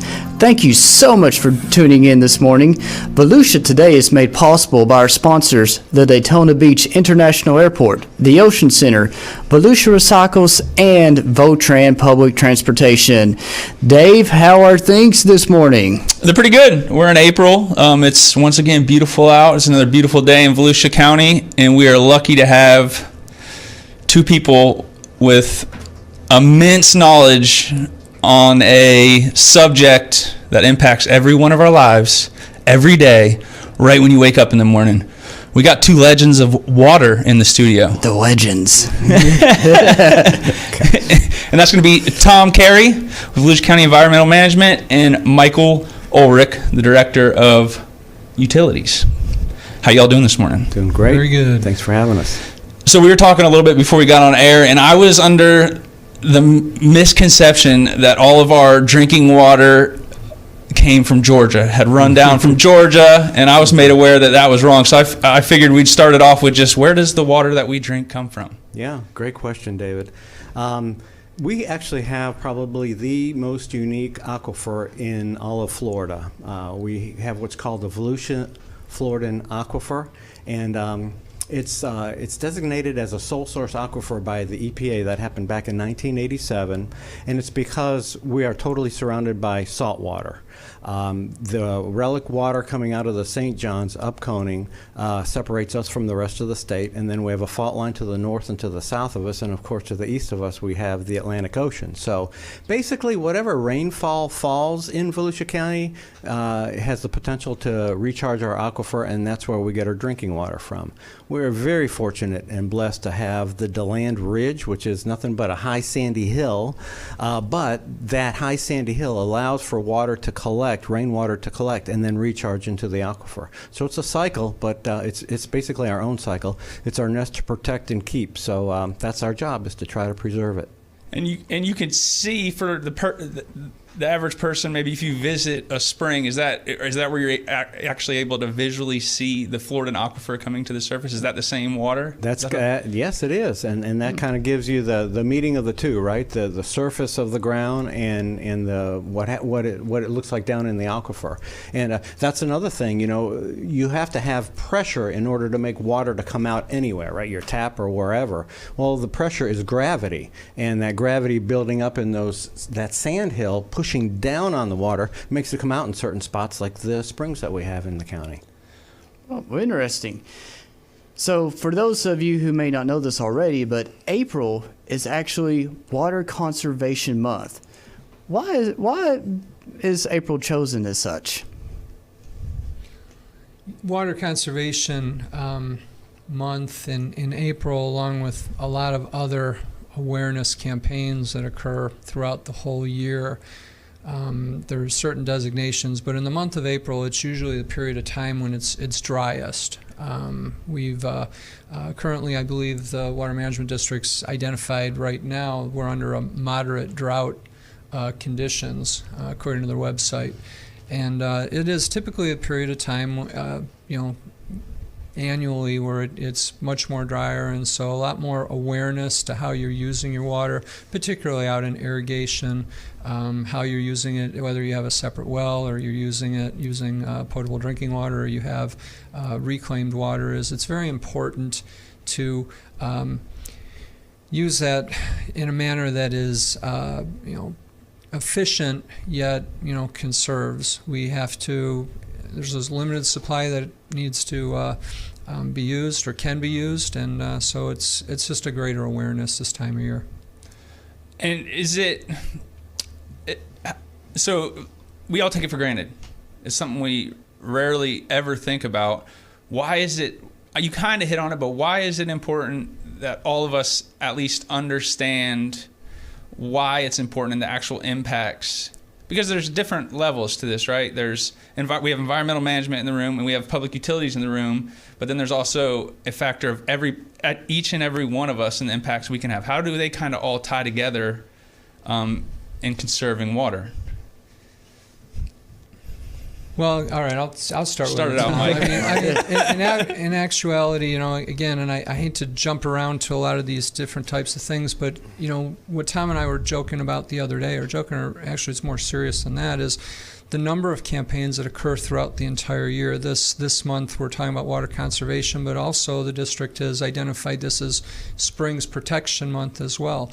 Last month was the EPA had a Fix a Water Leak Week. The World Water Day was last month. Mm-hmm. Later in the year we're going to be talking about Drinking Water Week. We're going to have Imagine a Day Without Water. And the way that water has, these are awareness campaigns, and maintaining water as, in your mind every day is what's really important, is how you use it, how you store it, how you consider it in any type of business decision you make in the future, your health, your quality of life. Just thinking about water in general is important. So I know that while you talk about conservation, we really just need to be thinking about water in terms of all of these things, because it connects us with everything: our public health, our environment, our economy, grows jobs. It's trying to make water awareness an everyday thing. I mean, you said, imagine a day without water. While you were speaking, I was thinking of my daily routine: brushing my teeth, showering, cooking, cleaning. Like you said, no water. Right. The pool. I can't fish out back. Dave can't go surfing without water. Yeah, that's true. So our listeners really need to think about that. Like, all the ways water touches your daily life. Like, it's truly incredible. It's very sobering, and like we were talking about, we just take it for granted. You turn the tap on and there it is, and you do the daily things. You get yourself. You don't even think about it. Right? You don't, and it's such a precious resource. We need to conserve it. Well, you can think in other terms. If you think about water, think about it as almost like an investment portfolio. You have a diversified portfolio of investments, when you're, within your own personal life and everything like that. But, water, every type of water has value. The water that comes from the aquifer, which is your fresh drinking water supply, but, there's also, in addition to the fresh drinking water supply, businesses use it for manufacturing. Power companies use it for some of their cooling processes. Agriculture relies on this supply. But then you also have, well, as we know, we've had flooding, we've had storms. How do you capture that water? How do you capture that water and turn that into beneficial use? In addition to that, there's the wastewater that comes. How do you take that wastewater and treat it and return it back to the environment safely, or use it for other purposes that reduce the amount of groundwater which is being used, by the folks that live here now and the folks that will be coming here tomorrow. And I love what you say, Mike. I've heard you say it before about the cost versus the value, right? So, can you go into a little bit about that? Sure. The cost is something that everybody sees. Well, cost means different things to different people. If you're a utility customer, you get that monthly bill. I'm one of 16 utilities that sends out bills to customers throughout Volusia County. And our customers, of course, see that bill, and they obviously understand the cost of their water. But as you look at some of those costs and you eliminate the other things that might be on that monthly bill, like, for instance, the trash bill or some of the other things that can get added, if you just take a typical cost of somebody that uses 5,000 gallons or a household that uses 5,000 gallons, you're typically going to find, and you divide that by the cost of that water bill, you're going to find that it's less than a penny a gallon. And then as far as wastewater, if you're on a sewer system as well, it's usually in that penny a gallon type. It costs a little bit more to treat, to dispose, and everything, so the cost of wastewater is a little bit more. But when you think about how many things you can buy for a penny a gallon, and I think that's where the value of it is often mistaken. And these issues have been going on forever. I mean, Ben Franklin once said, nobody understands when the well runs dry, that's when you understand the value of water. Well, before we go to our first break, tell us a little bit about the Southwest Regional Wastewater Treatment Expansion. What is it? What does it mean? And what can it do for our residents? Guess I got another one today. Huh? All right. So the Southwest Regional Facility, which is located in DeBary right now, actually serves not only DeBary, but also we provide service for the utilities that provide wastewater collections in Orange City, portions of Deltona, and now even a portion of Deland. And so this regional facility has been developed over the last 10 years. We're going through another expansion right now, which will actually quadruple the size it was 10 years ago. There's a variety of reasons that are driving that. Part of it is efficiency. We used to have 3 plants in this area doing the same thing, but now we're able to cost effectively treat at a higher wastewater level at doing it at one facility. In addition, in going to that advanced wastewater treatment, we're expanding the ground storage tank capacity of reclaimed, which enables us to expand reclaimed, and which ultimately offsets the use of groundwater for irrigation purposes. And then lastly, we're also upgrading our current biosolids treatment facilities, which at one point in time, when we're completed with this, we will have reduced the amount of volume of our biosolids by about 85 to 90%. And it will no longer be just shipped out and land applied to another county, but will rather be converted to a Class A fertilizer, which can be used for beneficial use within our own county. And so we're very excited about what's happening with this next upgrade. Yep, that is very exciting news. All right, so with that, we're going to take a quick break, but stick around for more Volusia Today. Subscribe to the Volusia County YouTube channel. And hit the bell icon to know what's happening in your hometown. There are so many great places to explore. And things to learn. With over 1,000 videos available right now, the channel offers something for everyone. Let's go! Did you know we have countless features showcasing history, nature, wildlife, and recreation? Subscribe and hit the bell icon. Or that we live stream important county meetings and workshops where leaders make decisions that can impact our everyday lives. Did you subscribe yet? Or that we record our weekly radio show, Volusia Today, where we interview staff from the different divisions and departments across our great county, and they discuss the nitty-gritty of their field and expertise. Go ahead, subscribe. But that's not it. There's more. Subscribe and hit the bell icon and fully explore. Score!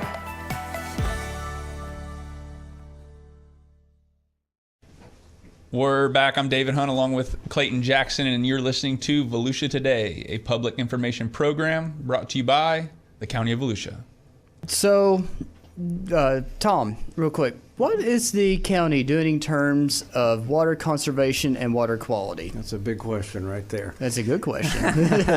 Well, as far as water conservation, we do have a countywide water conservation ordinance, which mimics what the St. Johns River Water Management District has. Basically, it allows during daylight savings time, which we're in right now, 2 days a week watering, depending on what your address is. And you can't water or irrigate during the hottest part of the day because it just evaporates and you're just wasting your money. During the winter months, it drops down to 1 day per week. And the reason why there's such an emphasis on irrigation is because half of our potable water goes to irrigating lawns. And so that's why there's restrictions in place to do that. Our building code also supports the Water Star program from the district, where you have faucets and things of that nature that are water conserving, so you save water inside the home as well. As far as water quality, man, we're doing a lot. That's a very hot topic statewide, and certainly in Volusia County. So we're trying to protect both the groundwater, and one way we're doing that is we have several programs to protect our springs, which actually protects the aquifer too, because that's where the water comes from in our springs is from the aquifer, in converting septic tanks to sewer. And that's a big part of what Mike's group does down in DeBerry to protect Gemini, and that's a project that's in its infancy, but it's rolling right along. The other thing we're doing in the DeLeon Springs area, there's really not much infrastructure there, so what we're trying to do is we have a grant program that we're about to launch. It's going to be in a couple months, to upgrade septic tanks from conventional septic tanks, which are not designed to remove any kind of nutrients, but rather to kill pathogens. That's the whole idea of a septic tank. To upgrade them to a nitrogen-reducing form of septic tank. So there's less nutrients going down into the groundwater and then coming up into Leon Springs and causing the algal blooms and things of that nature. We've got a lot of surface water stuff going on where we're trying to, intercept water before it gets to, say, like the Indian River Lagoon, and clean that up before it goes in there. Another project that Mike has is converting septic tanks on the lagoon and putting them on sewer so that effluent doesn't go into the lagoon. So we're protecting both the surface water and the groundwater, and it's a pretty big job. But along with our partners from the state and cities and things of that nature, the Indian River Lagoon National Estuary Program, we're making a dent in it. And I heard a little bit there just how much you actually work with Public Works. I feel like it's across the county. Public Works and environmental go hand in hand. And environmental is clean, protect, save. And then in utilities cases, selling water, supplying the people with water. It sounds like they're two opposing sides. How do they fit together, and how do you all work together on almost everything, right? Well, I can honestly tell you that, 11 years ago when I first met Tom, I didn't see a lot of the synergies that might have existed between somebody who's trying to, has to produce enough, meet the demands of the customers and do it efficiently, and make sure that you're able to make enough money to continue to protect your infrastructure, the various types of things. But you've certainly learned that you can make a great business case not only between our own agencies but within our own local governments and things. Tom hit a couple of minutes ago on one of the things you said down in Oak Hill right now, where you really have to give that small little city and their council some tremendous credit for what they have done to want to do within their own community. It's very inspiring, and quite honestly, we've been a partner with that community. We have not actually led that, but mainly been a technical advisor to be able to help the city achieve what their goals are. And you take that small little city and see what's possible with them. And the other thing that's really encouraging, and Tom hit on this as well, is what's happening in Deland Springs. This is a tremendous story in the making as talk right now. Tom talked a little bit about the septic tank improvement project that his area is going on. But again, we are extending, in cooperation with the DEP and the city of Deland, we're extending water and sewer lines up to an elementary school area close to the spring, 3 miles going up into this area. This community, the business community up there, has been wanting these services for well over 15 years, and they desperately wanted to do this. But when the Deland Springs was identified as an outstanding Florida spring by the legislature, it opened the door for partnerships with this community that's desperately has wanted water and sewer service along that Highway 17 corridor for years. So you're bringing prosperity along that corridor. You're bringing fresh drinking water, or your municipal water, up into to a school that's an underserved school. They have their own water and sewer plants online, but they're very costly, they're difficult to maintain, and so the opportunity to bring them municipal drinking water up into that school is, again, the school board is very excited. So we're working with the city of Deland, we're working with the Deland Springs Community Association, working with the school board, the DEP, the St. Johns River Water Management District, and you're bringing all of these levels together. And so you have multiple bottom lines that you're achieving at the same time. And that's what makes for a good project. And it just, again, reflects on what small communities can actually do. You can't do it all by yourself, but if everybody does something, you can really get some things done. Which I love that. I love that saying. You're a tagline machine when it comes to water, right? Cost versus value. We can't do it all, but everybody can do something. Are amazing things to really think about. When we just kind of talked about your all's collaboration, and then you started to mention it. I feel like every time a project is going on, I write a news release, and the list of acronyms and organizations associated in that news release is mind-blowing, just how many people get together. Can you talk about that collaboration and how many people are actually focused on water across the state? Tom? Tom, okay, great. Well, I mean, yeah, I mean, you can't swing a 10-foot pole in our circle without hitting somebody who's helping, improve water quality or quantity. And it really is encouraging to see the entities from the state, like the DEP and the Water Management District, to cooperate with us and collaborate, like Mike was saying, with the smaller cities and smaller entities to make things happen. And there's other. I mentioned the Indian River Lagoon National Estuary Program. Boy, they've come a long way in getting money and doling out some grants and things to improve water quality. So there's a lot of players in this game, and we're just glad to be on the team, right? And moving things forward. So, and the challenges are really great here because we have relic problems, right, from Florida growing so fast. We have the problems that we're creating now, and by problems I mean each one of us makes a little dent in the environment by the waste we produce and the fertilizer we put on our lawn or whatever. And then there's the future. I mean, we were talking the other day about how fast Florida's growing, fastest state in the nation. And so we've got people coming in. So, how do you stop the train? Well, you don't stop it, but you just slow it down a little bit and you try to use all the tools in the toolbox just to make it the place that people want to come to live, right? Because they come here for the water, for the environment, for the trails, for everything like that. So we just want to make it the best place possible, not only for them, for us, for our grandkids. And, it's just a big team effort, I would say. Yeah. Let's talk irrigation systems real quick. Oh, yeah. I'm actually having mine repaired right now. So, but tell me, what are some necessities that are imperative for an irrigation system? Sure. Yeah, well, if you have an automatic timer, it has to have a rain sensor device.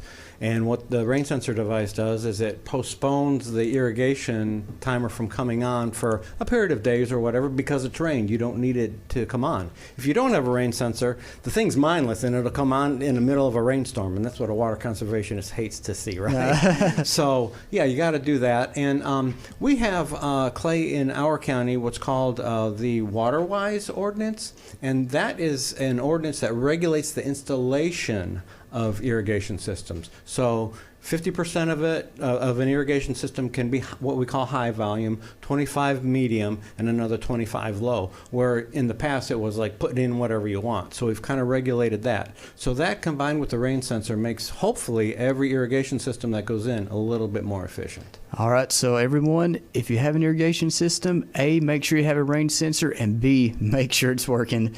The B is important.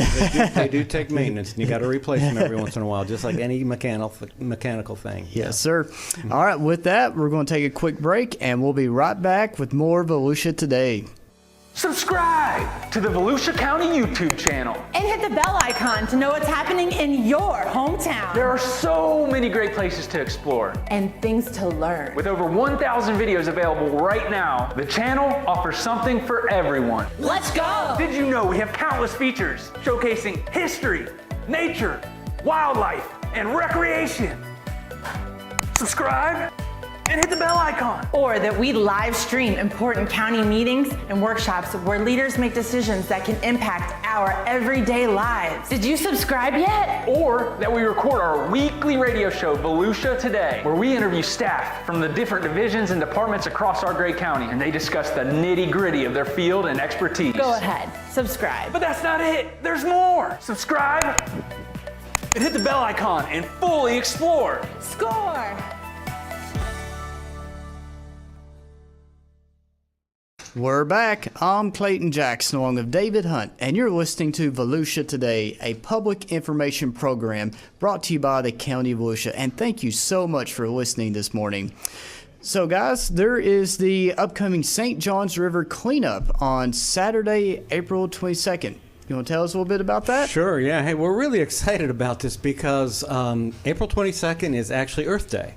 And we typically have the St. Johns River cleanup. It's an annual event. We're in our 27th year of doing this on Earth Day. And what we've done, Clay, we've done a little bit different. We contacted every county that borders us, Flagler, Brevard, Orange, and Seminole, and we asked them to participate as well. And then we got to thinking, we really don't associate much with the counties north of us, so we contacted the St. Johns River Keeper, which is a private organization that they collaborate to protect the entire river, and they've jumped on board, and they've gotten actually Ford Motor Company involved, and it's turned out to be a pretty big thing. So we're pretty excited. You can go to volusia.org/cleanup, and you can register there for our 9 sites here in Volusia County. And get out there and clean up. That's going to be my first year anniversary on Earth Day, April 22nd. Oh, I cool. was married on Earth Day. Just a little aside. We're running out of time. Congratulations. We're running out of time, but what's the message that you're going to leave the residents with? I think that the main thing is and Tom pointed it out, is everybody has an impact in using water. It's a shared resource. It's a shared responsibility. Locally, we're best suited to allow the Water Management District and DEP, as laws are set at the state level and regulatory requirements. We just have to adopt certain things that align. We have to work locally to develop plans that make sense, that are affordable or feasible. Well, great information. So, Tom, do you have anything in closing? I was just going to say, one term that we use with the National Estuary Program is that we're all part of the problem, and we can be part of the solution, each one of us. And so everybody just has to have a mindset to conserve, to protect, and make the environment the way you really want it to be, pure and pristine as possible. April's going to be a good month in Volusia County. A lot of things going on. It's Water Conservation Month, Springs Protection Month, and we've got the St. Johns River cleanup on the 22nd of April. Should be fair weather, and hopefully people will come out, enjoy the outdoors, conserve water, and for more information on that, you can go to volusia.org/conservation. We want to thank our guests, Tom and Mike, and we want to thank you for listening to Volusia Today, a public information radio program brought to you by the County of Volusia. I'm Clayton Jackson, along with David Hunt. Have a great day in Volusia County. If you have a comment about Volusia Today, or if there is a topic you would like to hear featured, please contact Volusia County Community Information at 1-866-345-0345.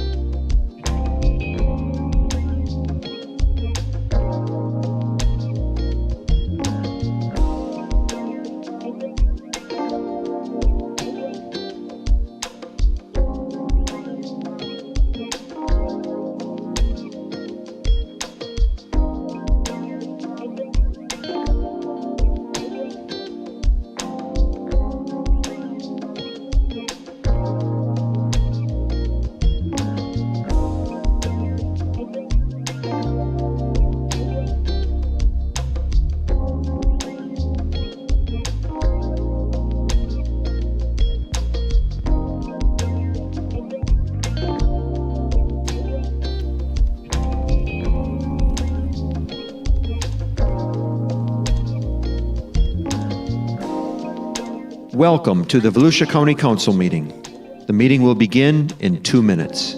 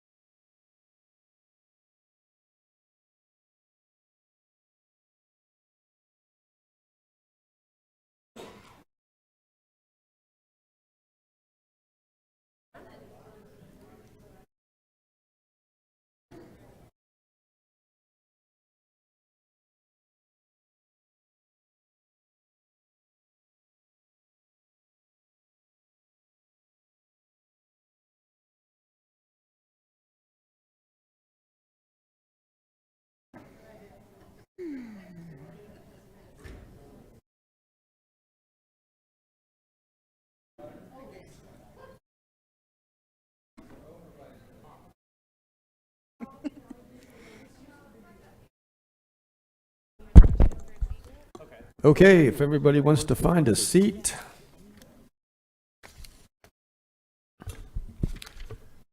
We will commence with item 10, discussion of Arizona's stupid motorist law and possible local application. Yeah. Yes, sir, Mr. Chair.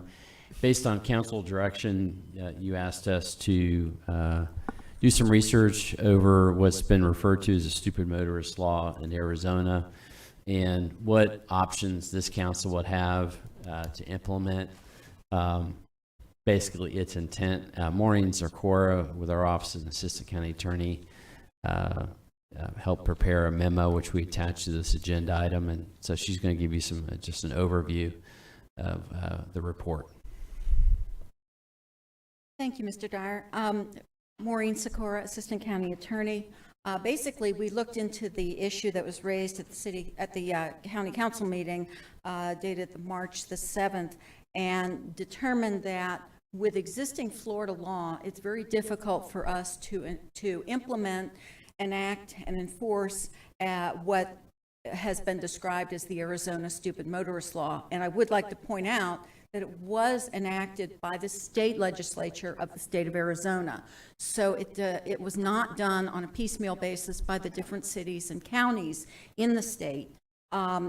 Based on the statutes and the case law that we found in the state of Florida, we've got a number of statutes that preempt our authority to enact traffic regulations, there are certain limited exceptions that we have that preempt our authority to determine the amounts of fines as well as the disposition of fines in the state of Florida, and that essentially preempt our ability to charge for most types of emergency responses in the state of Florida.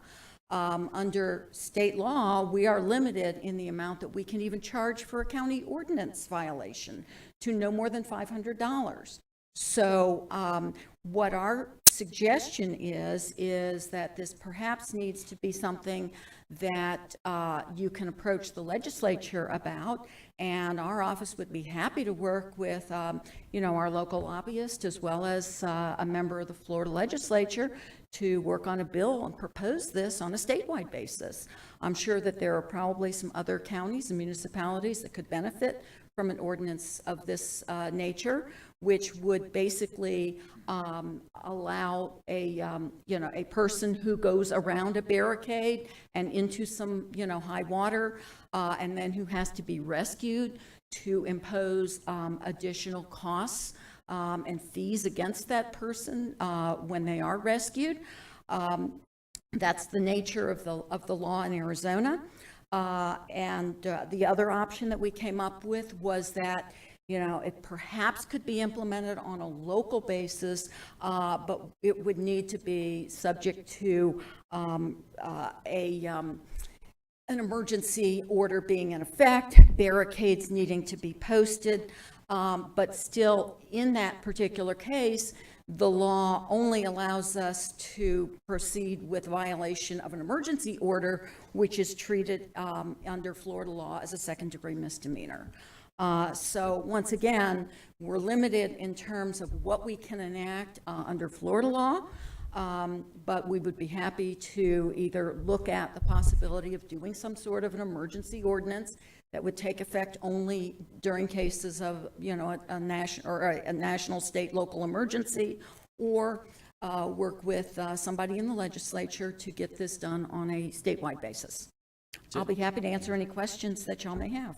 So you have in your current code now the ability to enact, you've anticipated that emergency ordinances could be addressed on certain subjects such as price gouging, curfews, and so on. So the option that Maureen had mentioned is this could be another available item that could be enacted if the emergency warranted it. If you would like us to do that, we can come back with an ordinance that would add that to your code. Thank you. Danny Robbins. Thanks, Chair. And thank you for your presentation.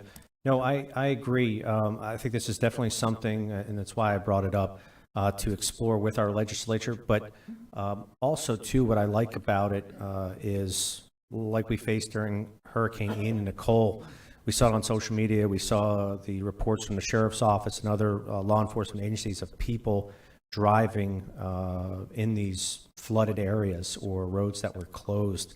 And ultimately, and how I look at this whole scenario is it deters people from doing it, just like a speeding sign. It's no different, or a stop sign.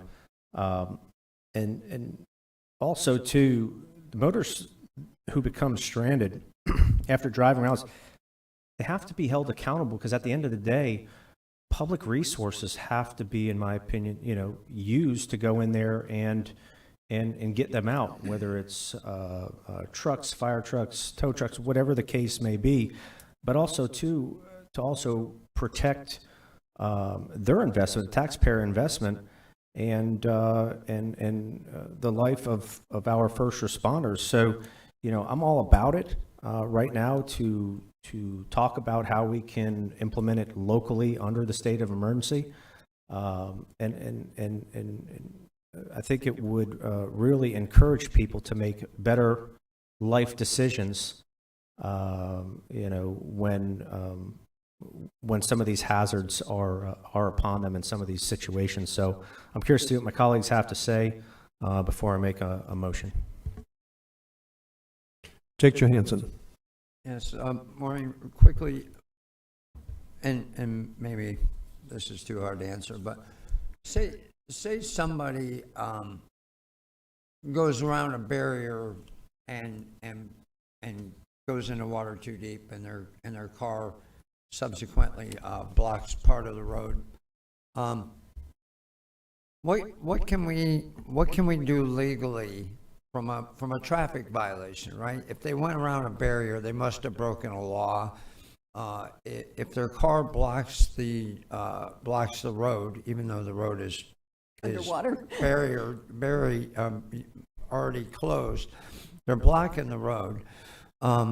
If they're with a child, then they might have done child endangerment. How aggressive can we be in the traffic violation and the other violations to let these people know that what they did is just utterly stupid and dangerous? Well, at the present time, based on the research that we've done, there's nothing in the traffic laws that addresses going around a barricade and getting stuck in water. The only statute that I was able to find that addressed barricades was going around a barricade for purposes of detour due to construction. So that would seem to fit, you know, if they're prohibited from going around a barricade that's posted for construction activity, that would seem to indicate that there might be room to amend that particular statute to prohibit going around a barricade when the road is closed for other reasons, such as, flooding. But once again, that's for the legislature to amend that traffic law. Right. So there's nothing currently that prohibits someone from going around a barricade and getting stuck in the water. As far as blocking a road, that would be up to law enforcement to ticket and or arrange for a towing company to tow the vehicle. We can recover costs of towing. The sheriff's office has contracts with towing companies. So if we need to get a tow truck in there to tow the vehicle, the towing company will of course hold the vehicle until the person comes and claims it, and then charge them for the cost of the towing and the storage. So that can be done at this time. I don't personally know what else the sheriff's office does in terms of citing traffic violations, perhaps blocking a road. But at this point, I think in the circumstances dealing with a road that's flooded, they're probably more interested in waiting until the water goes down and then towing the vehicles off of what was the flooded roadway, and and getting that road back opened again. Thank you. Matt Reinhardt. Thank you, Mr. Chairman. You had made mention of the barricade for construction purposes. Yes, sir. And does it say that specifically, or it just uses the word construction, or? It talks about going around a barricade for detour wall construction or Okay, so it repair doesn't activity. necessarily specify Doesn't- just for construction. Yeah. Okay, and then the other, you talked about the sheriff's department recuperating some of the costs if they have a list of tow truck drivers. We're talking about more than unincorporated parts of Volusia, I would assume. Because I know cities use different I did talk vendors to as well. the sheriff's office, firm that they do have contracts with towing companies. I didn't check with all of the municipalities. I would imagine they but would too. As former city attorney for the city of Port Orange, I know that the various cities do have, maybe not all of them, but most of them I would imagine they have do, yes, contracts with, because they need to get vehicles that are involved in accidents removed Gotcha. from roadways as well. Gotcha. So they probably have either a rotating list of tow trucks that they use, or maybe one or two that they have contracts with, and they alternate between the two. Or Okay. maybe they have them divided up according to different areas in the in the city or the county. An advantage to it being in state laws that it could be applied countywide. You might have a localized event that didn't warrant a state of emergency by the county. Let's say maybe you had a flooded road, and the statute Maureen's referring to talks about going around a barricade that's for construction or repair of the road. So that could be broadened. I got you. And if you were talking about just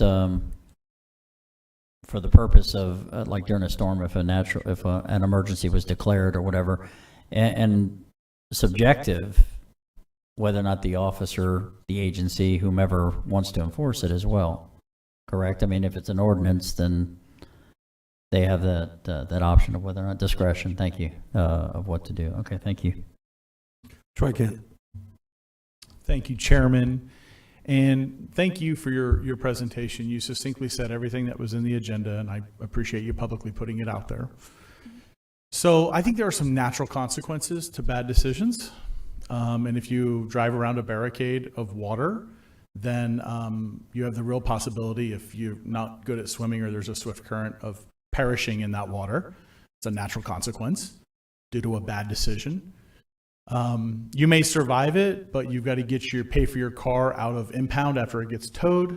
So there's another consequence for your bad decision. So I appreciate that this was brought up. I think I second it to have it brought up, because I told this elected body, anything you all want to talk about, if it's important to you, it's important to me. That being said, this has been on our agenda. I've not had one there's not a member of the public here to talk about it today. I've not had one member of the public reach out to me to tell me that they want me to charge ahead with the stupid motorist law. I don't like the name, first of all. I think it's a sensational name to get attention. I don't like that personally. Pun intended, I think it would be stupid to waste any more time on it because of state law.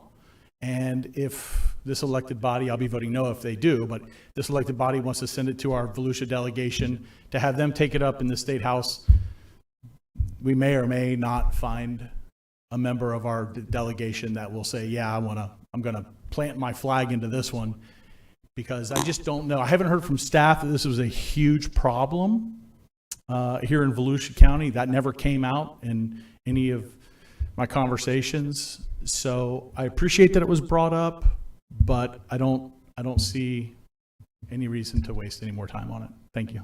Thank you. Don Dempsey. Yeah, don't we already have Florida Statute 316.074, which is failure to obey a traffic control device?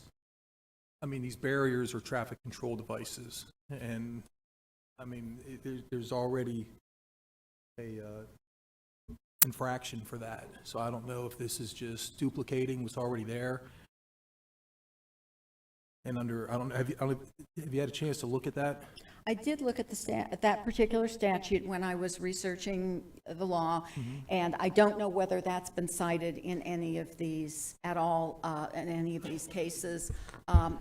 One thing I did learn when I talked to our public works folks that deal with the roads is that it's not always possible for them to even get out and barricade the road, because sometimes the water comes up so fast and there's so many roads that are impacted, they may not even have any time to get out there and actually do a barricade. Yeah. So it may just be someone driving into an area that they think is not that deep, and all of a sudden they get in the middle of it and find that the car is coming up to the water's coming up to the doors of the car.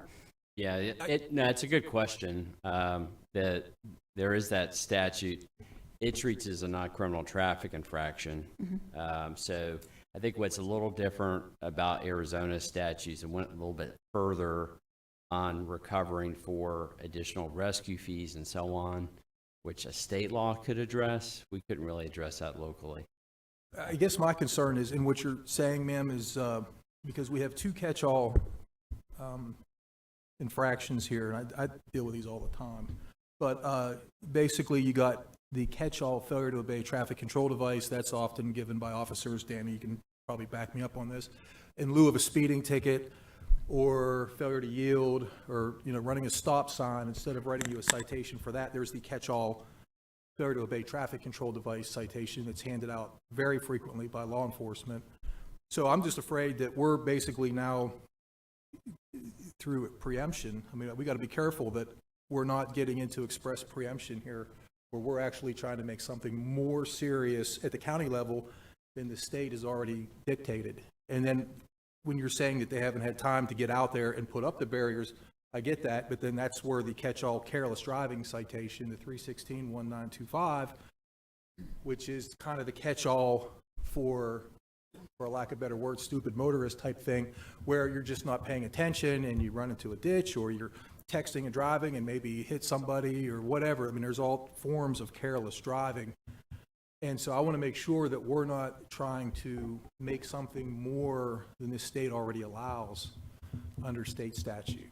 So are we sure that we're not going too far by Well- adding more sanctions than the state provides for. And that's the reason why, first of all, I've informed you that there are limitations in terms of what we can charge. You know, if someone is cited for a traffic violation, then the state has a uniform disposition of traffic infractions or traffic offenses, and that determines not only what can be charged, how much can be charged, but where that money goes. And there's all kinds of places where certain amounts go to the fine and forfeiture fund, and other amounts go to, you know, judicial facilities, and there's a whole range of things for where traffic offense amounts that are collected by the courts, where that money is actually spent. Very little of it comes back to the county or the city that issued the citation. So, you know, that was one reason why we were thinking that we would need to go to the legislature to get their approval if we were going to charge, you know, if we were going to create a new offense and then try and charge something that was not already authorized by Florida statutes. The other option, once again, was treating it as an emergency situation, a traffic offense during an emergency situation, going around a barricade. But once again, the limitation there is that the statute controls what the penalty is for violating an emergency order during a, you know, time of declared emergency. I guess my question is then, are we here today trying to create new law, or are we just asking to send a lobby group to Tallahassee to lobby for the state law to change, to add that as a remedy for local authorities to seek restitution for the amount of money that they had to spend to basically bail out this person? Those are, I think you have that that's an option for this council if you chose to pursue it. I just want to be careful we don't cross the line into the doctrine of lenity. I mean, like open container. My understanding is the open container law, walking around the streets here with an open container is a misdemeanor. But if you're driving in your car, because state statute decides what the penalty will be for driving with an open container in your car, that's an infraction. Mm-hmm. So driving in your car, you're okay. You're not. It's not a crime. Walking with an open container is a crime per Volusia County. So I would personally rather see us send a lobby group to Tallahassee to get what I think is the intent here today, is to try and make it a law or a remedy for local governments to get restitution for dumb decisions by drivers. Let's see what the intent of Danny Robbins brought it up, asked for it to be discussed, and Danny. This, thanks, Chair, and Don, I think you're on to a lot of good things. But through Hurricanes Ian and Nicole, from what I saw on social media every day, you know, we need our resources at the heart of the problem. If we have to take our resources off the beachside, for instance, they need to be there. Their focus was on beachside residents, and we have to go rescue people. A lot of these laws, and some of these laws that you see, just like a speeding sign or something, is a deterrent mentally. Hey, there is more of a repercussion here than just going around. It's going to make people think twice. And I think it has to be narrow in scope. If we do it, something like this at a local level, and my intent was during a state of emergency. Can we enact this during a state of emergency to keep our boots on the ground and our man force focused on the people that need it, not people that are making bad decisions? You play stupid games, you win stupid prizes. So, you know, I want our people to be focused on the people that need it, not people making bad decisions with mommy and daddy's four-wheel drive truck that they think they can get across the Taylor Road, Spruce Creek overflow there.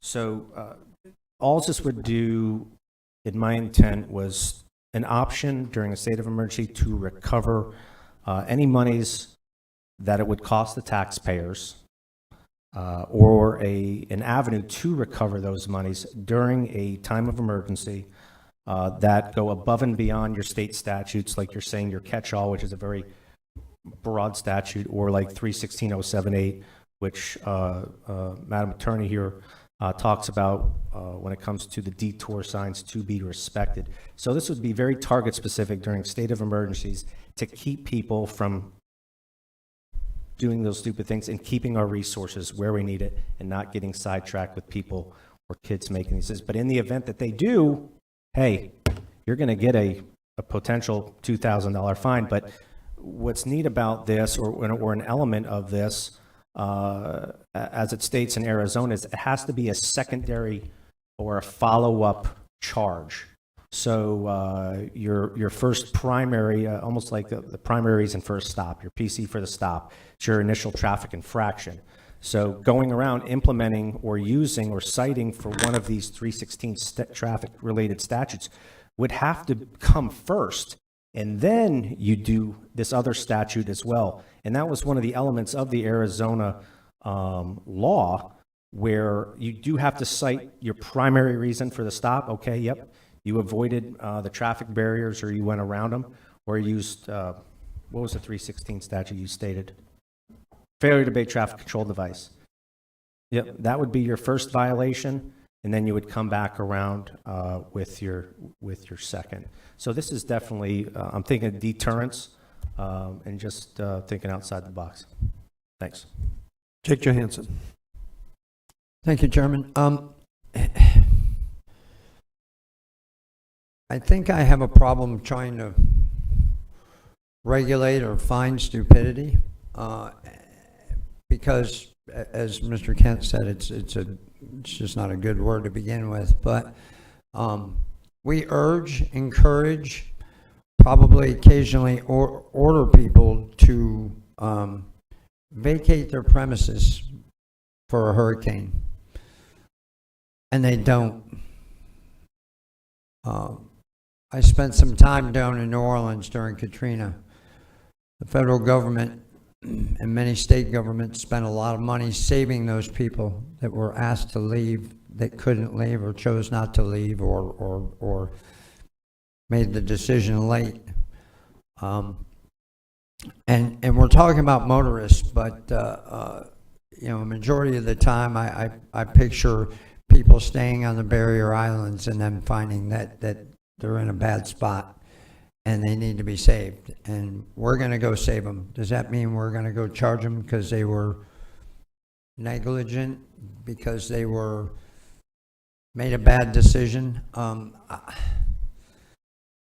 don't know. I like the idea of it, because I don't want the people that Councilman Robbins is talking about freewheeling, having fun, and messing up the place, delaying or otherwise impeding the emergency operations of our municipal services. But on the other hand, I'm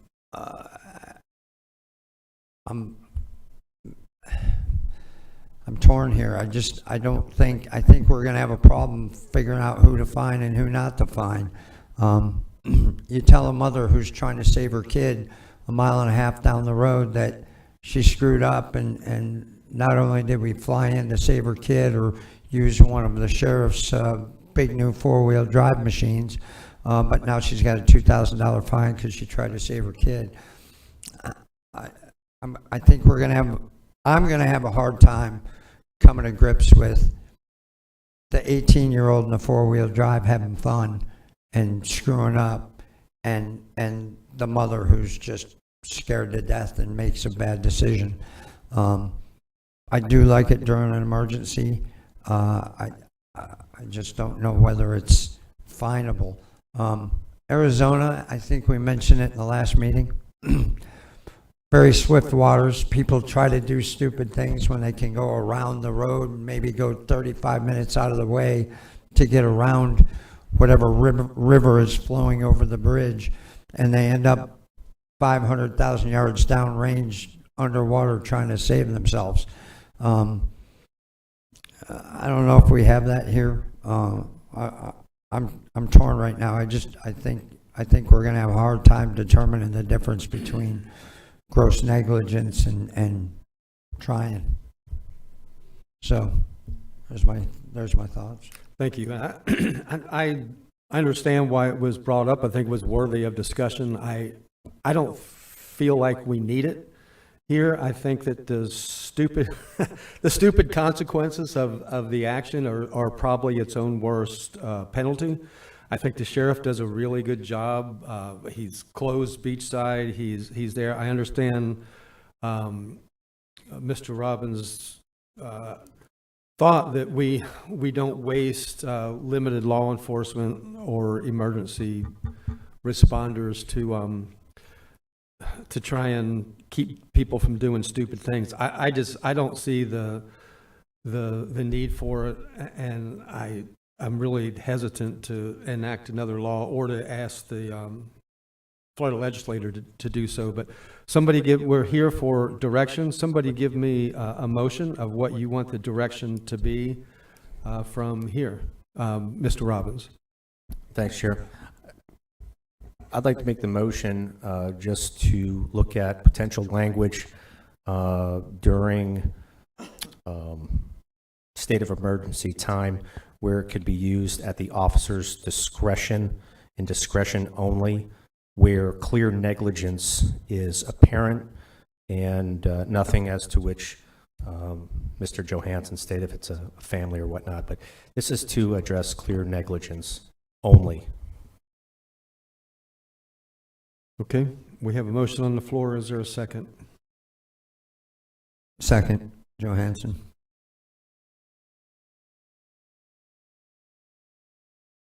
Okay, when you say we need to vote on this, we have a motion to look at language for using this under emergencies at the officer's discretion.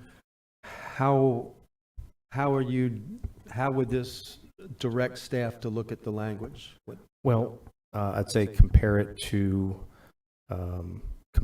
actually the Arizona language and tailor it to our likings and to the likings of this body.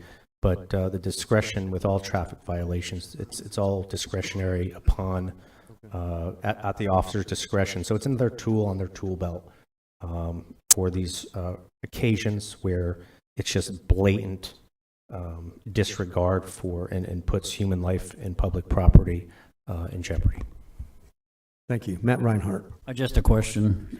This is just to identify the language, not so much enacting the ordinance, or and if so, is this for an ordinance or for the legislation to look at? This is for our ordinance, correct? Okay, thank you. Michael Dyer. Yes, sir. If the motion would pass, as I understand, we would need to come back to you with draft language. And just to remind you for the record, under whether it's the emergency powers that you have under Chapter 252 or traffic laws, you still cannot go above what is specified in the statute as far as any type of cost recovery or, additional fines, surcharges, or anything like that. Okay, thank you. Don Dempsey? Yeah, one last comment. If you look at 784.05, there's already a statute called culpable negligence. And that statute says that whoever through culpable negligence exposes another person to personal injury commits a misdemeanor of the second degree. And my understanding is once you have a misdemeanor, then the victim, albeit the state or whoever, is entitled to restitution under, I believe, the statute 7750889. So we're not basically reinventing the wheel. My concern is that we're going to create a law that either attempts to preempt an existing state traffic infraction, which there's a doctrine of lenity, where if two, and correct me if I'm wrong, Mike, I'm not trying to do a dissertation. I just don't want to buy us into a lawsuit, because I really think that we're pretty well covered. I mean, if it's gross negligence, and that's what we don't want to have happen during these emergency things, then I think that statute already covers it, and we're already entitled to restitution under 784.05 subparen 1, when culpable negligence is just really gross negligence. So if you're going to drive into water during a hurricane and all that stuff, and you're creating a situation that's going to endanger the safety of a first responder, I think that's already addressed through the existing state statute, and I think that provides for restitution. So I don't know. I'm really scared that we're going to create a new law that's going to get thrown out. What we can do, because I'm hearing this for the first time too, if the motion passes, we'll have to return to you with more information. I will make sure we look at all of that. If we have a concern about going forward, we will certainly share that with you. You're not, if this motion passes, you would not be adopting anything. We'd have to come back. And I appreciate you pointing those things out. We'll I mean, I'm all in favor of what Danny's trying to do. I mean, I wouldn't want to duplicate things either. I just don't know if this would apply in like a traffic citation or like a 707A, you know what I mean? Yeah, I don't think traffic citations allow for restitution. They, for the most part, they don't. Correct. I mean, that's why I've been, kind of cautioning you as far as the uniform traffic law. With a few limited exceptions, we're preempted from doing anything on a traffic law standpoint. Right. We're trying to shoehorn in on emergency powers, but even that, the violation there is a misdemeanor. And so from those perspectives, as far as trying to get any kind of restitution or anything, we have some limitations. So maybe we could ask the sheriff to pursue these situations with criminal charges of culpable negligence and ask the state attorney to pursue those cases and get the restitution. Don, what is our threshold? Is it would it be 500 or 2,000? What's our limit for this? Our threshold for a county ordinance violation is a maximum of $500 unless we are required to adopt an ordinance to implement some state law, for example, water quality or air quality regulations, and then we have the ability to go up to $2,000. But in looking at what the Arizona legislature has done, there's no way that I can say that doing this type of an ordinance or enacting this kind of an ordinance is implementing any state law. So we are limited in terms of the $500 for, and or 90 days in jail, I think it is, or 60 days in jail for violation of county ordinances. But I don't think there's a limit under the state statute. So even though it's a misdemeanor, I think I'm curious to see to get clarity on this. I think it may be a little confusing, but okay, thanks. Okay, then the vote is to send this back to staff, to bring it back to another meeting and clarify language, give us direction. Carissa, would you call the roll, please? Mr. Kent, No. Mr. Reinhardt, Yes. Mr. Robbins, Yes. Mr. Dempsey, Yes. Mr. Johansson, Yes. Mr. Brower. No, but the motion passes 4-2. 4 yeses to 2 noes. So staff will bring it back to us. Thank you very much for your time and presentation. Thank you. Item 11, alcohol, drug, and mental health funding continued. We dealt with this and approved some funding, and we left some for also for more information. And Donna Butler. Good afternoon, Donna Butler, Community Services Director. So I won't go back over what we discussed before, but we have here before you the 4 agencies listed that you already approved the request for, and then the 3 agencies that you asked for us to bring back more information for, which we have done for you. It's within your agenda item and this presentation. So you'll see here the services that Mr. and Ms. Mentoring provide, and they serve are proposing to serve approximately 75 youth. Outreach Community Care Network, they provide mental health, substance abuse, psychiatric, etc. care. Again, 75 individuals will be served. And then the Coalition for the Homeless are proposing to serve 96 separate individuals, providing them care with mental illness and substance abuse disorders. So there are 3 requests that are pending at the amount that they requested, total $141,825.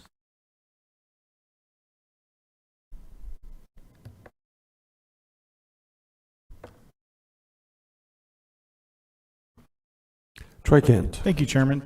Any of the money we're giving, is this going towards any of the salaries of these organizations? I'm sure that they do pay for staff to work on these programs. Yep. Could you read out the salaries of the CEOs of each of these organizations? Of these three or Yes. all of them? I requested an email with this information. It was sent to me. I Right. don't have it right in front of me at the time, but I'm hoping you do. So Ms. Mentoring is $80,000. Outreach Community Care Network, $124,583. Volusia Flagler County Coalition for the Homeless is $87,000. Children's Home Society is $266,137,000. House Next Door, $78,700. SMA Healthcare, $184,921. Thank you very much. Just thought it should be put out in the open. Part of the record. Part of the record, yeah. By the way, I'm a no gentleman. Okay. Yeah, Jake Johansson. Yes, sir, thank you. Was that the CEO's wage, or is that all paid employees? That's the CEO. That Thank was you. what was the information requested.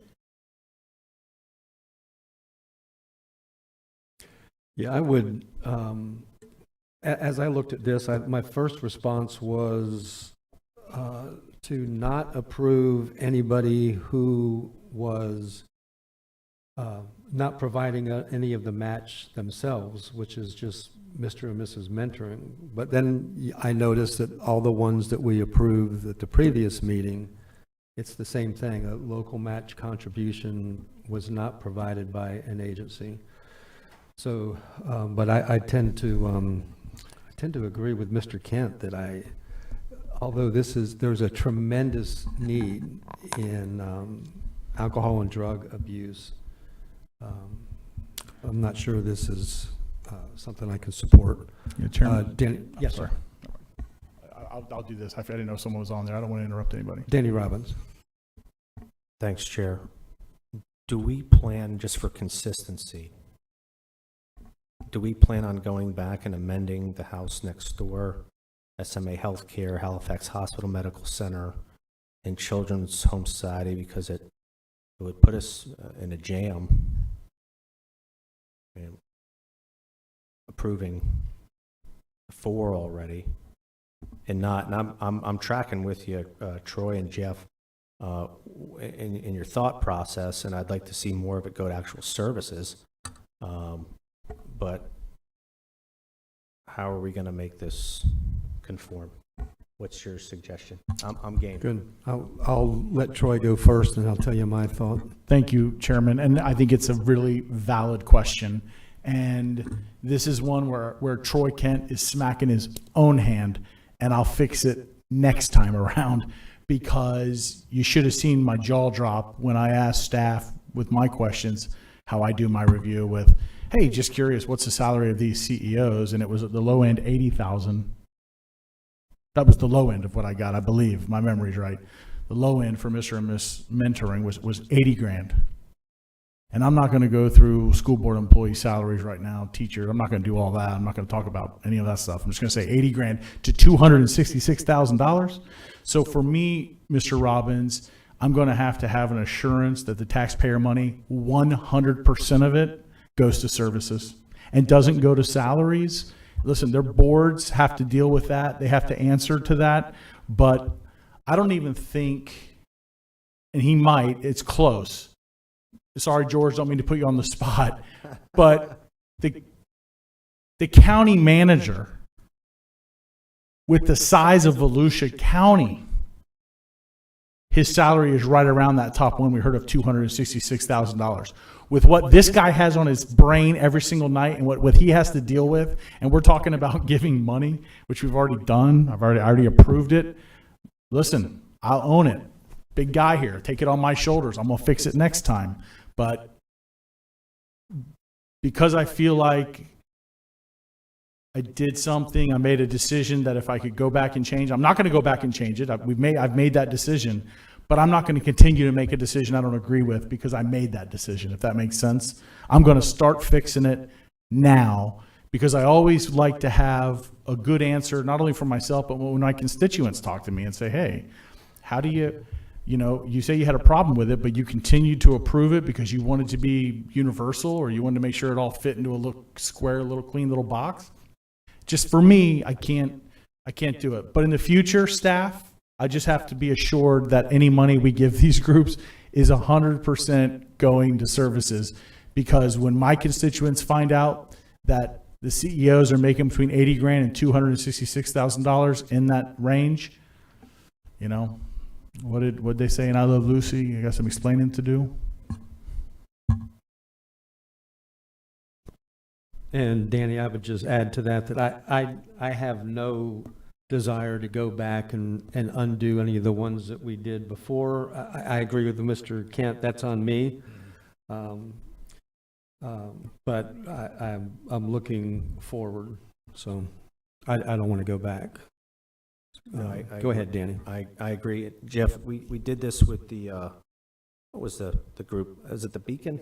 Remember, we had sent it back, and there was conferences and dinners, and we were able to tighten it up. But no, I think we're heading in a good direction, and it shows the people that we're actually getting services, and it's not going towards upper echelon salaries when that could be found in other areas. But that's it.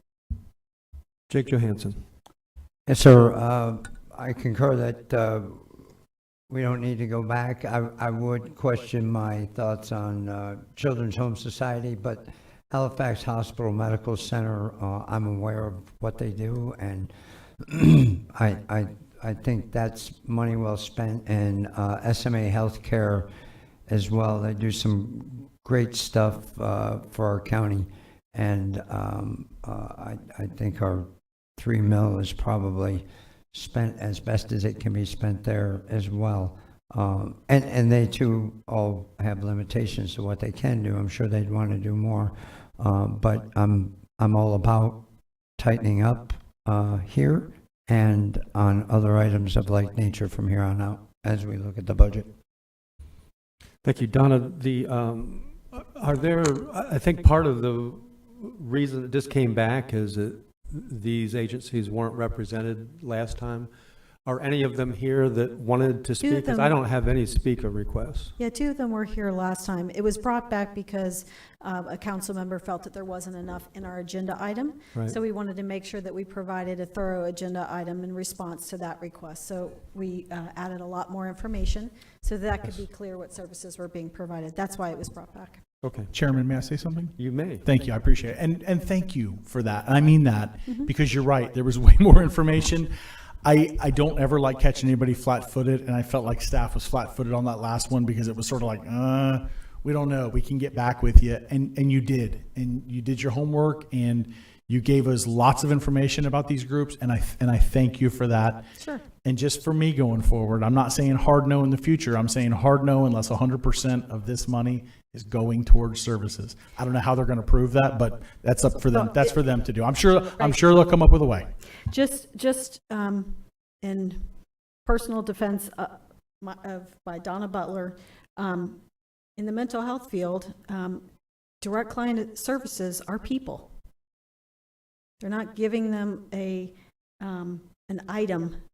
They are providing counseling, which has to be paid for in some way. So that's what their request is for the counseling and the mental health therapy and so forth to be provided by individuals. So those salaries are being paid for. That is the primary use of these funds, is for folks to do the services that are outlined in here. So I just want to be clear on that.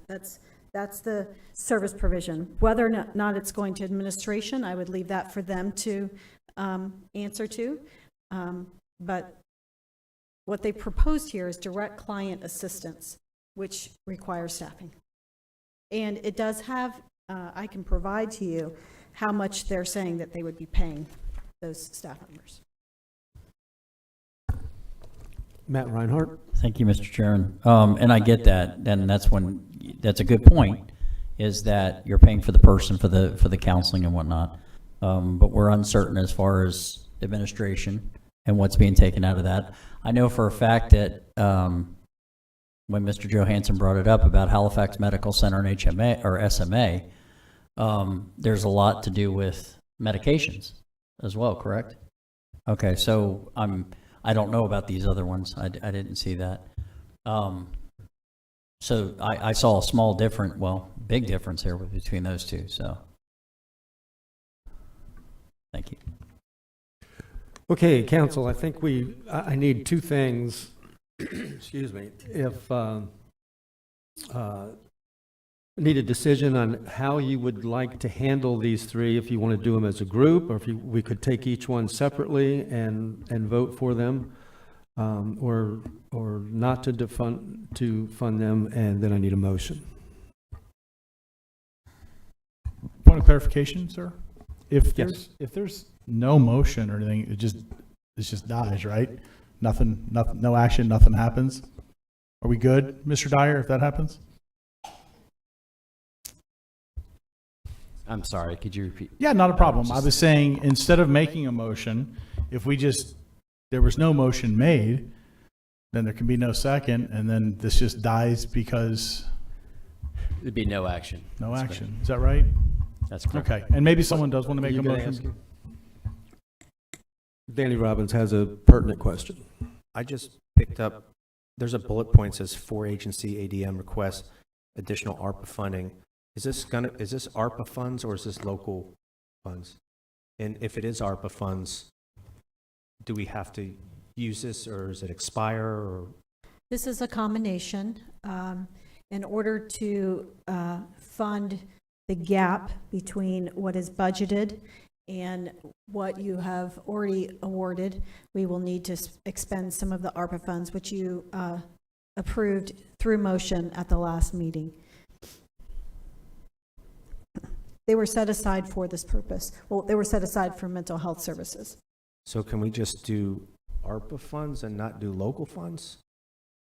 There are a lot of matching concerns when used. In this scenario, we've had to go to the agencies in advance because they have to be able to provide a local match. Come on down, right? I just didn't want to. There's certain match. We can go to them and ask them if they're willing to accept the ARPA dollars, but it is a much different source of funds and there are different requirements. They cannot use these funds to match the other. They will have to provide local funds. Right now we have all of the funds that are coming from ARPA going to SMA because they have flexibility. It's going to be very hard on the other agencies to do that.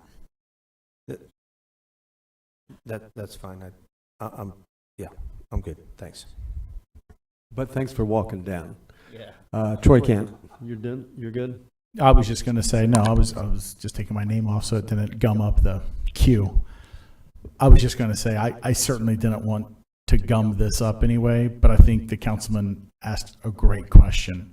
And I don't know that this elected body has ever, and I say this elected body meaning in these council chambers, not this group of 6 men here today, but I don't know that this question has been asked or brought up. I think it's normally just a routine, yep, we're just going to go ahead and do this and we're going to give it to you. But we have 7 gentlemen, 6 here today, who are sharp with their pencils, are sharp with the tax dollars, and who want to make sure that the impact is felt the broadest way it can. And, you know, like I said, I'm not a definite no forever. I'm a no until I get some assurances on where the money's spent. But now the ARPA funnies and stuff, ARPA money has gummed it up a little bit, but I still need, for me, I need those assurances. Jake Johansson. Yes, I'd like to put out to Donna and I guess the public that we mentioned it last time. If you see people here during the consent agenda, they all come for the consent agenda, even though there are items on consent, they come here. And when the consent gets approved, they leave because they're concerned about their item. If you're concerned about your item, and if you have an item on the county council agenda, you ought to be concerned about it, even if it's a no-brainer. And the other thing that was discussed back, I think, in March was I had mentioned that when I was in the Navy, we had the combined federal campaign, and it listed the percentage of admin per nonprofit. I think that ought to be a given on every nonprofit that asks for money. Not only your nonprofits, but everyone ought to say, and 0.02% is used for administration, just so we know that the money is going where we want it to go. I just want to clarify, they may not have put speaker cards in, but the agencies are here. They're present. So if you have questions for them, they're here, ready to respond. All three of them. Yes, sir. Okay. Why don't, if you came, why don't we hear Mr. and Mrs. Mentoring, somebody, a representative?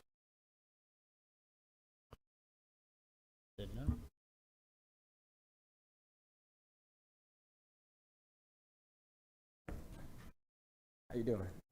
Good. I have before everybody starts speaking from each organization, once you're finished, can you please come this way so we can make sure to get your name and position correct for the record? Are you going to time him? Just for, I will try and be generous, but sometimes it's helpful just to see the clock. But go ahead and tell us what. Normally we allow 3 minutes. This is a little bit different, okay. So you're welcome here. We want to hear from you, so go ahead. Okay, so I did want to address as far as the salaries and those kind of things. So normally for I'm a smaller non-for-profit, so I'm nowhere near. One moment. They're not sure who you're representing. Who you're with. Okay.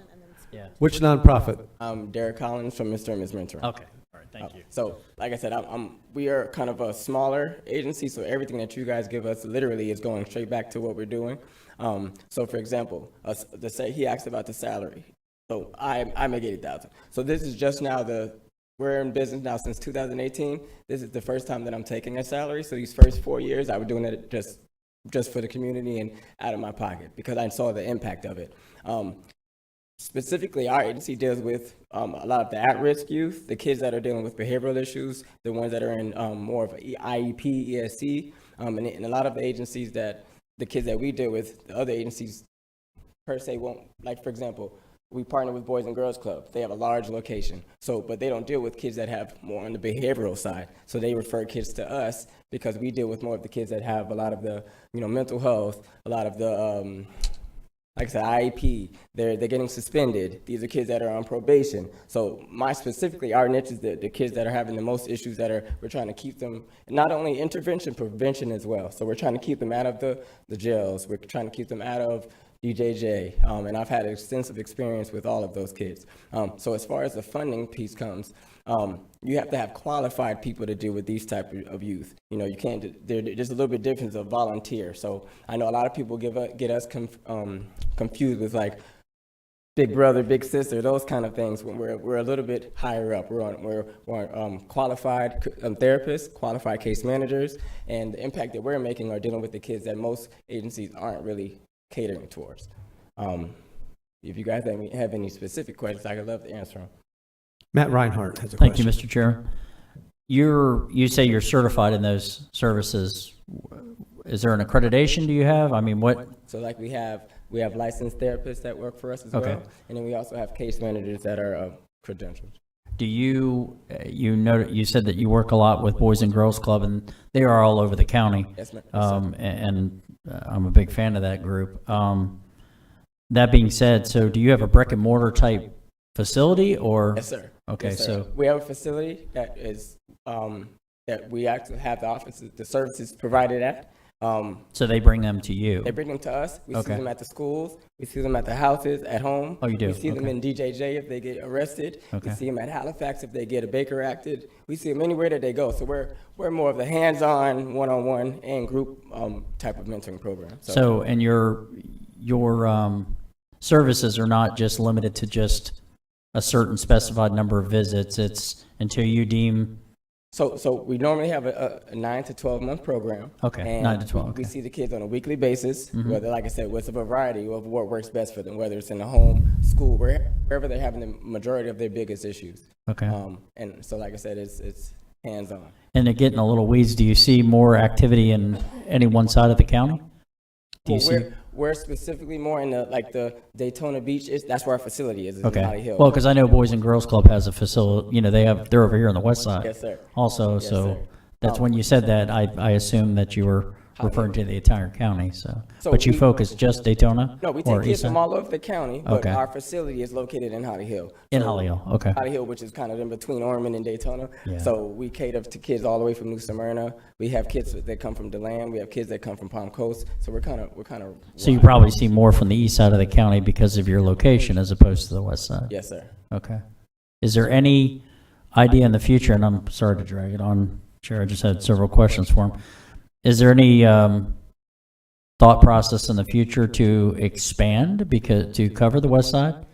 Yeah, like I said, so yeah. those salaries are, like, for example, she said that we cover over up to 75 kids, but that ranges because sometimes I want the case managers or therapists to have a caseload that they can really manage to where they're not being filled up with so many kids that they can't really give them the support that they need. Okay. So that's why we're at that 75 to 100 range. But with salaries like this, the more money we're able to get, the more people we're able to hire because the demand Okay. for the kids are there.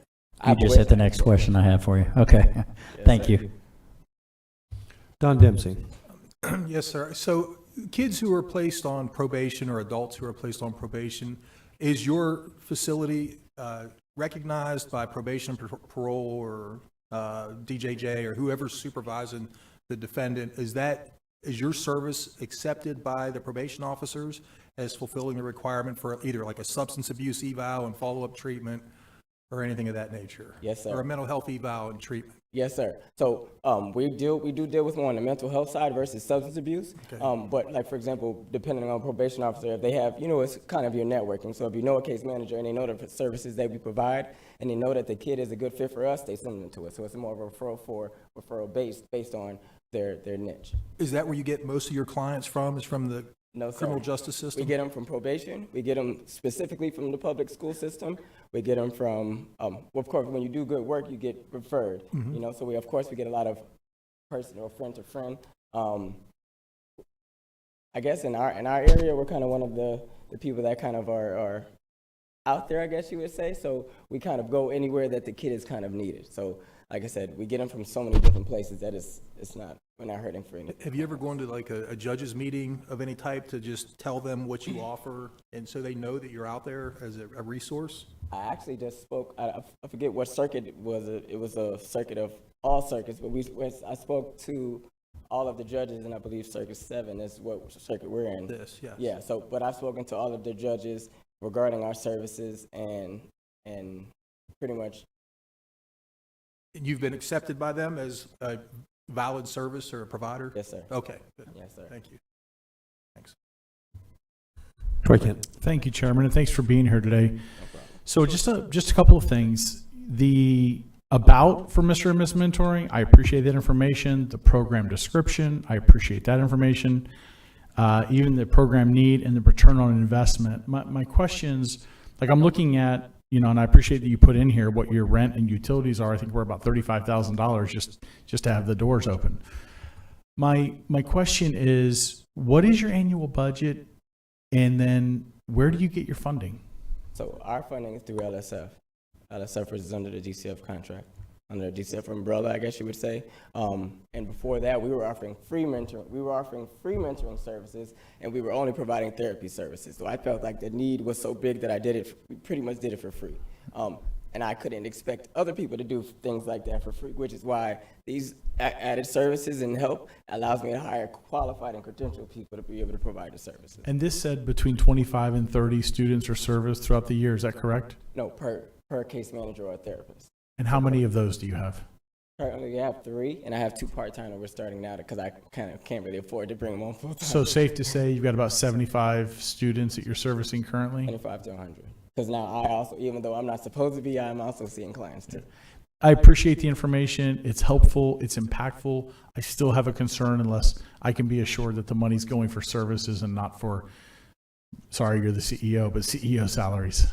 For sure. And to answer your question, so for example, a normal therapy session, Medicaid pays $73.33. I believe to the contract we have LSF is like $91. So, for outpatient, yes.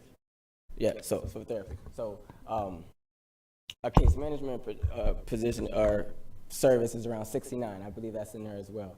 So, like for example, the money that you guys are giving, it doesn't really cover even the money that we're asking for barely covers almost the salary for one of my case managers. And the reason why their case managers is a little bit higher is because I worked for all of the agencies, a lot of agencies around here before, and the turnover rate is so high that the next person at that lower level or base level, I guess you would say, they're always looking for that next highest pay to leave. Right. You know? So did you say DCF was funding you? Is that where you were getting your money? Was Yeah, DCF? LSF which is under DCF. LSF, under DCF. So, are there any other government agencies that are giving you all any funding at all? City of Holly Hill, City of Ormond Beach, Daytona Beach, anything like that? Daytona Beach definitely. I won't say funding. They give us they sponsor certain events and stuff like that, but that's not funding to me. Sure. Because funding won't allow that won't keep the doors open. Sure. I don't know if Career Source is considered a government agency, but we also get funding from Career Source as well. From Career Source? Yeah, I just met with her and asked her salary as well, but it's for another discussion. Thank you. No problem. Thank you. I think you answered the question I had. He had asked about your funding. Did you also mention Medicaid? So Medicaid, that's where I have another business which is more strictly therapy, and that was really what was covering all of the costs before, like he was saying, that's rent. So before that, my other agency, Stress and Anxiety Center, was pretty much covering that. Now that we have funding on the mentoring side, mentoring is not just based off of that. Okay. And then if you get kids that come through the court system, does that come with funding? No. No. How does that work? They basically they refer the client to us, and whether if the client has insurance, the insurance will pay for it, and if they don't have insurance, stuff like the agency money that we get covers it. So basically, it'll be free service. Good, thank you. Last question, and this may sound harsh, but keep in mind that as I look at everybody else that we've already approved that are asking for much bigger dollars, there is not a single dollar in their own match funds. You're not including any of your own match funds. I'm just curious as to why and what you might do to raise your own funds. So currently how we raise our funds is, we partner with local businesses that see the vision of what we're doing. And a lot of people don't really want to pay for mentoring services, I guess you would per se. So our services is more under the case management and mental health umbrella. With the mentoring that I was doing, people weren't paying for that. I don't know what it is, but because like I said, I think they compare us to like a big brother, big sister, where we're just spending time with them. And that's not the case.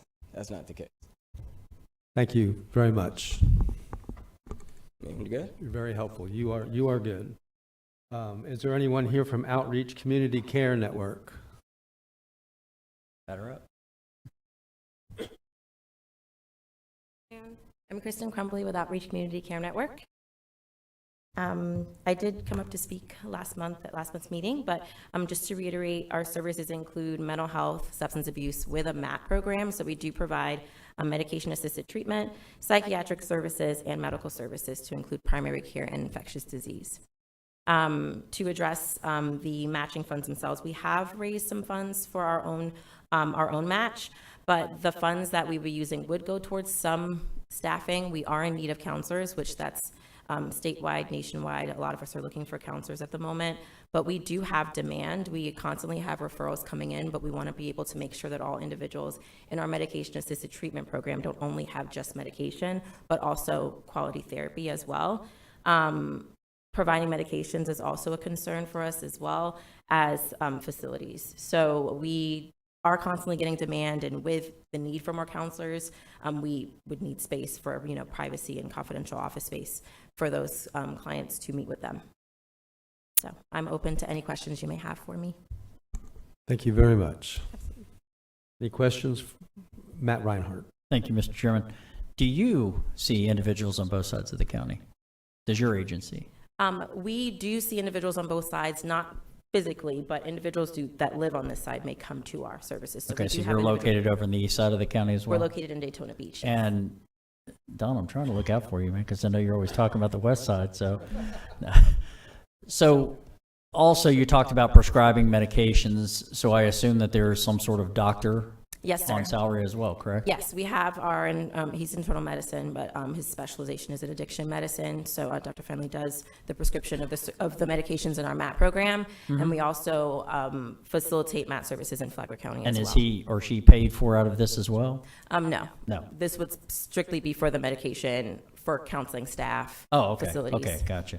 So how do you obtain those dollars for that? So this would just be matching funds Matching for funds, our, okay. we are also funded by LSF Health Systems. LSF, okay, all right. Thank you. Of course. Any other questions? Nope, I think you did well. Thank you. Thank you for being here twice. Of course. And Volusia Flagler Coalition for the Homeless.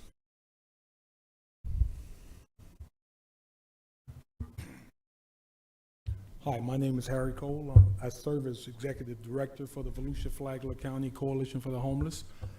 This is Selinka McIntosh. She's the Director of Operations there. Just real quick, our organization has been around for 23 years. I can assure you that of the $50,755 that we are requesting, zero of those dollars are coming to pay my salary. It will go to all program staff. We want to use 25% of that for a match for our PATH program. And we raised the other portion of that. So with that said, real quick, and I'm sure you got this in your package, the Volusia Flagler County Coalition for the Homeless is the lead agency for homeless management information systems, as well as the collaborative applicant for COC 504, as well as the lead agency for PANF, Challenge, and ESG, Emergency Solutions Grant. I saw, good afternoon. I saw Councilman Reinhardt just joke, like, what is PATH? And I was reading it as you were saying it, so I guess I skipped over that part. I apologize. That's okay, that's okay. This is a project, a grant that came through LSF, as my colleagues just mentioned, and it's also funded through DCF. But PATH stands for Projects for Assistance in Transition from Homelessness Grant, and it's particularly for persons that are having severe and persistent mental health issues, in addition to co-occurring substance use issues. So we're dealing with persons that are homeless. They have to be 18 years and older and have that severe mental health issue and co-occurring substance use. And those monies will go primarily, as my supervisor just mentioned, is match. And it will help with the incidentals, such as housing, finding housing. And we know that housing is a major issue, and we have low stock of affordable housing. And our reach for that program, for this program, are people who are literally hungry, homeless, as well as individuals who are chronically homeless. Chronically homeless is defined as someone who has been homeless for 12 consecutive months, or they've had 3 episodes of homelessness in the last, 4 episodes of homelessness in the last 4 years. Okay, thank you. Questions for you, Troy Kent. Thank you, Chairman. So with your organization, we're getting warm, and I thank you. I thank you for that. So I heard 25% for the match. So is that 25% of the $50,000 you're requesting from us? So like $12,500? Is that what I'm hearing? So 25% would go towards this grant match? No, that's incorrect, sir.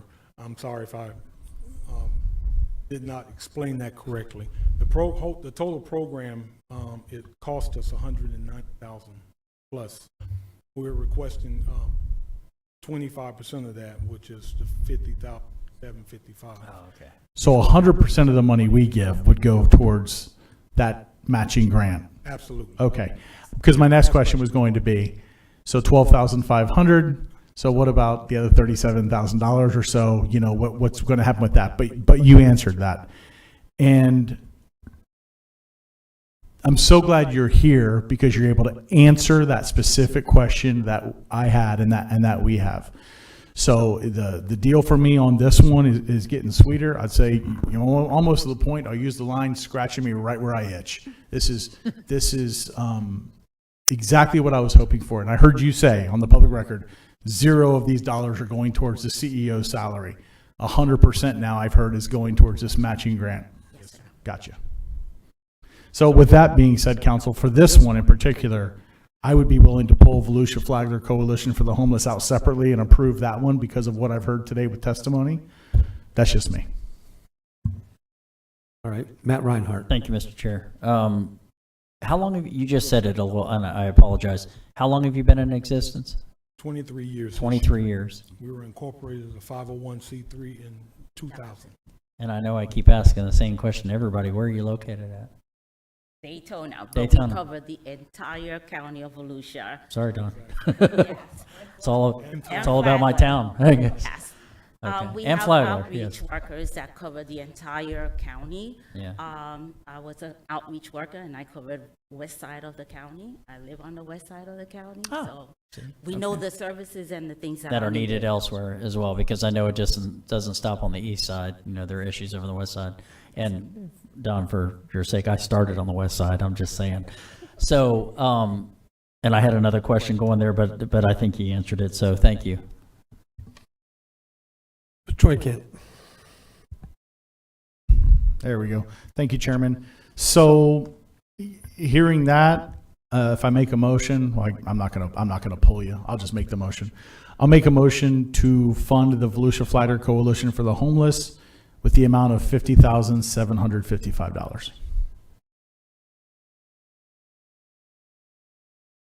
Second, Johansson. We have a motion on the floor to fund the Volusia Coalition for the Homeless at $50,755. Second was by Johansson. I'm getting there. It was by Jake Johansson. And this is just for this one agency. Right now, we're voting on them. Any other discussion about this agency? Okay, Carissa, would you call the roll, please, for this vote? Mr. Kent, Yes. Mr. Reinhardt, Yes. Mr. Robbins, Yes. Mr. Dempsey, Yes. Mr. Johansson, Yes. Mr. Brower. Yes. 6-0. Where'd he go? Oh, there he is. Okay. Thank you. Let's go right down the line, and if somebody would like to make a motion on Mr. and Mrs. Mentoring, I keep losing it.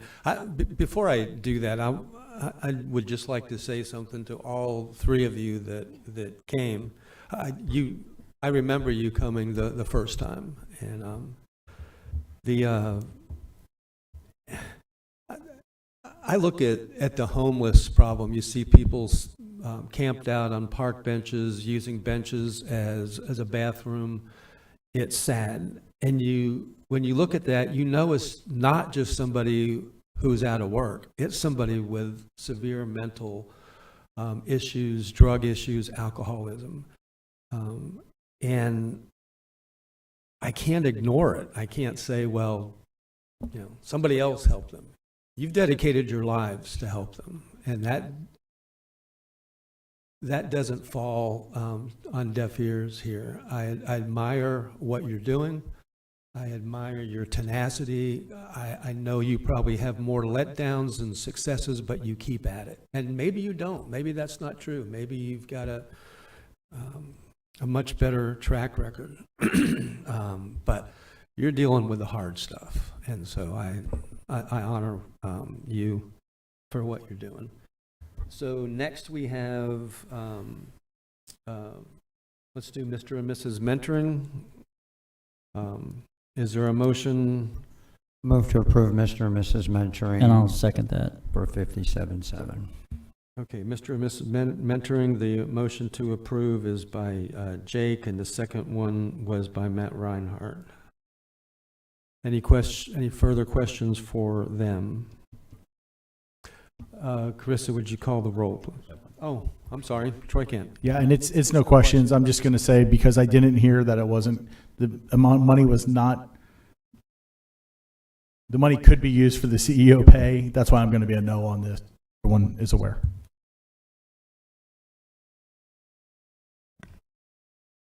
None of this money will be going towards me. If anything, I'll make sure that my staff get paid way before me. But like I said, the services are the main thing. So for example, the events that we throw, that doesn't come out of LSF kind of stuff. That's just funding that we raised on our own. I know I might have, you asked me, you guys, that's about the match fund, right?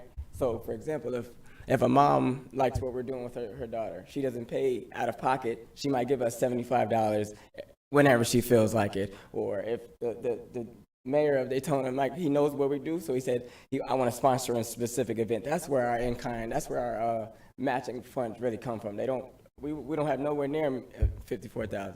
And then the match was only required because of LSF, not that we were asking for. I appreciate you getting up and saying that, because I didn't hear that until right now. And that's important, and it's impactful, not because I don't want to help Mr. and Miss Mentoring. I do. But these are tax dollars, and I'm responsible to my constituents that put me in this rented chair to respond to every dollar that I approve. So I appreciate you coming up on the public record and saying that this money is not going towards the CEO salary, none of it. That's what I heard, right? And I mean, is that what you said? Yes. Okay. And, you know, I understand people are part of the services. But for me, with this money, and maybe it's a hang up for me because the CEO is part of the services. You know, it's the brains behind the muscle of everything that happens. But I've shared enough where my concerns were. Thank you for getting up and sharing that. Jake Johansson. Thank you, sir. The reason I'll be making a motion for each one of these is, you know, I think, and we talked about it before, that the Lutheran Services has already kind of vetted these people, as Donna mentioned, and we're further vetting them and putting them up here on the stand, kind of. But by virtue of them saying this is how much money we're going to give you, it put the onus upon them to come up with, in this case, Mr. and Mrs. Mentoring has to come up with $54,700 and change. That I'm not saying they don't need it. They're gonna spread the wealth and make that money work. I do have the same concern that all of council has, that we want to make sure our money is being spent wisely. And I do appreciate you all coming up and talking to us about how it's going to be spent. I think the calculation is kind of interesting, but again, I want the nonprofits to understand that we might be the easy way to get all 54 grand, but there's a couple different ways to get that 54 grand. I don't know if you can count your in-kind as a financial part of that to come up with that calculation for the Lutheran Services, but I encourage you, we all encourage you, as you can understand from our conversation, to not just come to the county for the entire match to make your Lutheran Services funds maximize. You got private funds, and you can account for your in-kind as you're able to, but in the future, whether you get it or not this time, I suggest that you say, you know, just Mr. Kent's asking for it all day long. How much is coming from here? How much is coming there? What percentage are you asking for us? What are you getting from Lutheran Services, and what are you going to do with it? It's very important that you articulate that. We do have a package. We also have 17 items, and sometimes your stuff gets lost, but when somebody talks at that microphone and explains it and articulates it, it makes it easy. So I appreciate your time, and I think we have a motion. We have a motion to approve Mr. and Mrs. Mentoring See any other comments? So Krista, once again, call the roll. Mr. Kent, Yes. Mr. Reinhardt, That's a yes. Mr. Robbins, Yes. Mr. Dempsey, Yes. Mr. Johansson, Yes. Mr. Brower. Yes.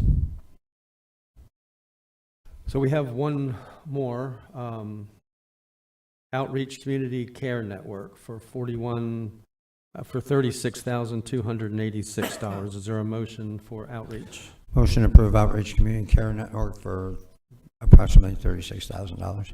I'll second that. Motion by Jake Johansson, second by Matt Reinhardt to approve the funds for Outreach Community Care. Troy Kent. Yes, Chairman, and this is one that, unless I hear differently, I'm going to be a no unless I hear that 100% of these funds aren't going towards the CEO salary. I've heard it from the other two, I just haven't heard it from this one. For the record, I'd like to state that this will not be going towards the CEO salary. It will be going towards our medication funding, counselors, and facilities. Thank you. Krista, would you call the roll for Outreach Community Care? Mr. Kent, Yes. Mr. Reinhardt, Yes. Mr. Robbins. Was that a yes? Yes. Mr. Santiago, Who's this? Good. He's off planet. Mr. Dempsey, Yes. Mr. Johansson, Yes. Mr. Brower. Yes. Do you see what just happened? You guys just and women just changed the whole room. Because you were here and because you spoke up and you told us exactly how it was going to be spent. Thank you. And because you're doing the hard stuff, and you deserve our respect and honor, so go out there and change the world. Thank you for coming in.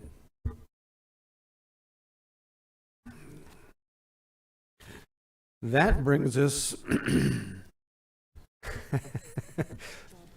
Ben, are you going to change the room too? That brings us to the Public Works Budget and Service Level presentation. This is a director budget that touches every person in the county. That is correct. Thank you, Mr. Chair, members of council. Good afternoon. Ben Bartlett, Public Works Director. Today we're going to talk about our services that are provided by our Public Works Department and a little bit about what we plan on looking at in our budget. So we have 7 divisions within Public Works with a total current budget just over $260 million and just over 411 fully funded equivalent positions. How much of that is going towards the CEO? Actually, that's a matter of public record. You can look up my salary anytime. I said that's a matter of public record. You can look up my salary at any time. So, he's going to be worth every penny of it here. That's right. That's right. So, you know, here's a handy dandy little pie chart that kind of shows. Can I interrupt really quickly? I don't know about that, George. He refused to get in the helicopter with me when I did the tour. So, helicopter. He needs to go raise What's his own that? funds. What's the helicopter? Here we have a pie chart that kind of breaks down the our total budget, the total department budget based on the different funds we have. Our solid waste fund and our waste collection fund, our enterprise funds, our water and sewer utility is also an enterprise fund. The big 2 pies you see there, that's a big chunk of impact fees and proportionate fair share, the monies we collect from development that go towards constructing roads. We've got our gas tax fund, which is transportation trust, and then we've got Port District Mosquito Control, which are ad valorem taxing districts on the east side. We've got our stormwater utility fund, which is a non-ad valorem fee charged in the unincorporated areas, and then we have our general fund, which finances or funds primarily our coastal division, and then we get a little bit of money from the MSD fund that goes towards maintenance of local roads, as well as some funding of some mosquito control services outside the district. So real quick, our administration consists of myself, our Deputy Director Arden Fontaine, and 5 administrative staff positions. We don't have a lot of operating associated with this. It's mainly salaries associated with our personnel service. And we do have a healthy reserve in there. We use that for revenue stabilization. We've had some issues in the past where gas tax revenue has fallen off the table, and also we use those reserves for emergency situations like hurricanes if needed. Typically, if we have like the tornado in Deland we experienced, that was a non-declared event, which means the total cost of any of that cleanup comes out of our budget, no reimbursement. And so, like I said, we have the division directors, direct report, myself, and deputy director administration staff. Basically, we manage all the divisions. One of the big things that we do is we monitor the productivity of all the divisions. All the divisions are required to do a yearly annual work plan. They plan out all the work. They set target goals for productivity and effectiveness. We monitor that through our work order management system. And then, like I said before, we respond to the storms and we coordinate all of the department's activities regarding those response to the storm events. We move resources around. You know, right now, Road and Bridge is out helping Coastal with repairs, you know, during the storms. Utilities might offer assistance to another department or division, so we coordinate all those responses. Like I said, not much on the operating side. We have the service charge that every division pays, and really most of our costs are associated in the admin side with personnel services. Moving on to solid waste. Solid waste is one of our enterprise funds. Take a quick look at our budget for the current fiscal year. Personnel services, we had a very large operating expense. Capital improvements, this is something we're going to be taking a look at. We've got ongoing improvements to the transfer station, as well as the beginning of the construction of the new stormwater class 1 cell. And so we also have a healthy reserves, but we're going to use those reserves on a lot of these capital costs, especially construction of that new cell. Where do we get our revenue? We have the non-ad valorem assessment, which is the unincorporated area, what we charge to pick up the garbage. We have charges for services, our landfill and our transfer station, which makes up the large majority of our revenue. And then we get some additional revenue from our franchising fees, as well as miscellaneous revenue from selling recyclables. And we actually rent the facility to the company that does the recycling out the landfill. So what do? We collect the waste and we dispose of the waste properly. We transport the waste from the transfer station to the landfill, obviously, and then we also offer to our Volusia County residents a number of free services that allows them to dispose of household hazardous waste, electronics, things like that, free of charge at both the transfer station and the landfill. Our operating expenses, the contracted services, that large number right there, that pays for the contractor that picks up the garbage in the unincorporated areas. Maintenance is a big deal. We spend a lot of money. We collect a lot of yard waste. We have to grind that yard waste. There's costs associated with that. We've got some regular maintenance that goes on, whether it's the resurfacing of the transfer station floor or maintenance of our gas system, as well as our leachate system. Fuel, running a lot of trucks out there. Then every division has to pay that indirect service charge. So future challenges. This current budget, the non-ad valorem fee for waste collection, we anticipate that to go up just about 7% or $18. Two reasons. One, the contractors allowed a rate increase based on CPI in their contract. The other is the disposal fee increases that were approved last year by the council associated. So every city that every city brings their waste to the landfill, those tipping fees are going up. So just about everybody's going to see a slight increase in their waste collection, assuming that they're paid for, you know, in that manner. Those new disposal fees will go into effect on October 1st. We have put the word out to all the cities, all the contractors, everybody who uses the landfill, to give them a heads up. As I mentioned, you know, our current class 1 garbage cell, we anticipate it closing in 2028. So we got to have a new one open in 2027. We got to have somewhere for the garbage to go. The good news is the permitted area that we're looking at to start, well, we're going to start on a smaller area, but the entire permitted area should provide 100+ years of capacity for class 1 garbage. So long after I'm around, we'll still have a hole in the ground to put some trash. So we're excited about that. And then obviously we've got continued plans for phased improvements at the transfer station. They're currently working on adding a new inbound station, or excuse me, new inbound scale. We do see some backup during busy times out onto the state road out there, so we're trying to reduce that. We're going to do some internal improvements as far as stormwater, some improvements to the household hazardous waste area where people can drop that stuff off, the customer convenience area, and then eventually it's going to culminate in the final phase will be an increase to the tipping floor. We're seeing a lot. The transfer station is a very busy place, and we know that we're going to have to increase the capacity of that facility. Some of the issues that we're having in solid waste, we've got really a delay, supply chain issues. You know, we order heavy equipment pretty much every year to replace the stuff that we have. We buy waste containers and pumps, and so it's difficult with a lot of things you're going to see throughout this presentation of getting those things in a timely manner. All right, moving on to utilities, our water resources. Before you move on, would you like to ask your question? I would, yeah. Can we go back one?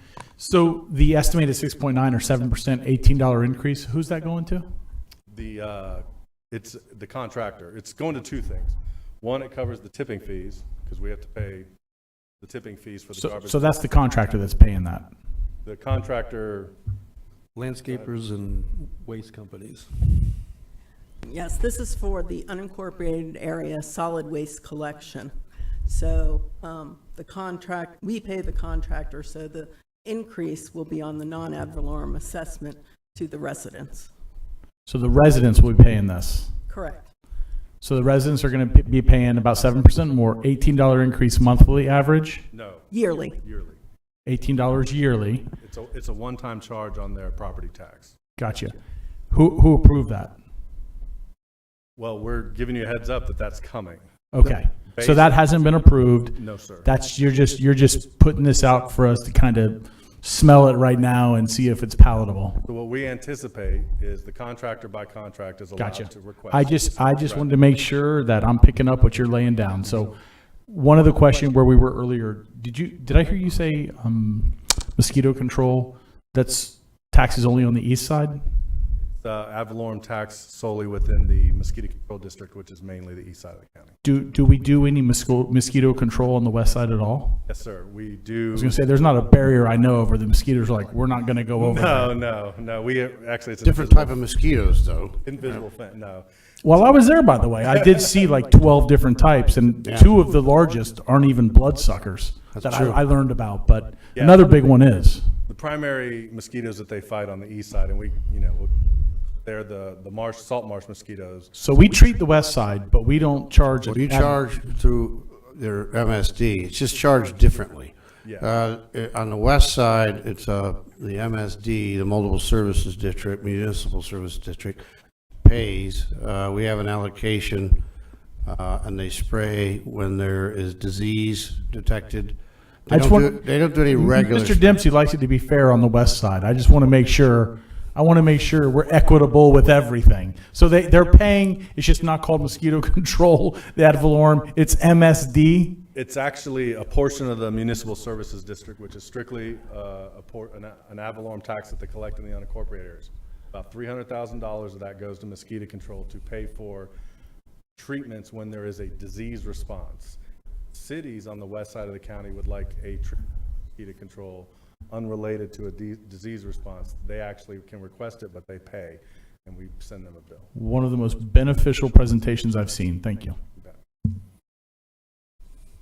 All right. Any more questions about solid waste? All right. Moving on to our utilities division. So, this is the current budget. We have a very large capital improvement budget currently. We have capital construction plans for both of our large wastewater plants, one in DeBerry and one in Oak Hill. We also have some plans moving forward with some repump stations for potable water.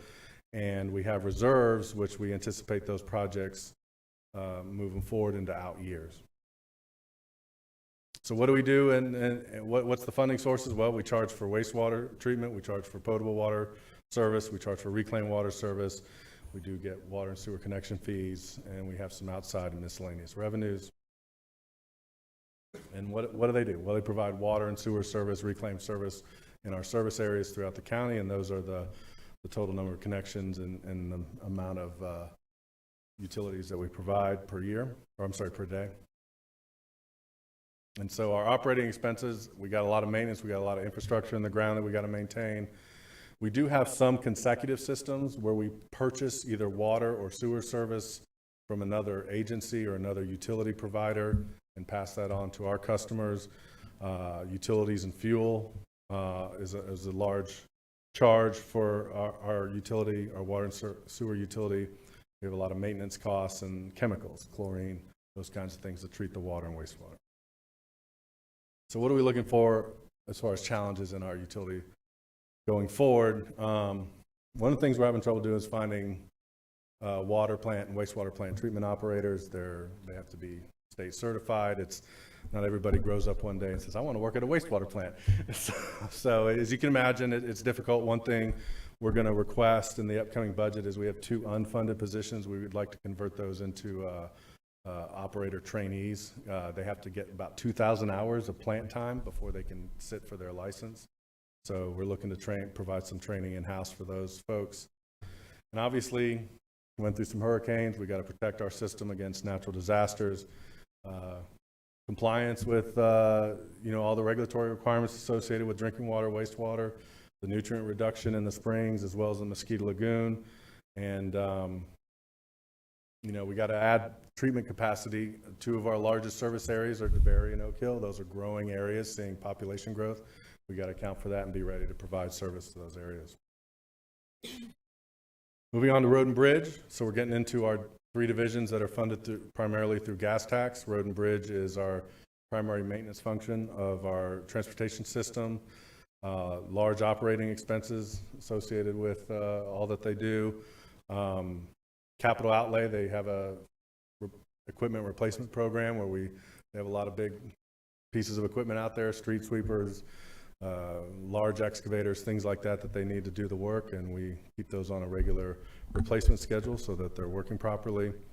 Capital improvements coming up in the future. We've got some projects associated with our drawbridges that we're going to be looking at doing, and that's primarily where most of our capital improvement projects are associated, and we've got a reserve there for any unforeseen issues, major bridge repairs that we might not have anticipated or might be caused by a emergency event.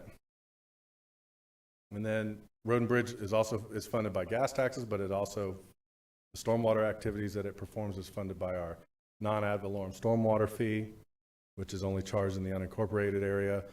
The reimbursements, that's actually a $2 million revenue. Our stormwater folks do a lot of work for the cities, other departments. When they do work for Road and Bridge on the stormwater side, they charge for those services. That's what you see right there with the reimbursements. Like Road and Bridge, they do have equipment. They have vac trucks, street sweepers, things like that got to be paid for.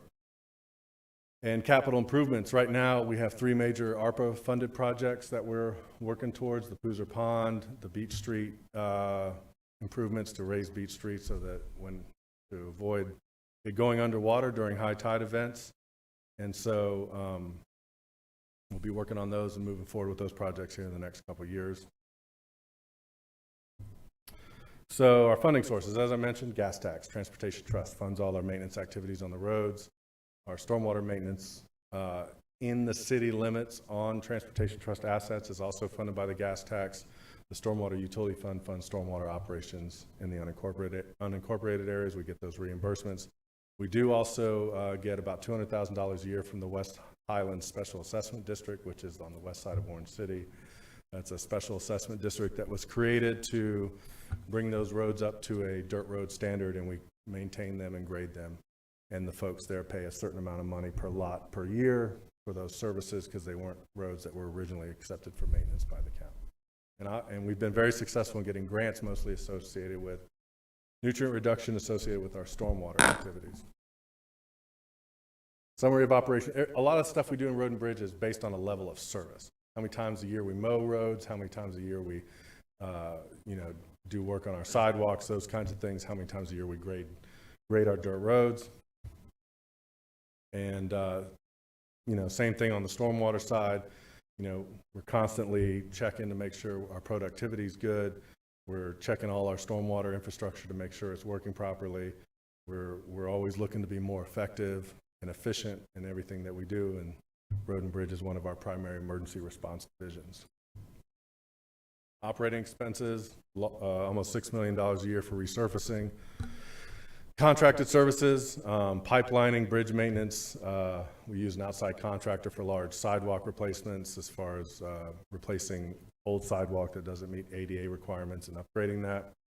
Spend a lot of money on vehicle and equipment maintenance. We have a equipment-heavy division.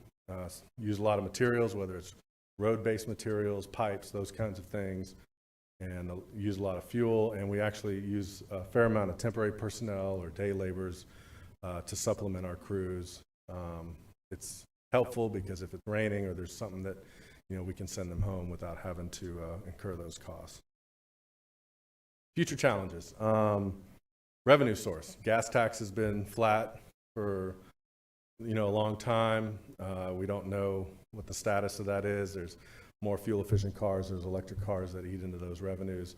Our stormwater fee at $72 per single family home has been unchanged since 2005.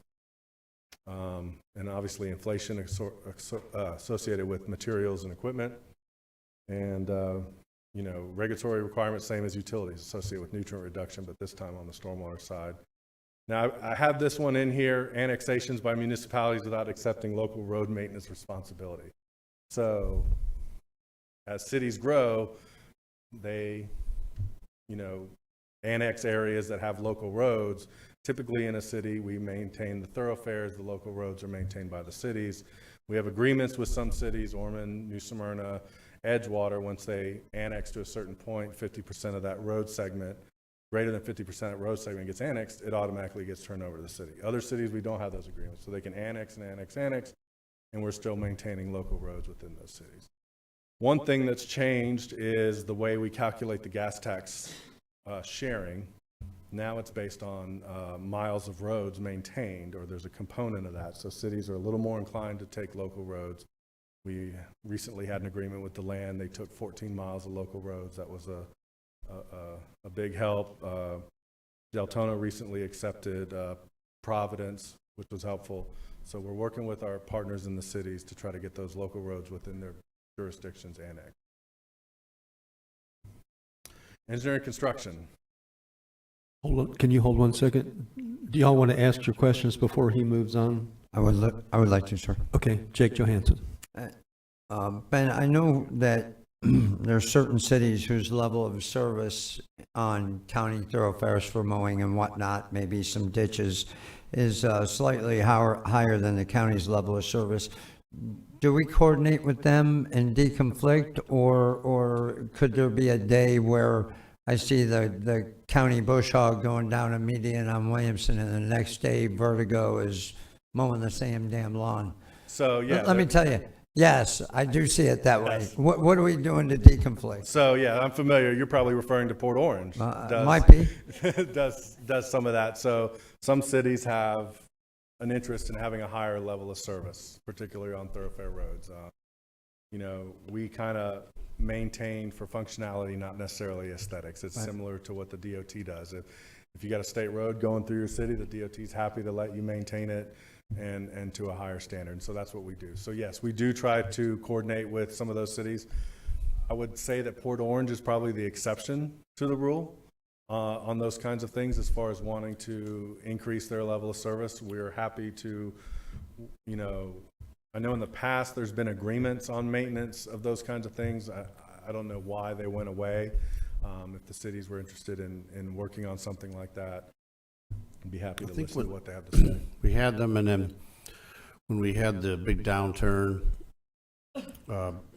10 years ago plus, a lot of them pulled back off the agreements and went there as they were cutting expenses as well. So now I think we try to take the more work together approach, where if they have our mowing schedule and we get theirs, then they can work together so that they're not mowing right behind each other. Yeah, the key point here that as a county and a city taxpayer, right? it doesn't matter whether the lawn's mowed twice in one day. I'm paying for it twice. I'm paying the county for it, and then I'm paying the city for it. So, as a taxpayer, I'd hope we would deconflict anything that any city that's got a higher or lower level of service would support. Absolutely.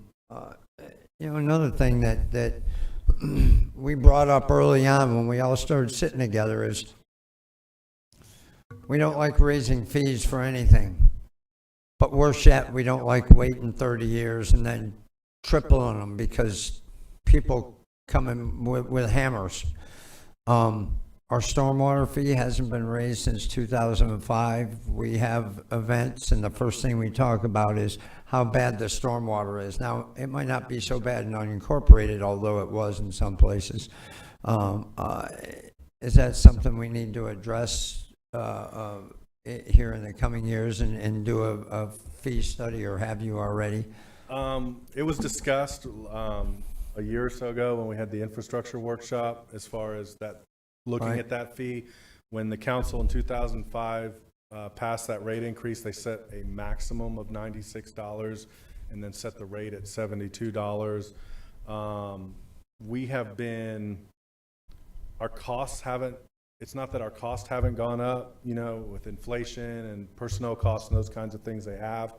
Our assets have gone up. What we have been very good at is we've gotten more efficient and in what we do, which allows us to do a lot more work with less resources. And then we've been very successful in getting grants to cover the costs of those nutrient reduction capital projects. Sure. So I think we have been, and then we've gotten the ARPA funds recently. That's not to say that I think it's probably worth looking at and doing an updated rate study, because I think the last one we had was in 2005, and taking a look at what our projected costs going forward would be. You never know when the faucet of those grants might get turned off, and we're still subject to the regulatory requirements associated with the springs and the Mosquito Lagoon.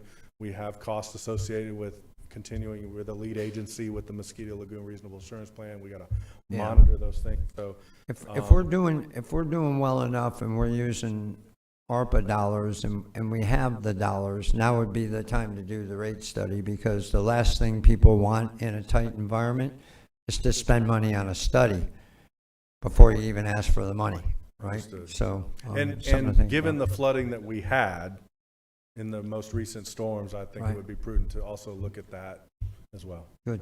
All right. Thank you, Ben. Jenny Robbins. Thanks, Chair.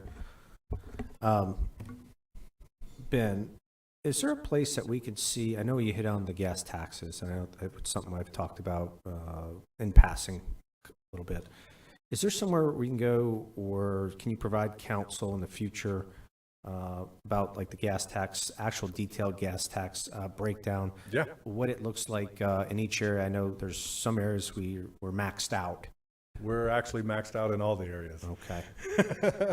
But, recently we adopted impact fees. Obviously, we all know that they have to be used in certain zones and radiuses and whatnot. And you hit on a little bit too, the cities are taking over some roads.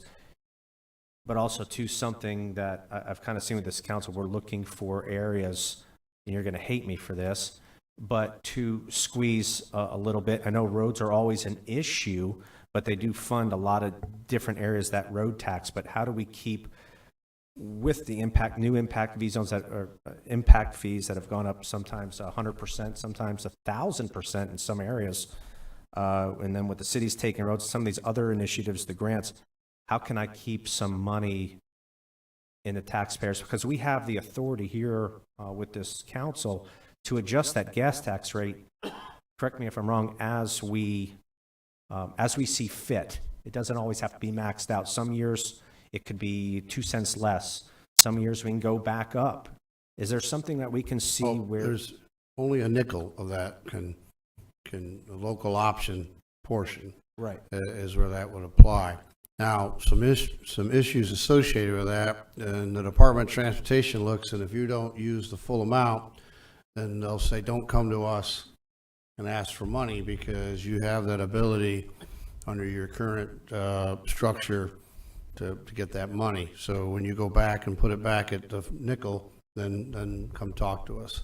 So there's a relationship there with having that. Now, we've talked about that. If you were to go with a sales tax or something of that nature, then maybe do some sort of a trade-off. It's possible, but I don't know. In the end, it's you're trying to get the funding for these capital projects, which we were just looking at some road projects the other day that are now. I used to do the road program for years, and I knew, $3 million, $4 million, maybe a mile to take a 2-lane to a 4-lane. I think some of that we're looking at now is $10 million a mile. So I'll give you an idea what's our new nickel bring in. We can look. I think that's coming up, isn't it? Yeah. So we'll show you. You're not even getting a mile of new revenue coming in to keep up. So construction inflation may be the worst of all, and you can take a look and see what we bring in. But we're just going to fall farther behind. Is really what's going to happen. Sorry. And I get it, but I would still like to see, I don't think sales tax is not even an option. I don't even want to talk about it. But I want to make that clear. But I'm just looking for ways during these times that we're experiencing now that are trickling down from the federal government with inflation, all that stuff. How do we keep a couple extra bucks, $200,000, $500,000 even a year in folks' pocket? And if things level out and things go, hey, we can bring it back. One issue with the gas tax is it's not indexed. So the state gas tax, every year, there's an incremental increase in the state gas tax based on inflation. Local gas tax is a number of pennies per gallon. So, and that number hasn't changed. So the same amount of pennies that were allowed to be charged 20, 30 years ago are the same ones we can charge now. So our buying power with the gas tax is dramatically decreased. And then combined with the increase in the efficiency of automobiles, the increase in the cost of gas. When gas goes up in price or goes down in price, it doesn't affect the revenue. If anything that goes up, right, we go down. People assume that when they're seeing high, if it was a percentage tax, but it's not. It's a pennies per gallon. So when it goes up and people start conserving, then our revenues go down. Right. So then the push towards EVs, you have a large percentage of, or ever increasing percentage of vehicles on the road that are traveling on those roads that aren't paying any amount of gas tax and are using the roads, and in some instances they're considerably heavier than normal cars because of the batteries. So when it comes to, we've been lucky on the stormwater side with those grants. On the gas tax or construction side, the revenue that we're seeing increasing, you're correct, is from impact fees and proportionate fair share. But remember, those monies are being paid because of the impacts from those developments on our roads. So they're paying for the trips on our road so that we can increase the capacity of those roads to account for them.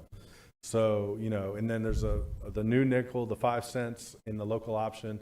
That money can also only be used for capacity. It can't be used for maintenance. And maintenance is a big deal. Resurfacing is maintenance. Anything that we do on those roads that's not associated with increasing capacity comes out of that gas tax that, like I said, is a flat revenue, essentially, possibly going down. Because my other thought process was, if we reduce the gas tax, keep some money in some folks' pocket at the local option, but also, too, it can shrink where you would be upset with shrink possibly the road and bridge budget and some of those other budget and force us collectively to tighten our belts to shrink that down.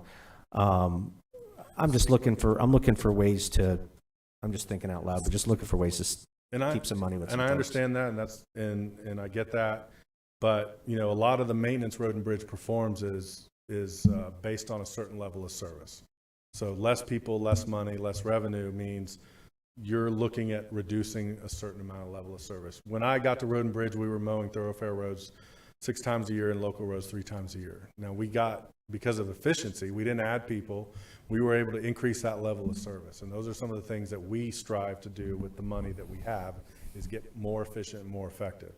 But, we're kind of maxed out at that point. So if we're talking about reducing revenue associated with, with gas tax, we're looking at reducing those levels of service. I'm a little concerned too. I mean, we've looked at this, believe me, as part of other discussions. If you go down to Seminole County, they do not have that nickel because they have the 1 cent sales tax for transportation, which brings in tremendous amount more money than the nickel.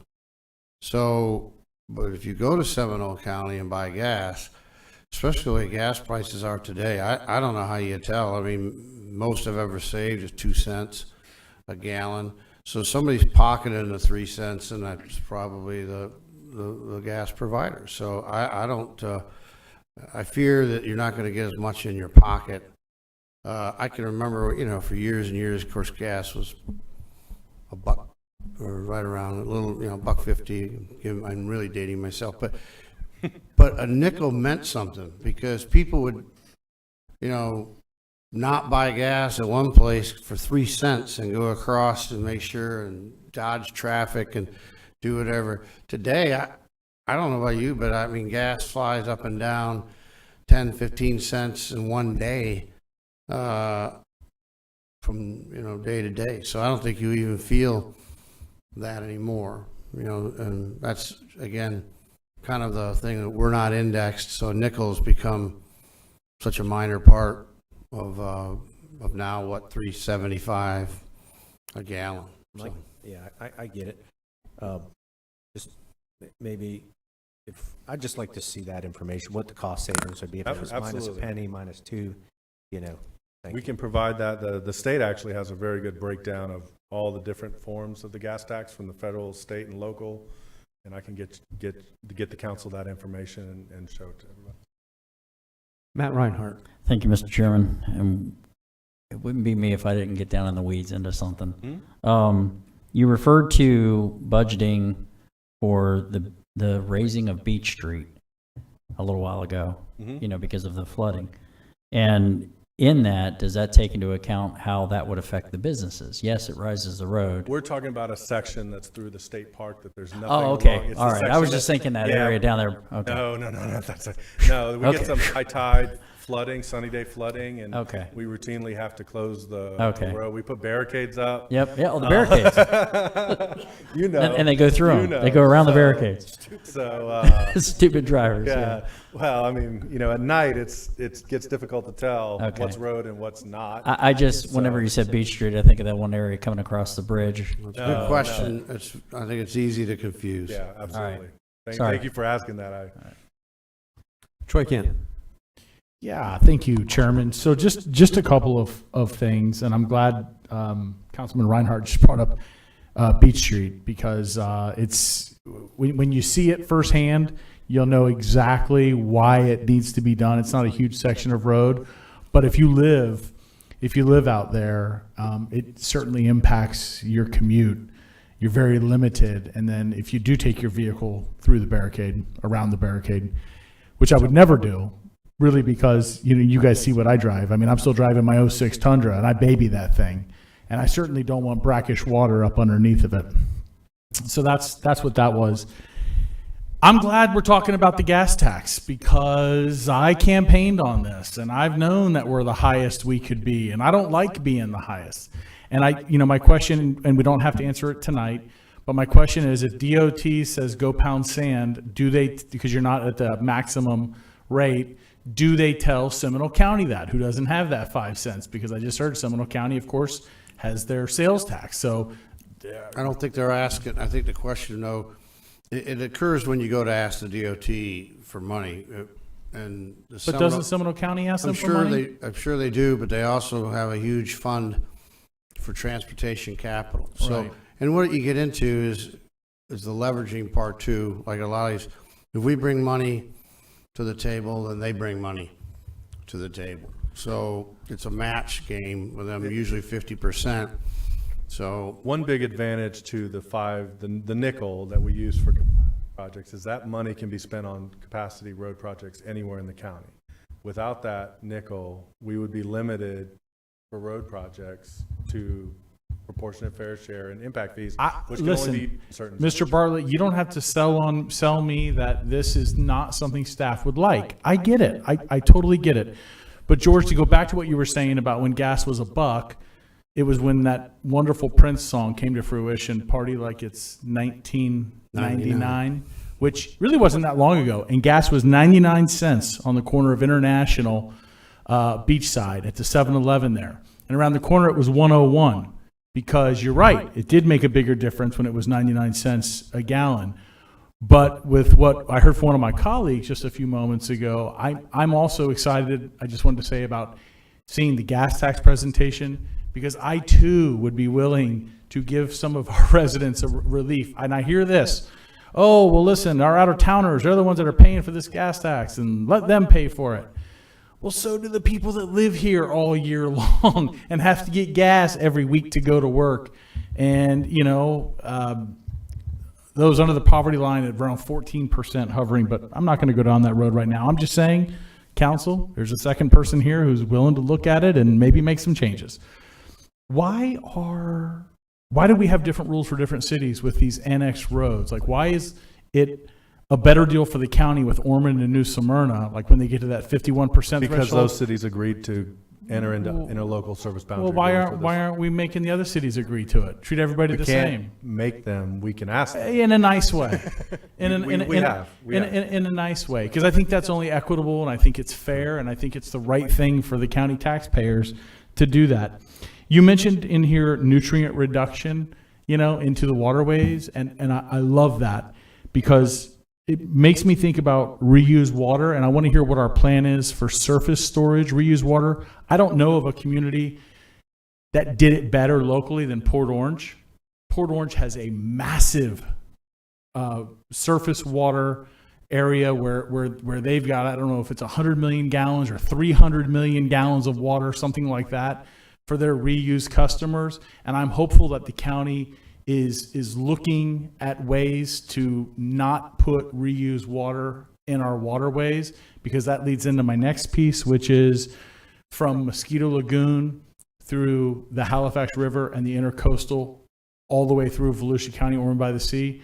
I want us, the county of Volusia, to be the leader to work with each of those eastern cities and clean up the Halifax and the Mosquito Lagoon and that intercoastal Tomoka River Basin, all of that, clean it up.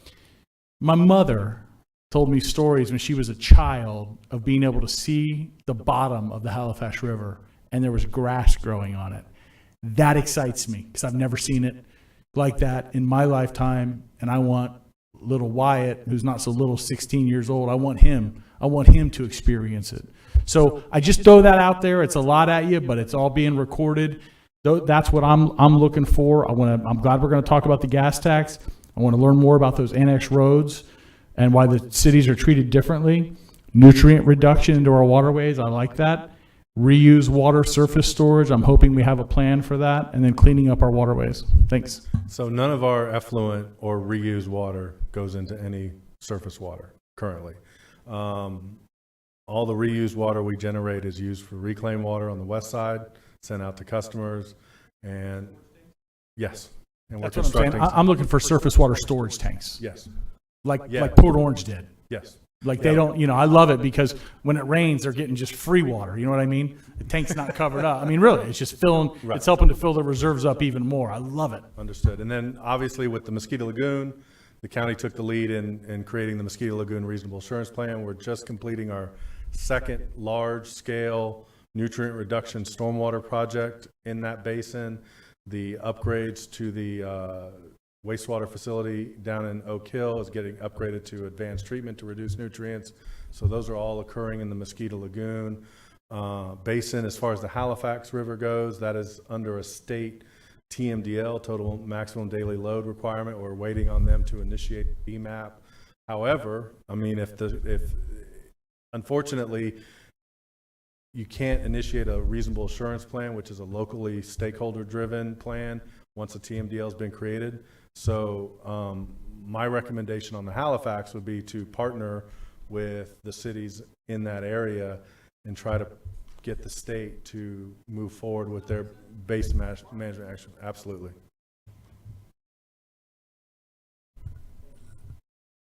All right, so moving on to engineering construction, talking about transportation trust, the 5 cents that we mentioned that they get for countywide projects, capacity projects, and then we talked about thoroughfare impact fees, proportionate fair share. Those have been coming in pretty well, obviously with development doing what it's doing.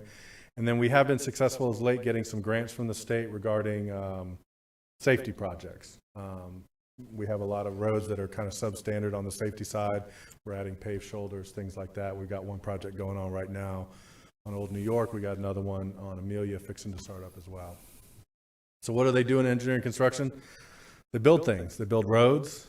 They build a lot of our vertical buildings that we do for the county, and they review development, and they work with our parks folks on the trail system. They are a capital project oriented division, so they don't have a ton of operating expenses outside of personnel. And future challenges, engineers, surveyors, those kind of folks associated with these trades are in high demand right now.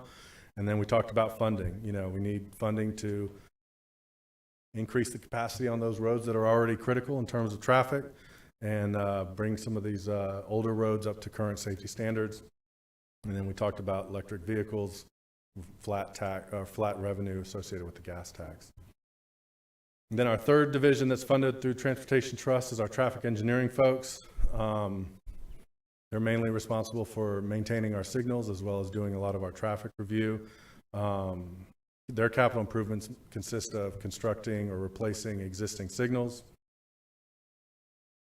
We have 20 folks that maintain those signals, review all those traffic impact analysis that get submitted with development.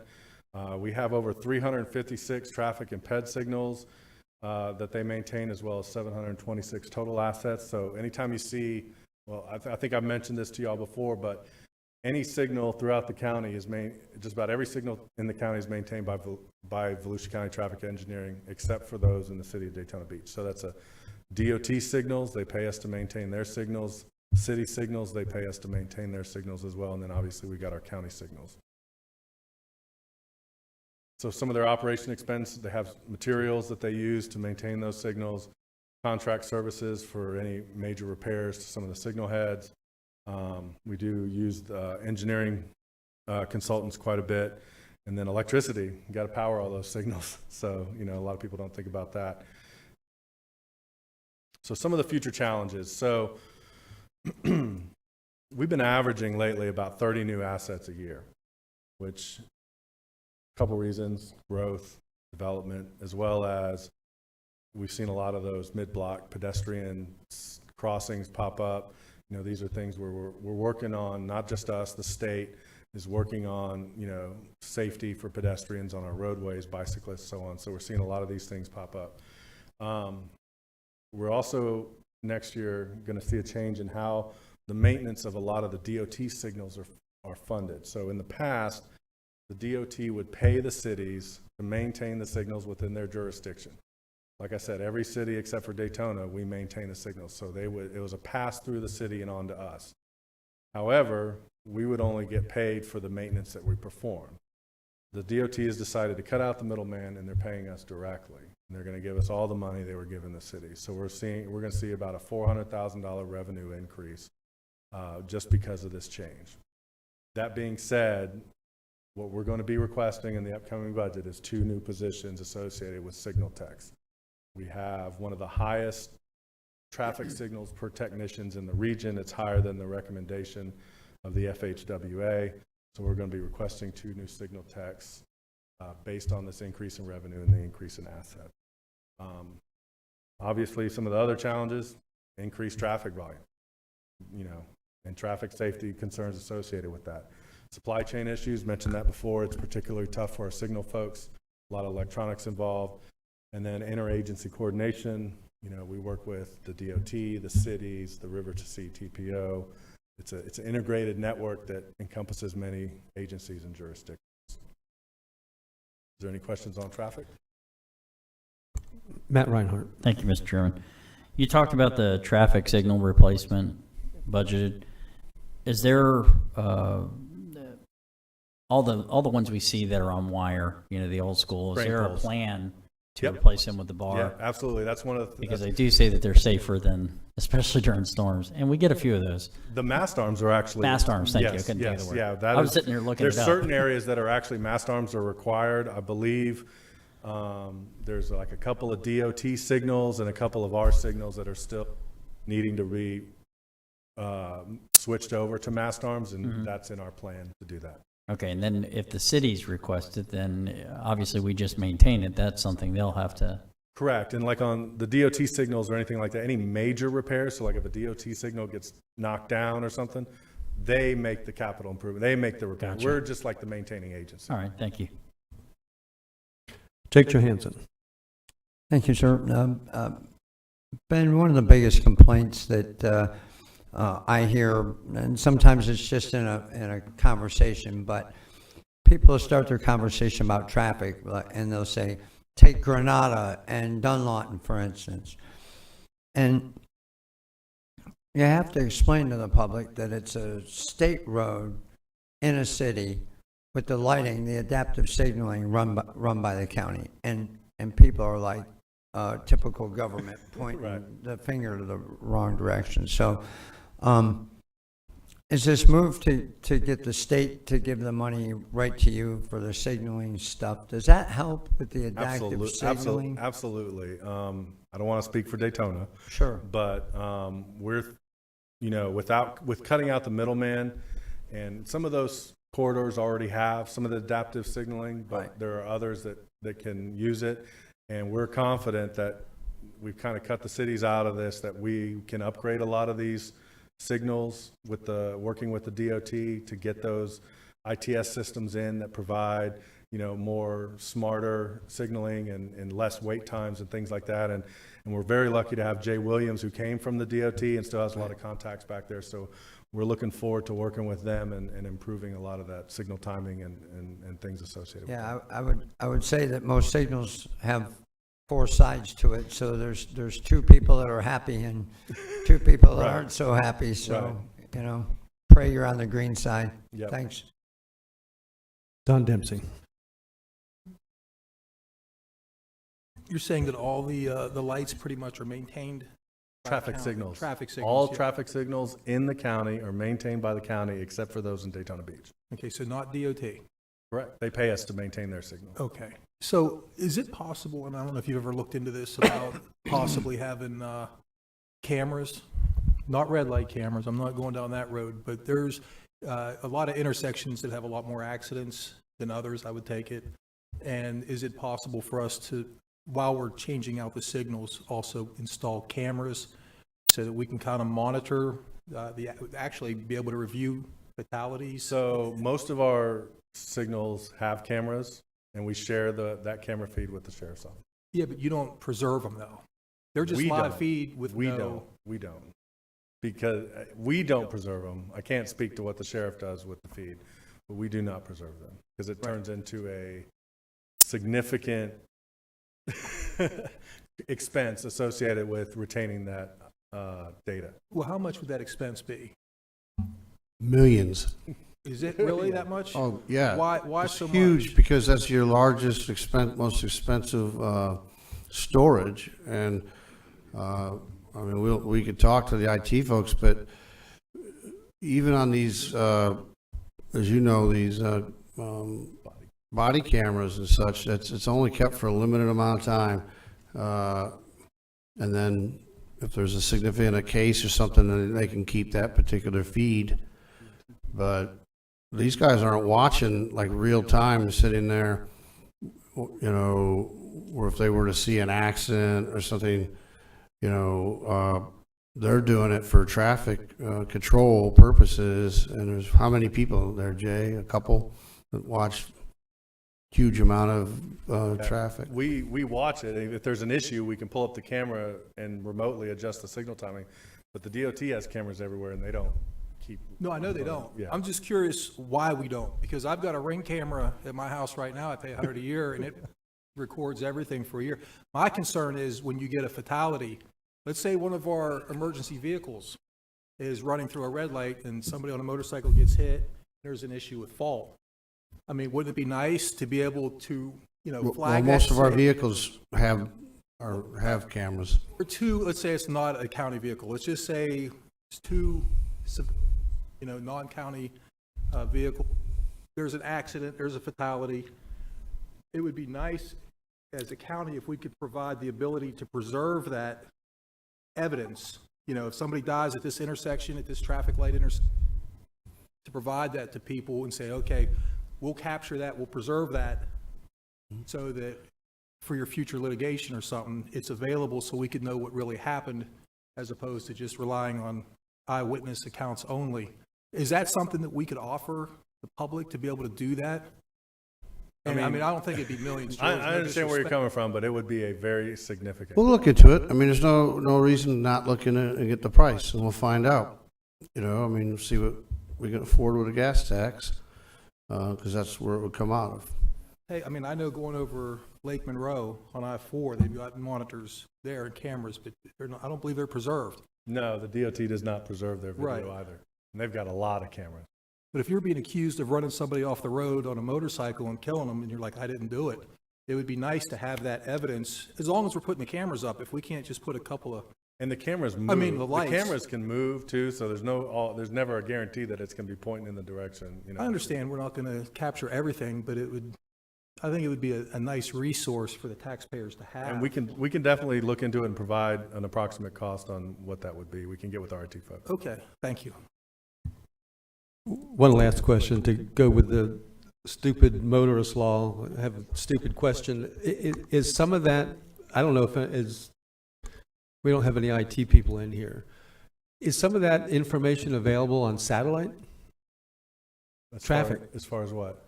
Traffic, accidents. I don't know if they record it. I know they watch it. You mean as far as like documenting the accidents or in real time? Well, and not on purpose, but just they're watching all the time. I don't. Okay. I can't. Surveilling U.S. citizens with government assets is illegal, unless you're doing law enforcement. They don't call it surveillance. They just call it. So somebody might be doing it, but the chances of us getting it is pretty slim. Here's my question, though. You said you're responsible for all of the traffic signals. What about, does that include the pedestrian walkways? Mm-hmm. If they're... You push a button? Yep, or RFBs, if they're flashing beacons, yep. Yes. Okay. So unless they're in Daytona. So all of the ones in New Smyrna, there's a lot of them on the beach side. Does New Smyrna Beach do that, or? We do. You do that. So I've been asking FDOT for 2 years for more traffic calming devices in Ormond by the Sea on A1A between Publix and High Bridge, mostly between Publix and the bar up there. And they actually have a project moving forward that includes. They do. That's what I was just going to say. They told me yesterday it's going to go to construction this summer to put more crosswalks in. So then you have to maintain them? That's correct. Now, them being, since that's a state road, those are state signals, they would pay us to maintain them. But you're saying they don't pay you enough to cover the costs? No, I didn't. You just said you needed 2 more techs just to cover the number. To cover the number of assets. It's not a cost. I mean, it is a cost. There is a cost associated with those folks. We're going to see an increase in revenue with the way they're changing the contracts and how they pay us. It's really a matter of the number of assets per the number of existing techs that we have. We need more techs, human beings, to go out and perform all that maintenance. Okay, thank you. Looks like the end of the questions. All right. Up next, mosquito control. So as I mentioned before, mosquito control is funded through a ad valorem millage rate within the district on the east side of the county. We have pretty significant operating expenses associated with what they do in addition to the personnel.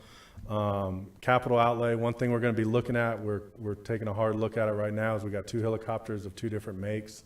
We're looking at possibly selling the one that we have and buying one that's slightly smaller but matches the bell, the larger bell in terms of the manufacturer. We believe it'll actually lower our maintenance costs, and we can actually sell the one we have for more than the one we're buying. So we think it'll be a revenue increase in terms of that, but we're looking at that. You might see that come through on the budget.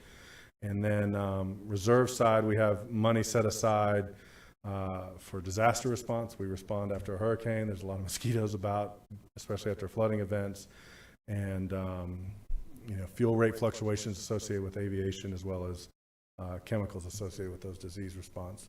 So what does mosquito control do? They work to stop mosquitoes, mainly to stop mosquito-borne illnesses. They do that in a multitude of ways: education and outreach. They treat the mosquitoes themselves, and they go out and through our inspectors and try to find the locations where those mosquitoes are breeding and put a stop to it. So some of the costs for operating, I've mentioned this before, but it's worth mentioning again. A lot of those canals on the east side of the county are originally dug for mosquito control purposes. As the urbanization has increased, the cities have developed. They've become less about mosquito control and more about discharges for stormwater outfalls. However, they're still maintained, they're still mosquito control assets. Mosquito control doesn't have a stormwater function, so they actually contract that out to our road and bridge folks. They pay them approximately $700,000 a year to maintain those canals. Large costs associated with what they do is also chemicals, aircraft maintenance, and $200,000 goes to the tax collector and property appraiser for their work in collecting and assessing the properties associated with the district. So what do we got going on at mosquito control in the future? Well, we're seeing an increase in service requests. We're seeing development in areas that are maybe near places that are wet, and we're seeing more folks call in within the district looking for service. Disease response, that's something that we have to deal with every year. Most of our disease cases are imported. We do occasionally get some locally contracted cases. Talked about the operational costs associated with canal maintenance. Those kind of costs aren't going down. And then I think I've mentioned this to quite a few of you, but we have a very aged facility out there at mosquito control.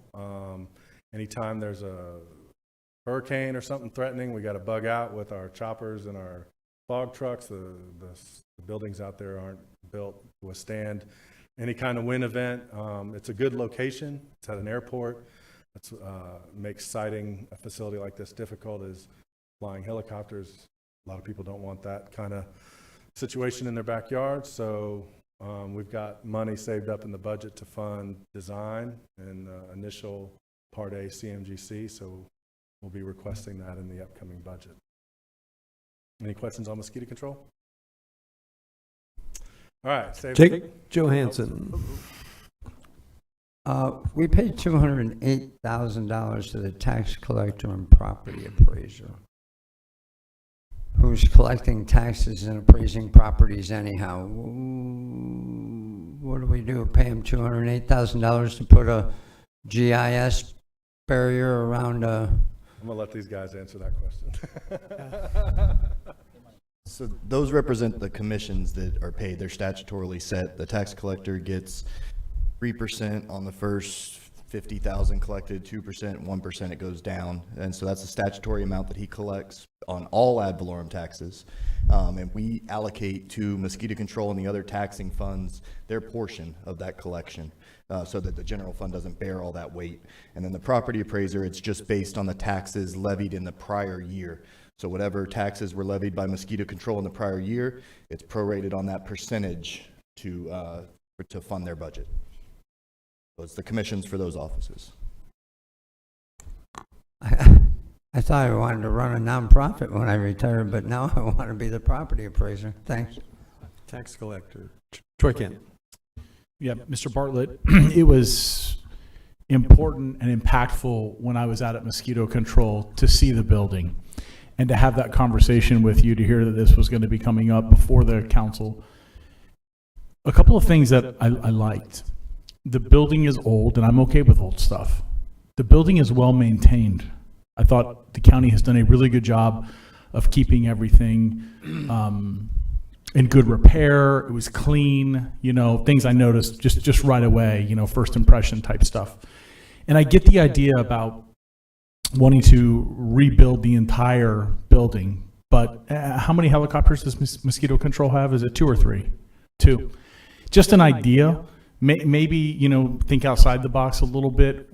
Maybe this council will do that after George thinks about this, maybe, I don't know. But the building's in good condition, I think. But maybe you build a smaller type, super strong shed, for lack of better terms, that is big enough to hold both of like, there's no work done on them in these sheds. We're just going to roll them into them in case a hurricane comes. And that's the hardened area for those helicopters, instead of the huge price tag of a whole new building. And I'm not saying no to that. I'm just saying, looking at what we have, I was impressed. I was impressed with how well everything was kept up. And I was just thinking it might decrease the price tremendously, like I said, for lack of better terms, but a much smaller footprint of a hardened building where the 2 helicopters could be pushed in with the tractor that I saw, only if a hurricane is coming. That way you don't have to keep flying them to safe areas in other states. Well, we don't send them to other states, but we do fly them to safe outside the county. We'll take a look at that. All right. So moving on, our last division, certainly not least, is our coastal division. We haven't had a lot going on lately by any stretch.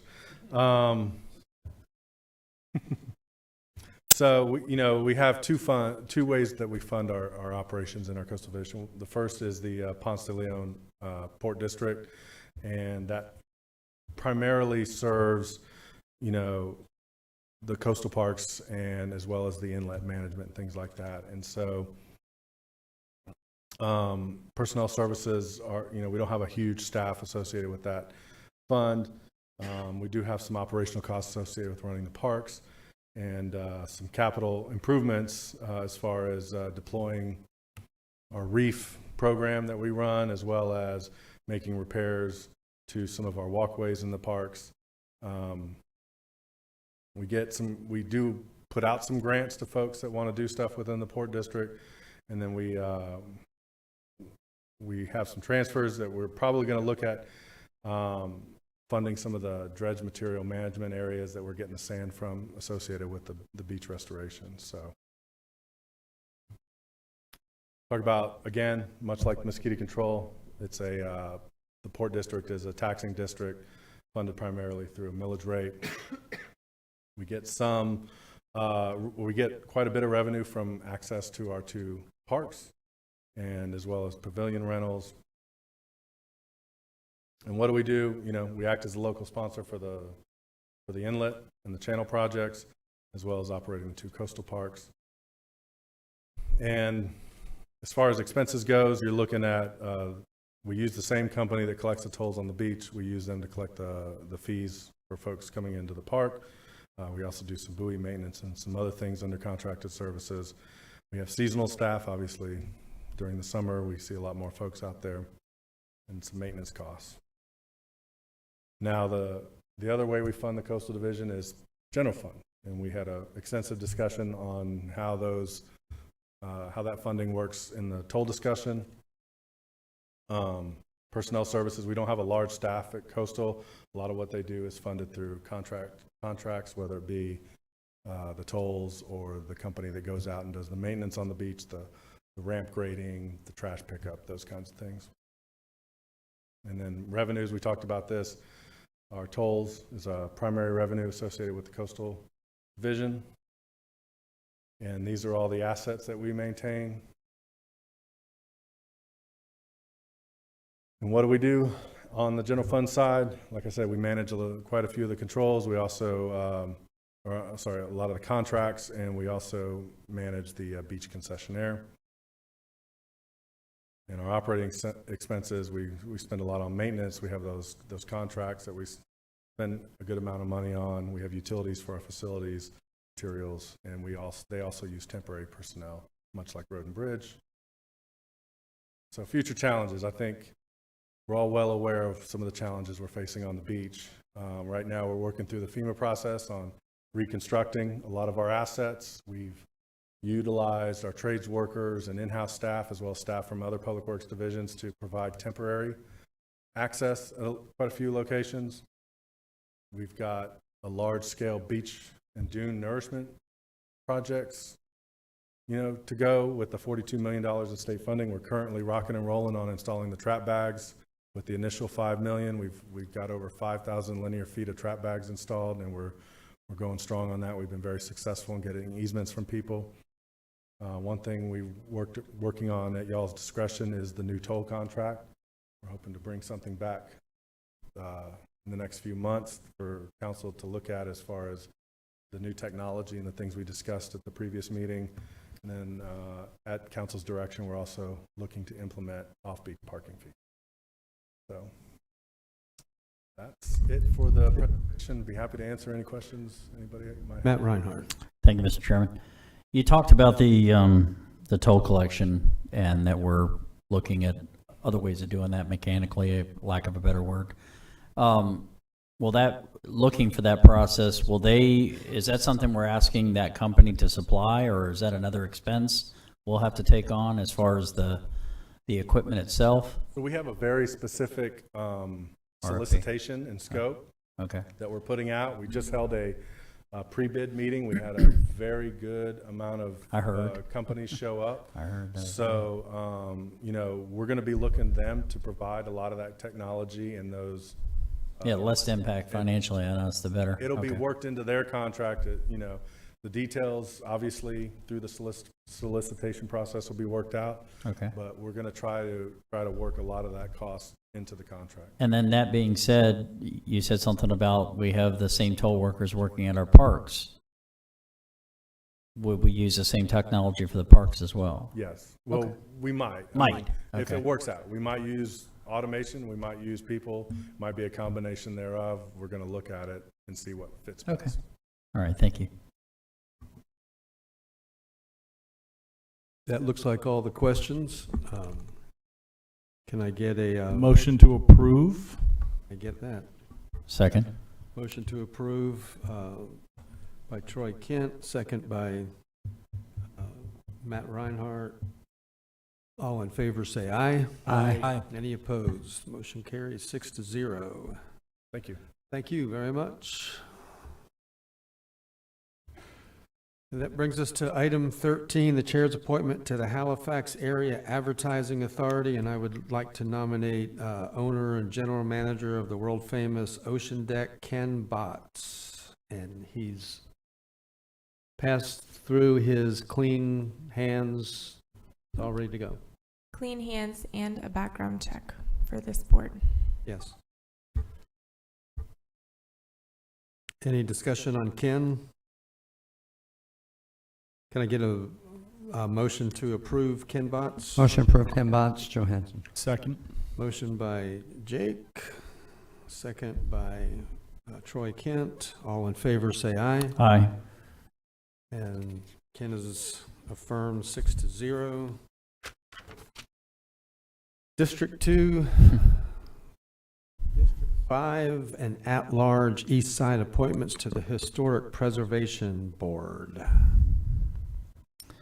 So my appointment, I know I passed on it last time due to him not having the paperwork complete. I guess he called me and said he had a emergency issue over the weekend, had every intent on coming down and talking, but wasn't able to do so. So I still don't have one at this point. No one else has approached me, so I was kind of hanging out for that one. Looks like we have nobody one applicant for all three of these positions. Well, I'll let Jake. I can't. Jake. He's a West Side guy. Oh, he's a West Side. Not an applicant for me. Yeah. Oh, I can't either. So it would have to be. Oh, he's not here. Mr. Santiago? So we'll have to bring it back again.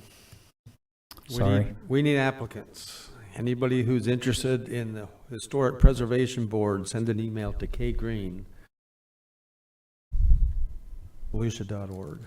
Chairman? Yes, yes, sir. George, can we get, or Suzanne, can we get Kevin's team to put that back out? We will. You know, Mr. Nicholson, can you ask all your friends to? Yeah, come on.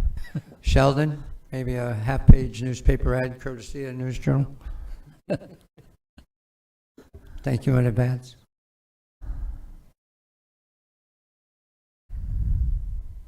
Afternoon, Council. Chris Ryan, Assistant County Attorney. The person doesn't have to be from the district of the person doing the nomination. They could be anywhere. So if you are lacking an appointee, you can still appoint Mr. Zacharias. So how many positions do we need, Carissa? There's currently 3. Yours? 3 openings? Yeah, so Jake, if you, Mr. Johansson's would need to be from the west side. His east side from the east side, because his west side appointment was Jocelyn Wise. I'm still stuck. Okay.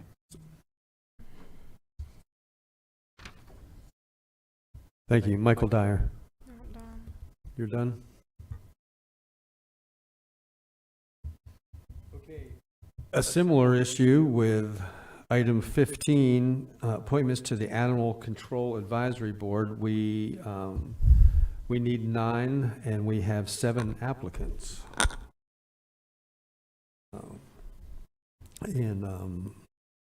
I have nominees, but they'll be gone by the time it gets to me probably, and that's fine. So we will just go down today's list. And please keep in mind that these nominations do not need to live in your district as well. Okay. And the chair and the at-large member each get 2 nominations as well. Okay, before we do this, this is unusual. We have a request of the public to speak on concerning the Animal Control Advisory Board. Karen Clark.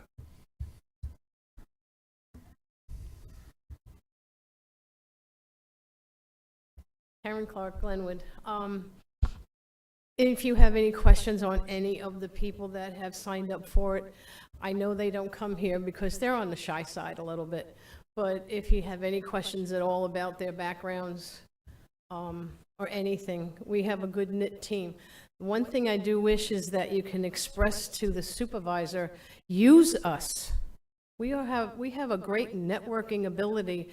Things that he may take hours and days on trying to find something else, in a simple phone call we can answer, you know, and hook them up to the right people. It's been very frustrating for the past 2 years, but we have a good program though. That's it. Thank you. Danny Robbins? I didn't have a question for her, but staff, or Suzanne, maybe you're able to help me. Does these boards like this, do they have a budget? I know I sat on one years ago, and we had like copies and all this stuff. I forget what board it was, but do they have a budget assigned to any of these boards? I don't believe the Animal Control Board has a dedicated budget. We support them through our Animal Control Division, so all of their administrative support is provided through that staff. I could ask them to try to quantify that, but I don't believe that there's an extensive investment of staff time that's necessary. How often does this board meet, and what do they actually do?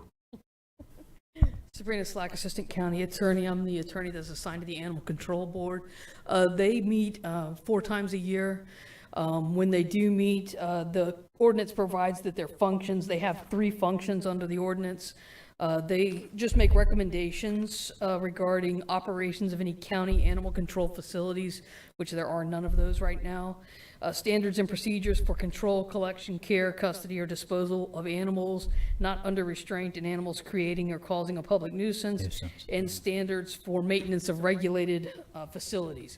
So essentially they meet to discuss basically providing recommendations regarding animal issues in the county to the council, which the last major thing they did was they reviewed the rewrite of the ordinance that went through about a year ago. Was that the ordinance for the declawing and the? That was the Chapter 14 rewrite of the animal services, which has to do with neglect and retail sales, the ban of retail sales, the anti-tethering, and other animal control ordinances. Okay. Okay, so if everybody's ready, I'll go down the list and call on each councilman to see who your nominee is. Troy Kent. Thank you, Chairman. If anybody needs one, I have two that I've spoken with, so I was in a little bit of a pickle because I wasn't sure which one I was going to choose. So I'm going to go with Eva Cox as the District 4 representative, and Janine Coletti was the second one, if anybody's looking for someone. Janine Coletti. Okay. Matt Reinhardt. I'll go with Janine Coletti.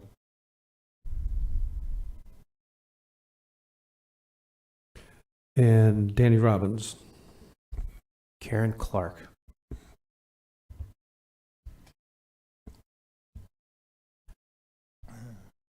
And Don Dempsey. Took mine, so if I can pass for right now. Okay, he took mine too. Jake Johansson, you have two. Yes, Kathy Driggers, and we need 9. I will come back with another one later. Okay. Then I will nominate Kelly Frasca.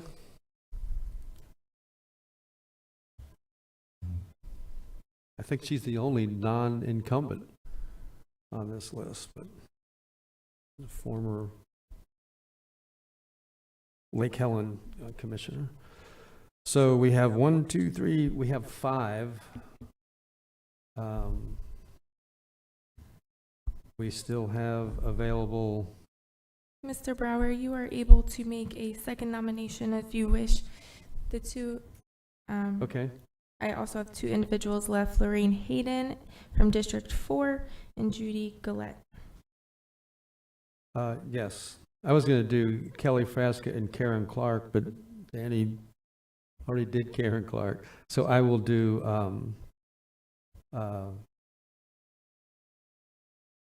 let's see.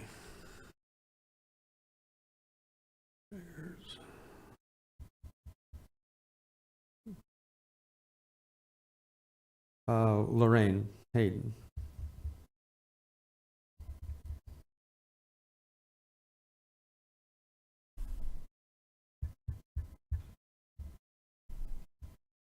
So that's 6. We still have one available, but if you're not familiar with them, then that's fine. If you want to hold it till next time. So that leaves open. I'll use it. Yeah, I could go ahead and nominate Ms. Gillette. You mean Judith Gillette? Judith, yeah. Judith Gillette for Don Dempsey, okay.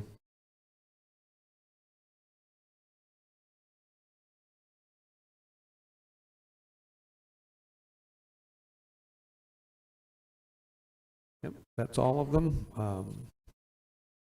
We have 7 applicants, 7 nominees. We still have an appointment from at-large. We'll need to turn up one more person. And for District 5. And for District 5, who is not here. So, but all in favor of the slate of candidates we have, Kathy Dreggers, Karen Clark, Janine Coletti, Lorraine Hayden, Judith Gillette, Eva Cox, Kelly Frasca, say aye. Aye. Aye. Any opposed? All nominees are passed 6-0. Can you tell me who the motioner and seconder was? I can't. And I'll second it. The motion was by Matt Reinhardt and second by Troy Kent. All those in favor say aye. Does everybody's vote still hold? Yes. Okay. 16, Chair East Side and At-Large West Side appointments to the Echo Advisory Board.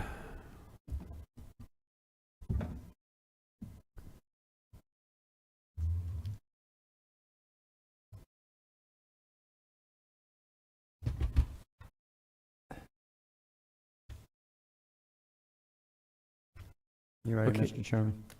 Pardon me? You ready for Yes. mine? Yeah. I'd like to nominate Reggie Santilli. Reggie Santilli is the nominee for Jake Johansson, and I will nominate Stephanie Mason Teague.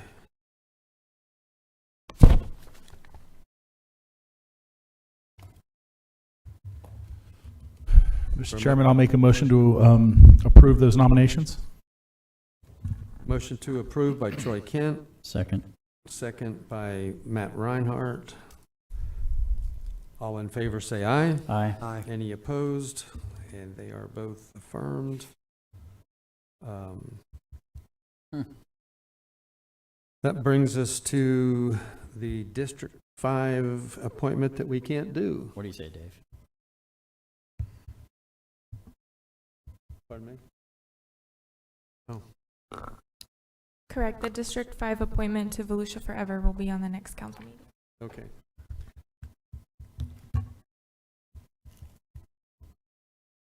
Okay.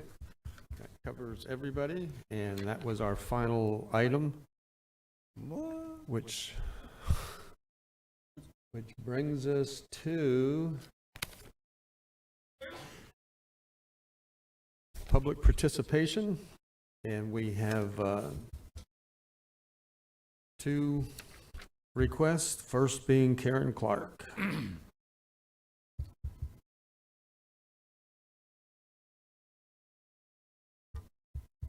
Been a long day. Karen, one thing, there was a public speaker before that was complaining about the lack of proper black education and whatnot, and she was throwing in names like the Daughters of the Confederacy and Moms for Liberty, almost like they're right-wing crazy people. It's not true. What she was saying, it just got me so mad about banning books from libraries. Well, it's not the books from libraries, it was the books that they wanted to be brought out as inappropriate for the age. And if I read the paragraph that was just given to me before, we would have to have a XR rating on it that children get. So that's not what I'm just upset about it. She was falsifying, saying that people wanted to have books banned from libraries. It wasn't the banning from a regular library. It was just age-appropriate books within the school district, which you guys have no control over anyway. So, true. That's right. Anyway, and thank you for the board nominations and the other people. They are retired cops and whatnot, so that are in the field. So you had a very nice choice. Thank you. Thank you. Thank you, John Nicholson.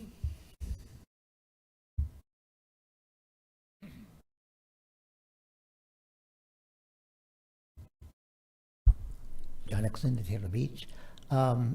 First, before Don, could you find a way of speaking into your mic, because we never ever hear you? So, secondly, could you look into timely raises? I know the city of Daytona Beach, with their water department about 40 years ago, put in every year it goes up X amount of a percentage. I don't know if it's 5% or 1% or whatever it is. And we as residents never know it, so we never argue about raising the water bill because it's raised automatically. So is there a way of doing that in your departments, that you can look at certain things that you know is going to increase, just put it in at a very low percentage, and in 20 years it's grown tremendously. Secondly, Ormond does a thing where they have a tax on for their roads, for their infrastructure. And so they have money coming in every year, and people don't realize that there's this pot of money to fix their roads and whatnot. So perhaps we could do something in our taxes. I know you want to lower taxes, but there is a need, and the reason for taxes is because of that need. And there's definitely a need for infrastructure. A couple of years ago, we wanted to have % sales tax, which I absolutely opposed. not because we didn't need it, because I suggested to the chamber a little over 20 years ago when we were doing the school tax that we do an infrastructure tax at that time. And when it came back up, I opposed it for two reasons. One, the city of Daytona Beach would contribute or collect about $20 million or $22 million, and they would get to keep $3 million. So we were losing.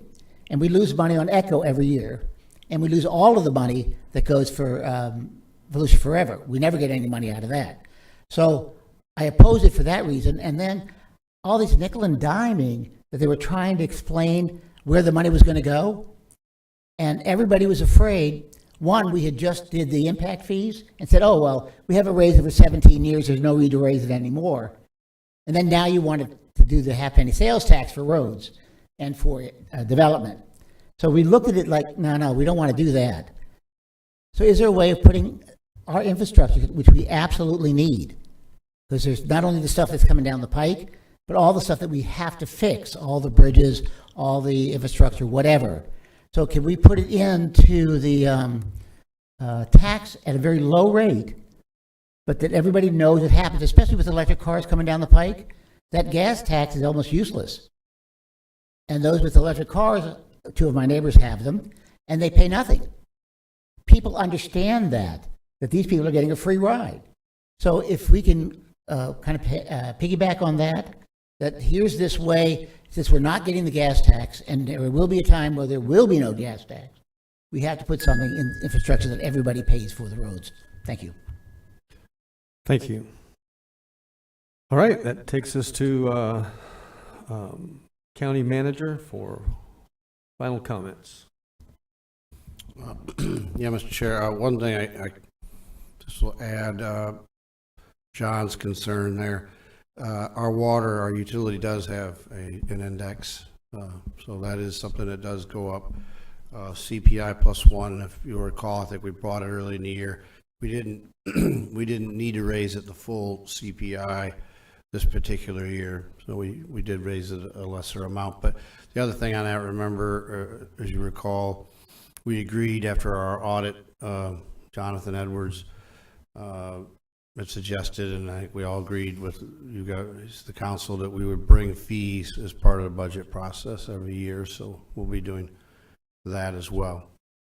I also just wanted to take a moment to thank the council for a lot of your kind words and regarding Tim that I received over the weekend, and allowing us to have the little tribute today.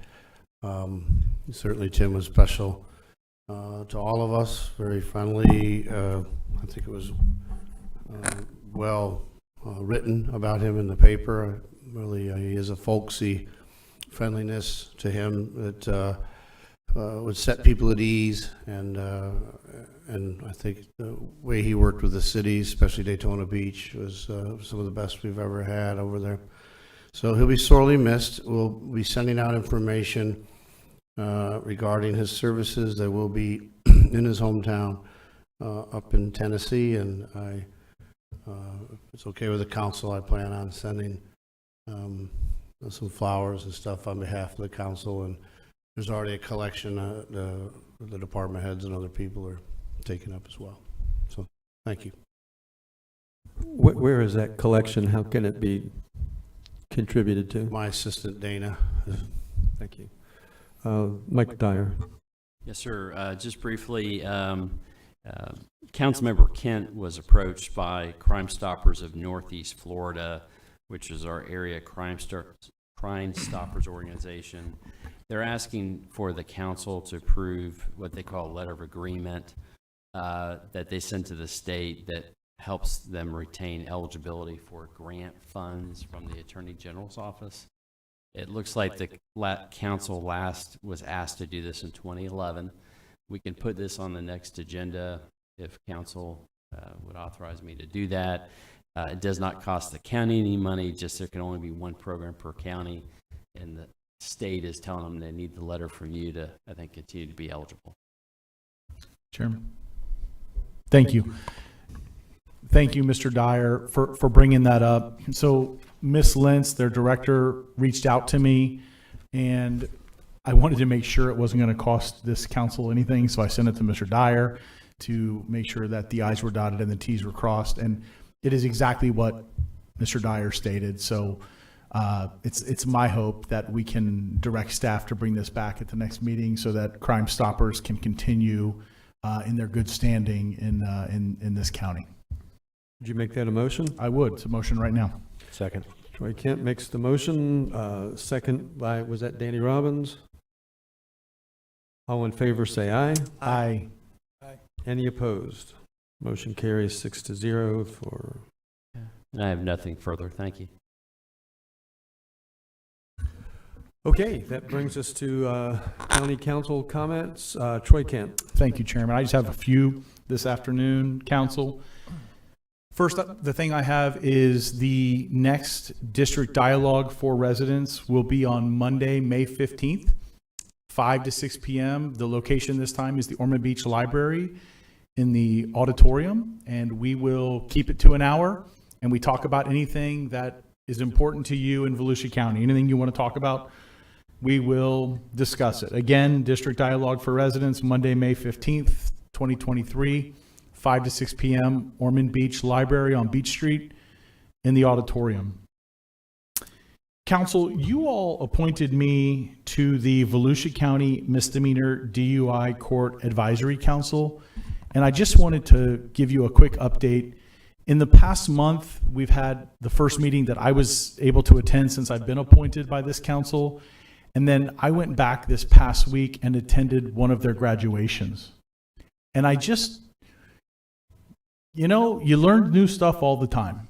And I just wanted to tell you all what a great program we have in Volusia County for misdemeanor DUIs. And right now, it's headed up by Honorable Judge Wesley Height. And I believe Judge Schumann started this in Volusia County. There are only, I want to say, 2 or 3 of these in the state. But, you know, the proof is in the pudding, as they used to say in Old England. The recidivism rate is less than 20% when they track these individuals for 2 years. They have an over 80%, and most of their numbers are like over 90% success rate. And it starts out with, basically it's a weekly program. There is therapy involved in this, and these people become like a small family during this time period. It's at least a year. It can take participants up to 2 years, but I just wanted the council to know that I think it's a really good thing that we are involved in, and I can tell you that our circuit legal system really appreciates our support. And it was heartwarming to see these individuals and their families graduating from misdemeanor DUI court. Only certain individuals are chosen for this, and it was really positive, and I wanted to share that with you all. George, I'm one of 7, but at some point we're going to have to talk about wage adjustments for certain areas in our county. I don't like hearing that we have vacancies in certain areas. We have to adjust the wages. We have to attract people into those jobs, and we can't work people to death. So you're hearing from one right now publicly. This elected body, which I said earlier I can take very little credit for now, but I will take a ton of credit for in the future.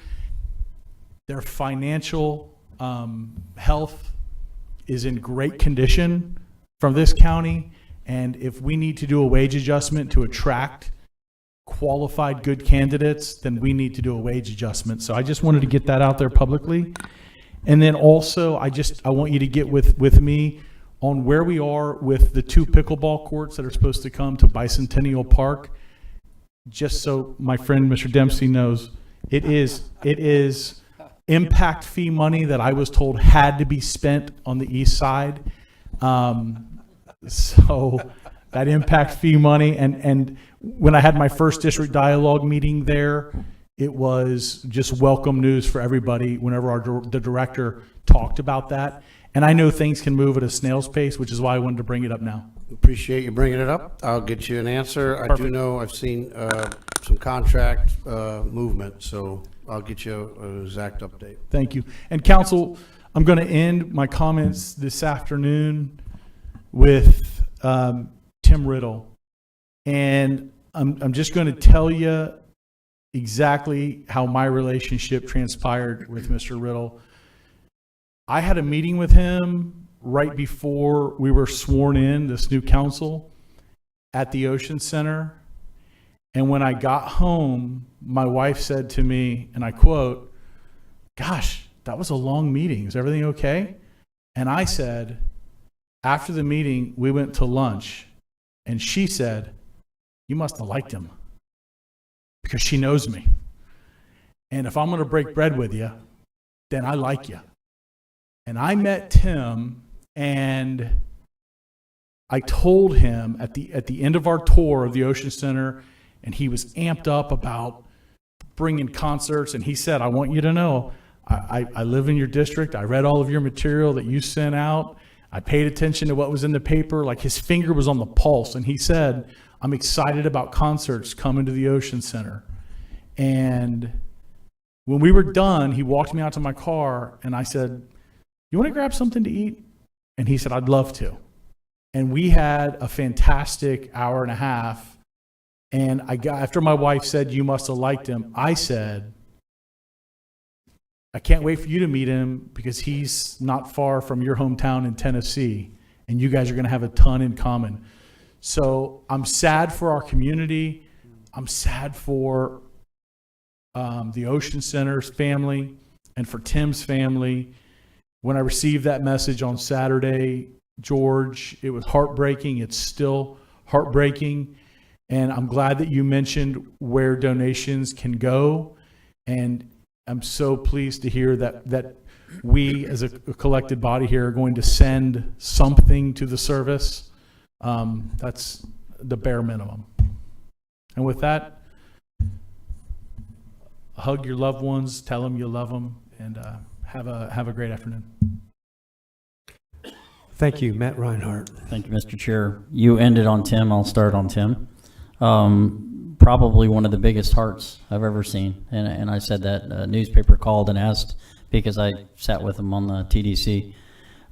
Being from Tennessee, I can tell you my wife didn't even have to, she met him eventually, but she didn't even have to meet him. She's from Chattanooga, and she's a big UT fan. I said, "You should have seen his office. It had UT this, UT that." She goes, "Oh my gosh, I love him." So obviously a person you don't even have to meet. So Tim, phenomenal man. He will be sorely missed. That being said, going into never knowing what happens, you never know day to day what will happen. A little public service announcement, if you will, first. We all said that we'd rather donate to something that we choose as opposed to the county tax dollars doing it. Well, there's a young lady, and I'm going to butcher her last name, forgive me, Bree Mastanuno. I know I'm butchering it. She's a resident in Port Orange. They're doing a fundraiser. She had a heart transplant. She's a young lady, and the Children's Organ Transplant Association had assisted the family with the actual transplant. So she's had the transplant. What she contends with now is anti-rejection meds, which, as you know, with a heart transplant, should be taking that for the rest of her life. And, of course, continued medical testing and stuff like that. Well, they're doing a fundraiser at the back alley lanes located in South Daytona on Ridgewood on Friday, May 5th at 5 p.m. So I wanted to put that out there. It was something about it just kind of touched my heart when I read her story, and I'm not going to get into all that. You're more than welcome to go look for yourself. So to me, I thought that was an excellent cause. More about that and incidents that can happen. This is going to be something that I'm going to request staff to help me with. There was an incident, and I briefly touched base on this during our agenda meeting, that was reported to a Daytona Beach City Commissioner. The person had informed this city commissioner that there was a person that was found in distress on the beach. and that person not being from the area did not know where they were at. They called on the phone, called the 911 operator. They asked for the location. This person didn't know. So it made them think of the possibility of trying to designate addresses, if you will, on the beach. Well, we don't have the ability to put street signs, but there is an ordinance, from my understanding, in the city of Daytona Beach Shores that requires that, whether it be on a seawall or some sort of marking on their property, of those beachfront properties. And I'm not familiar with one with unincorporated parts of Volusia County, but I'd like to get some more information to see if that's something that's possible. Second it. Oh, thank you. Motion and seconded. Motion and. I made the motion, Danny seconded that. Yeah, I wanted to make that a motion to see if we can get more information on that, because that's not just for, emergency services. I'm sure that you would attest to that as well, Andy. So I just thought it was a great idea. We can't force the cities, but, maybe us doing it and the shores doing it, other cities may pick up the ball and do the same. And if it can save a life, then I'm all in favor of that. Didn't we just see that, or maybe I just saw it in an email from Mark Swanson, that is required for 911? It is in the shores. Just in the shores? That's what I Every thought. building has to have, it's required in all cities in the county. From the street side, On the street side. this is unique because. This is of- unique because it happened on the beach. Because of on the beach. Mhm. And we do put other markings, and we've tried mileposts and other things. We'll look at that as well. Okay. But as far, we'll get the information on what the Daytona. I know that the Shore- posts were talked about, but every time there's a storm, Right. you lose the post. Right. So something, but then again, you paint it on a wall and the wall disappears. But, something maybe could be done if it helps save a life.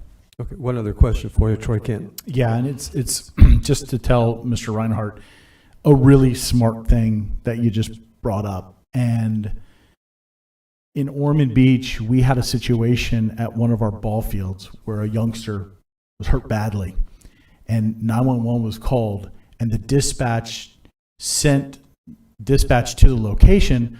However, they were going to the Ormond airport, and they, of course, there's fences up, and They couldn't get through. they can't drive through. Wow. The amount of time it took them to get there. So we said, we're going to fix this right now. So at all public city locations and parks, we have a uniformed, we still do have a uniform sign that told you your location. In an emergency, call 911, and it gave the exact address. Maybe that's And that, when you brought that up, I'm thinking that's exactly, you don't need it until you need it. You need it. And you're right, someone who's not from here and they're calling for help and they don't know the exact location and where seconds matter. I'm really glad you brought this up because it's something I know we can accomplish. This is low-hanging fruit and it's going to be impactful for people. Do we need to vote on that, or? Motion in a second. So Yeah. It sounds like you have unanimous consent. George, did you want to say something? Just going to add, as long as we're on the subject. Yes, sir. Monday at the round table, we're going to be talking a little bit about, we're upgrading the CAD dispatch system, and we're going to be talking a little bit about uniformity with addressing with the cities. So Excellent. again, we work with them very closely now, but we're actually calling this the next gen dispatch. So we'll talk. We'll have Clay, actually, I think, will be speaking. Could that be brought up at that time? Is that an appropriate venue to? Well, we could add to that For the other I think cities. it's a I was good just thinking idea. the quicker that it we came move, up. the better. Okay. We'll add it to. I'll be to there, that but discussion. not for y'all to talk about. All right. Another thing real quick, now considering that an important issue, and this may be something that could have been towards our ideas that we'd like to see happen during our short visit here, hopefully a longer visit, but our rented seat, I think that was appropriately put by Mr. Kent. You're right, it is. One of the ideas, and I figured this would be the time to talk about it a little bit, was our parks. We're in the midst of having to redo those parks that are there. I thought this would be a perfect time to address it. One of the things I saw during the campaign, I visited one of the schools and I saw that they had the blue light tower emergency phones that you see them on all the campuses. And it's just, it immediately dials 911 in the event of an emergency. Yes, I agree with you that it's very odd to see someone without a cell phone or two. However, in the event that that does occur, I thought this would be an opportunity to enhance our security at these locations, to look into the cost of those. A lot of them are solar powered. They're Bluetooth as far as the phone is, or not Bluetooth, but the cellular as far as the phone is concerned. They only dial 911. I know that there was some conversation about cameras. Maybe the camera could, because there's always a worry about destruction of that type of thing. So if the camera would serve two purposes, one for observation of the phone to see the distress and or vandalism if that, God forbid, became an issue. So I would like to look at, if staff could look into the what are the costs of those, and if it's something that we could certainly look into, this seems to be the time to do it while we're considering or planning for those parks. And I know I was explaining the whole thing about FEMA, and I get all that. So this is something, this type of technology has been in place since 1990. So that'd be kind of cool to see that happen. And then lastly, I didn't get a chance to say it before, but speaking of cameras, I meant to say it during the consent agenda, but body cams, the purchase of, something corrections is needed for a long time. I kudos for all the work that you've done. I meant to say that before, I apologize, but thank you very much. Danny Robbins. Thanks, Chair. You guys said it all with Tim Riddle and the tremendous loss that his family and Volusia County and all of his colleagues are going to face. It's just just so sad, and I'm glad that we're definitely doing something for him and his family.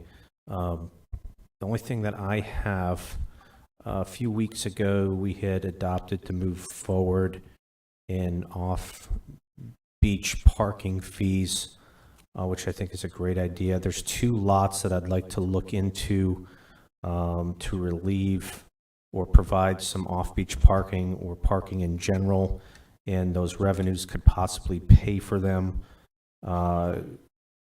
East 3rd Ave and South Atlantic, just to the north of the Boston Fish House.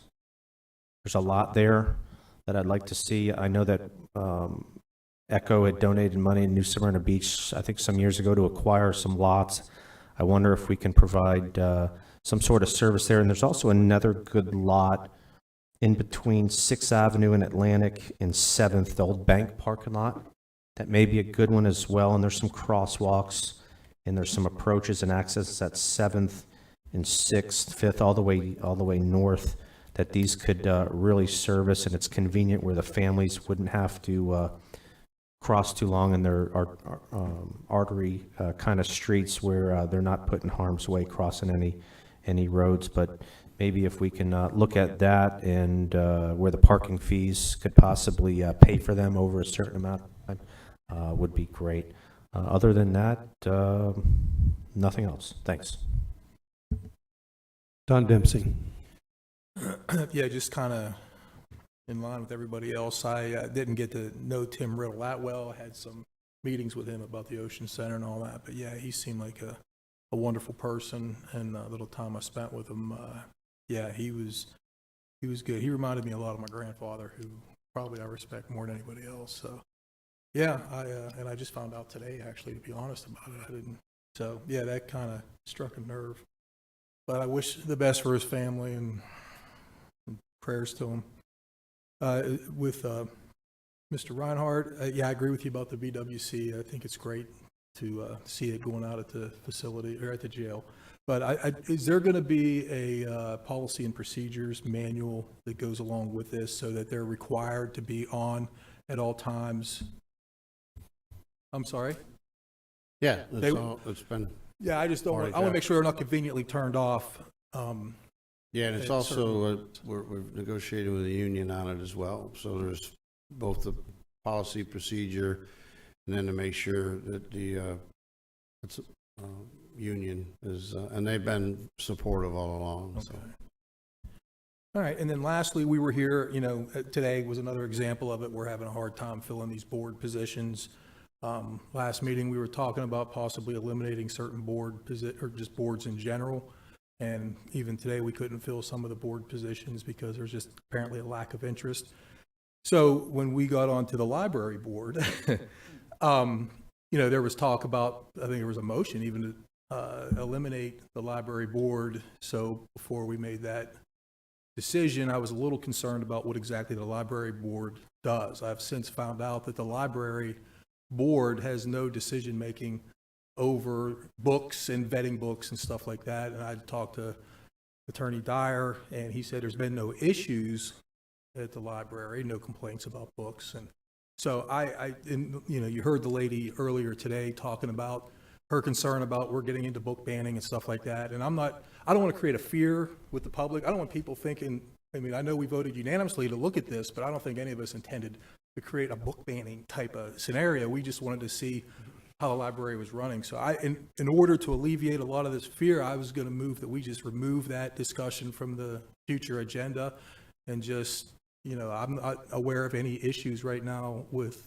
county libraries, and I'd just like to leave it at that. I've moved to remove that discussion of the county libraries from the next agenda whenever it was set. Any discussion? All in favor say aye. Aye. Any opposed? Discussion. Remove that vote. I'm sorry, it didn't come up. It but sounded Jake like an aye, Johansson. but it was discussion. I couldn't get to my finger quick enough. So just to be clear, we still might be able, we're not removing the thought of possibly getting rid of the advisory council. We're just not asking Lucinda to come and brief us on the book issue. Well, yeah. And what else the advisory board does. Well, exactly. Yeah. Well, we've got the whole. I'm trying to get rid of advisory boards. I want to make sure I don't lose that right by voting aye. Oh, yeah. No, I'd like to just go ahead and get back to the advisory board and whether we're going to eliminate it or put new members on it or whatever we're going to do. But that whole discussion about what they do, I'm clear on what they do, and I'm happy with the way things are right now. So I just don't want people getting into a concern that we're going down a new road here, which I don't think any of us wanted. I didn't want to. So I just want less government. Yes, exactly. So you're eliminating the discussion on books. Well, about how they're vetted and all that stuff. Yes. I'm comfortable with the way they are. And I found out that the advisory board doesn't do any of that stuff. So let's just get off the discussion. And if you want to talk about at another meeting, Jake, about getting rid of that board, that's fine. I want to talk about it at the next meeting. That's what I mean. Before we hire a whole advisory board and then bring it to. So as long as the advisory board, whether we need it or not, comes back up, I think Lucinda would still be here to answer any questions we would have, although I don't need a brief from her. But I imagine she'd be here anyhow. Okay, so she's coming next meeting? I think That was it was the meeting in June. She was going to be here for that. So, yeah, we'll see if we can bring the board part sooner, though. I understand. So the effect of the motion would be that you're not asking Lucinda to come to give a presentation on material selection and removal process, Mr. Dempsey, is what you're saying. Well, yeah, the previous thing that I was talking about was a place for concerned parents or whatever to vet their concerns about certain books and what the procedure is for that. But my understanding is there isn't any issues that have been going on recently, and I'm not trying to create a concern that the commission or the council here is trying to create that type of scenario. I just want to alleviate their concern and just withdraw it from the agenda. Okay, and we have Aye. A motion and a second. All in favor say aye. Aye. We're just removing that part of the discussion. Thank you. And that's it. Wow. Jake Johansson. Again, thank you, sir. I think I mentioned a few times today, and I appreciate Donna and Suzanne coming to my rescue and telling me that representatives were here, but I think it's important for the public to know, once again, that if you haven't got the flavor of this council, if you're asking them for $1, you might want to be here to make sure you get your dollar. Failure to have skin in the game and failure to show up definitely is a mark for me, and as you heard from some of my colleagues, it's a sign for them as well. I've asked staff to look into some veteran programs that already exist, to try to combine them to make not only public sector and municipalities, but private sector aware of what veterans bring to the table and what value you get from hiring a veteran. There's a lot of people that don't know how to hire a veteran, because even though veterans are trained on how to write a resume in private sector format, it just doesn't come across well, and there's a lot of soft skills and other skills that they bring to the table that don't transfer well into the private sector without somebody talking them through it. It's just easier to put that resume to the side and go to somebody who has written exactly what you want. So I'm working with HR, with economic development, and with Bob at Veteran Services to try to make that happen and get people a little more aware. I've asked staff, and I'll ask staff publicly right now. Recently, a law has been passed that enables our county and municipalities to advertise legal notices on the county website versus the newspaper. I'm looking, as we go into the budget season, whether we would entertain that, the pros, the cons, the specifics to the law, and whether it's worth it, as we see the number of people on the internet increase and the number of people that are reading the print newspaper decrease. There might be a cheaper, better internet option for that.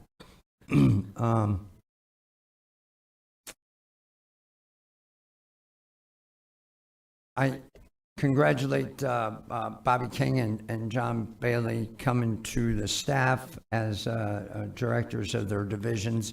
I think those are welcome additions. I'm looking forward to that. I know Bobbie is innovative, and I know Votran has got to be innovative to stay as cost effective as it can.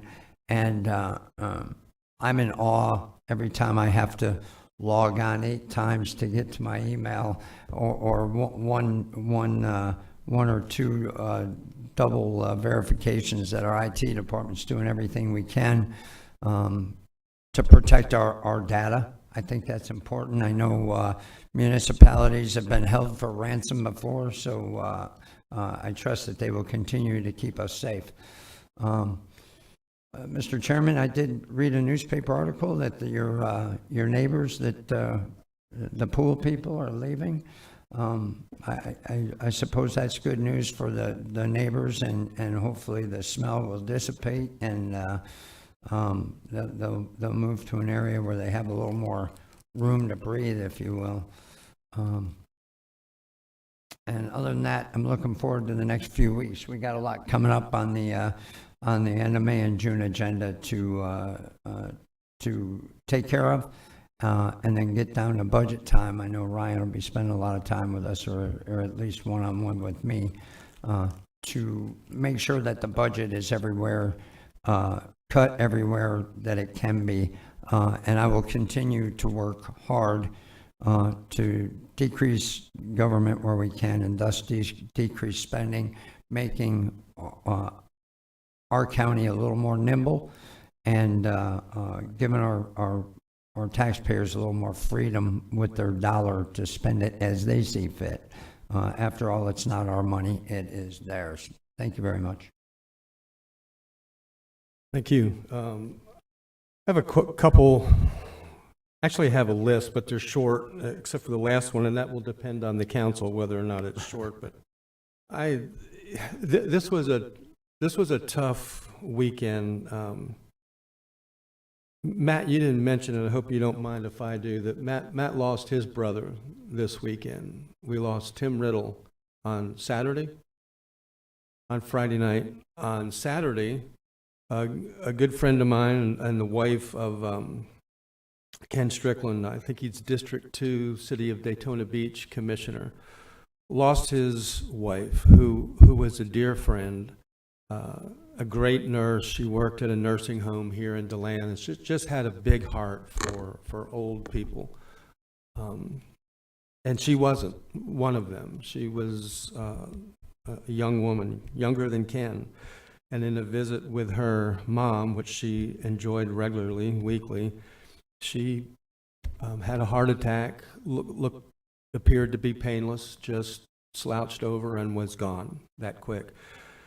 When Troy Kent finished his remarks by saying, "Tell somebody you love them," I hope everybody will take that seriously. I mean, that this weekend has proven to all of us that none of these people were expected to pass, and none of us knows when our time is up. So let's finish big, and I wanted Ken to know, and their 5 children, that Deborah was honored, loved, and will be missed. Deborah Jarnigan of Daytona Beach. Just a quick story on Tim. I got to know him a little bit just from working with him in State of the County events with our bailout friend Kevin Captain. And Tim just always, it's whatever we needed, whatever we wanted. Except in COVID, we couldn't have tables with, less than 4 people around him. But he did everything he could.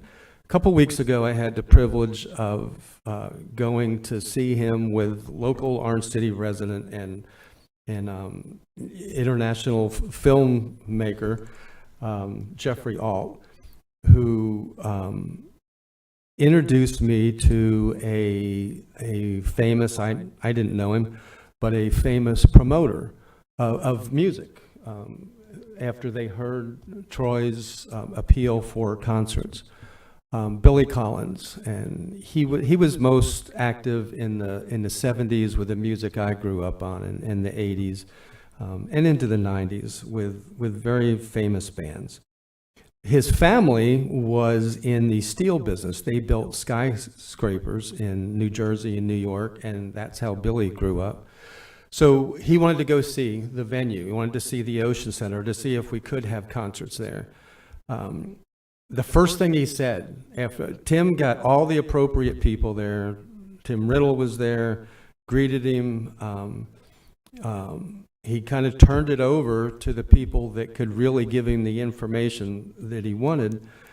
And the first question he had was, when was this built? When was it built? George? Well, the arena was built in the mid-'80s, I think 1980. Yeah. And there you go.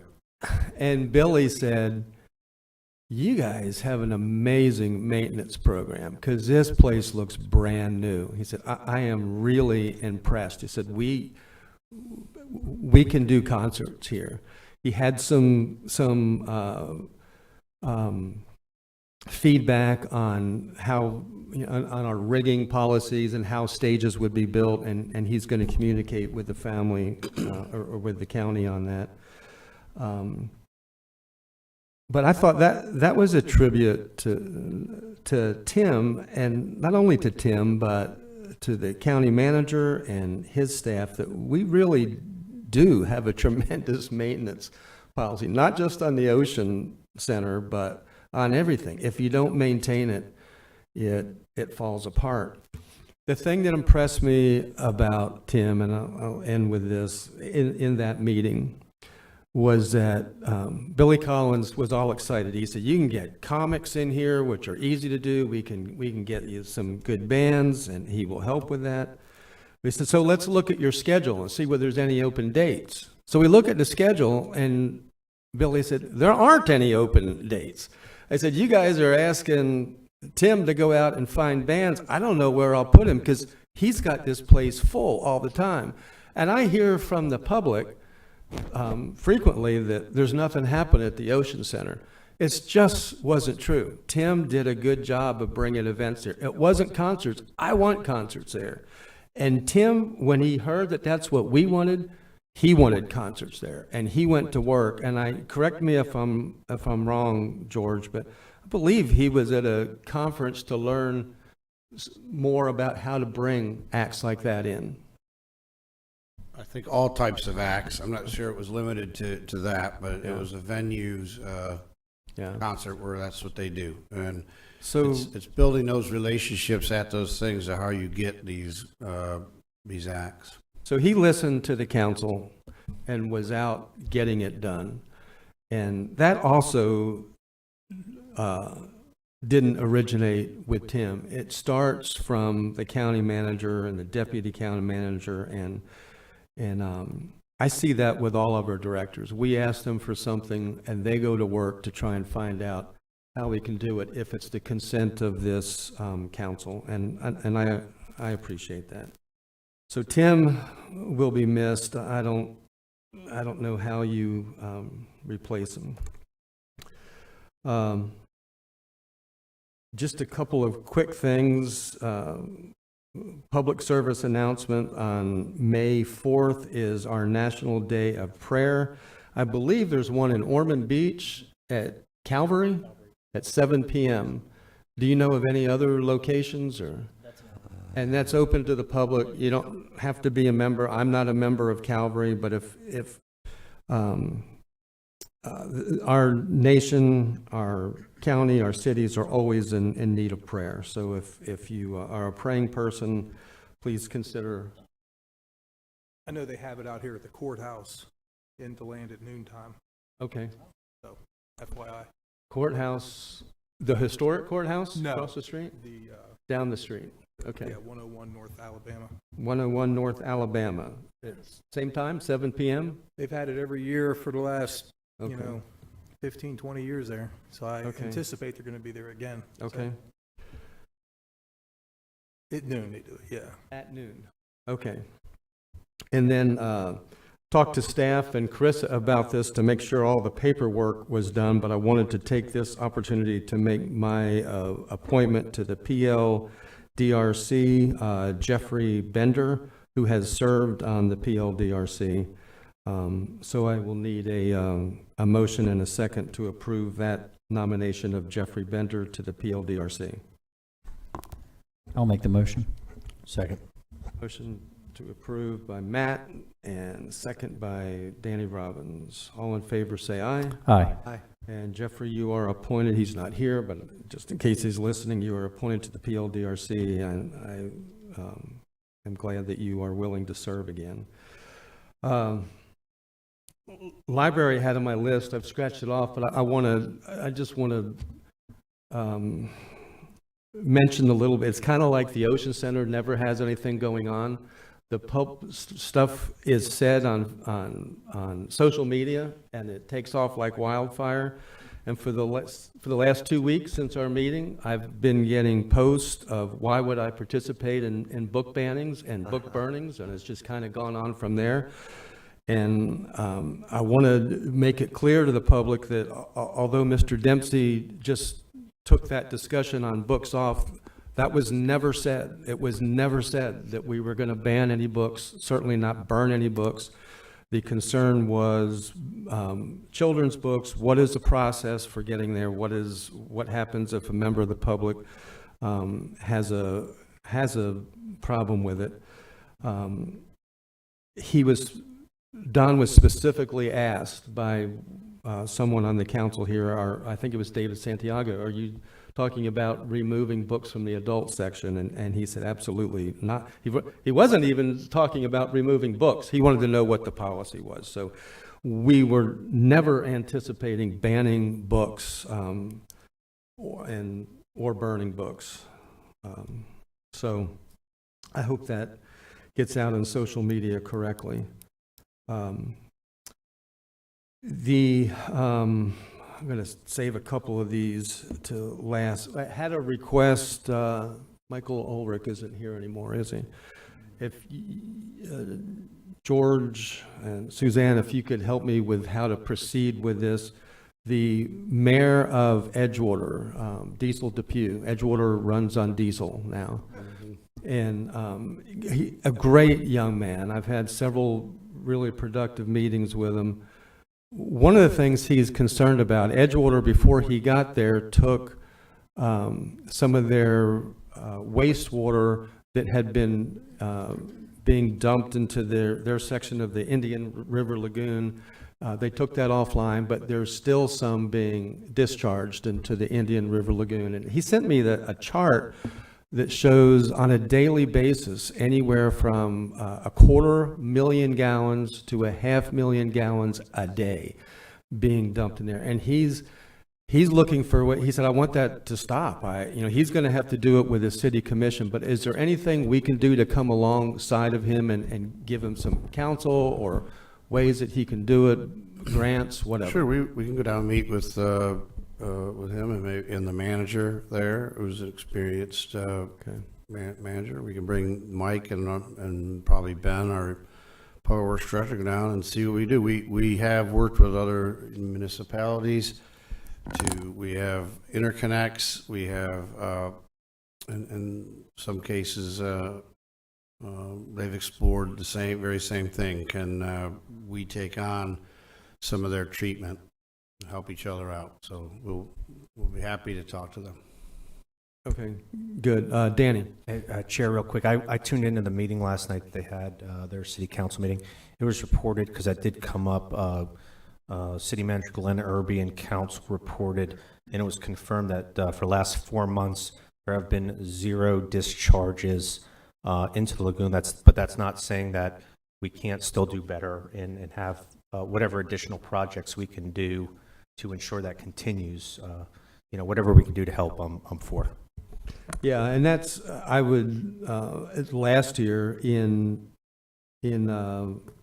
May, June, July, I'm not seeing any. So there's times when they have reclaimed water and times when they don't, and sometimes they have way too much.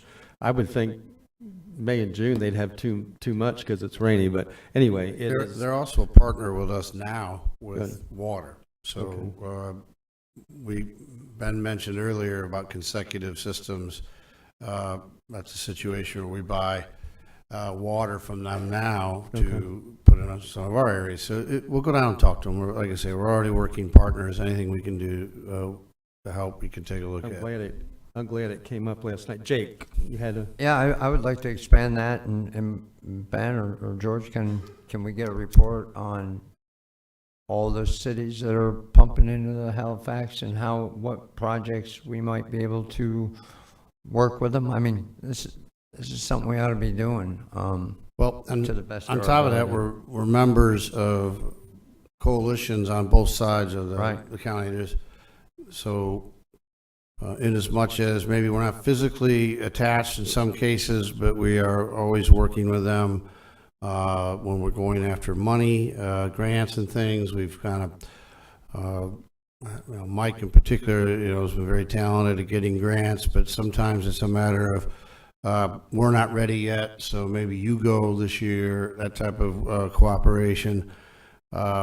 So I know, more than happy to work with any of them, and we do. And if Mike was here, he could probably expound in a more detailed manner. Ben, do you have anything to add? Yeah, what I would say is, Edgewater is part of the Mosquito Lagoon Reasonable Assurance Plan with us, and I think some of the projects that they identified, or at least one, was an expansion of a reclaim line that would allow them to serve more areas with reclaimed water.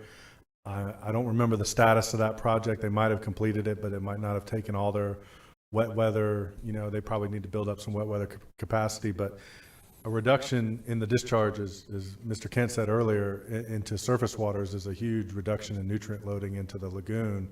And so being that we're part of the reasonable assurance plan with them, you know, we can support grant requests and things like that for projects, and we can work with them, identify projects that would eliminate those discharges into the surface water.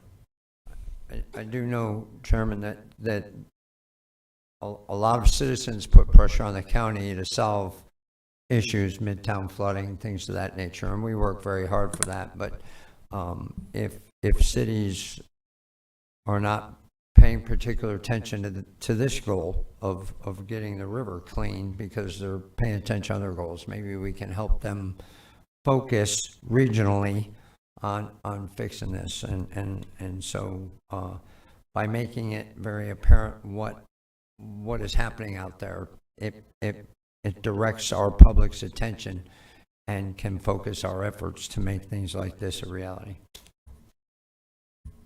Thank you, and thank you.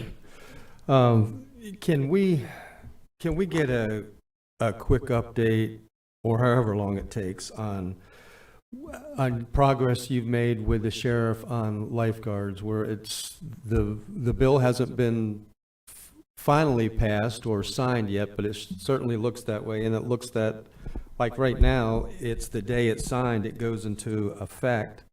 You know, I could give you a quick one right now.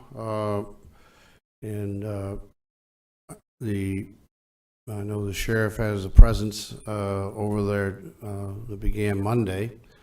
We're working for temporary offices. There'll be 2 offices over there in our building by week's end, and so they're already doing some code patrol over there as they learn the routes and learn what's going on.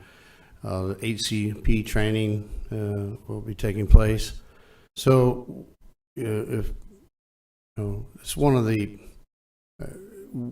we would have hoped for a transition period, but as it stands, it will go into effect when the bill is signed, and we'll be ready. We have our folks. We're working on what our new look will be, and so things are progressing along. We hope not to lose people. I think that was mentioned earlier today. We're working on what we can do. Yes, the sheriff has offers some things that we don't offer, but we have other things that we can do, and we'll work on that as well. There was some concern about the meeting room. That's actually a council place for, we've had workshops and stuff. It's in need of some electronic work. We could never have the type of audio and video that we have in our meetings now, but that room will stay for that training and meeting purposes. That's not people, when we had to move quickly, there were a lot of looking at rooms, looking at things, what could we do. I probably passed in conversation, but the decision's been they'll have some offices temporarily, and then down on the first floor we have an area that actually has a holding area, and we'll expand in and around in a meeting room down in on that floor that will give some very nice offices. I've committed to the sheriff that we're going to do a very good job. We've got of course Janine Jennings leading the transition, and Jim Corbett, one of the best in the business for facilities management, so we'll make sure we get that completed. okay, I think we share a couple concerns. One is that the men and women on the beach patrol that have invested their lives into becoming triple certified and enjoy being lifeguards, law enforcement officers, and either EMTs or paramedics. I want to protect them, do as much as we can for them. And then I'm also concerned with, we're heading right into the busiest time of the year. When you said the sheriff is doing cold patrols, is that a, Co-patrols. In other words, they're down there while we're down there right now. Right But- now, you've got more people because you've got our people and his people. but does that an indication that he will be replacing some of our lifeguards with strictly law enforcement people? Is it going to further reduce lifeguards? The goal is to keep the same amount of protection, but I cannot speak for what the sheriff intends to do. I know as he brings people on that are triple certified and are lifeguard certified, I think he intends on using many of them. But I don't know if that's his long-term plan, but I know he has talked about it. He's also talked about even identifying maybe others in the sheriff's department that would want to try to become a lifeguard, an ocean lifeguard. It's a very big distinction. So again, I think that'll get worked out over time. But I think he has made mention that there'll be training for the people going over, and then they're available, I think, for weekends to work at the beach as well. No indication yet of how many of our personnel are going to stay? We don't have that number yet, no. Okay. All right.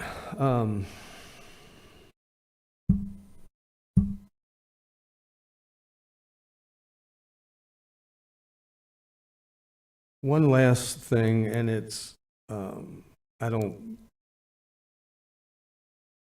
two things. One of them real quick. This one I don't want to get long, but to go long, but I want the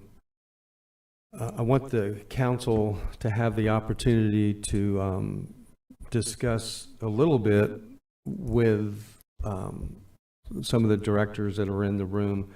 We just went through Public Works. You know, each council meeting, we're going through a division's budgets, their needs.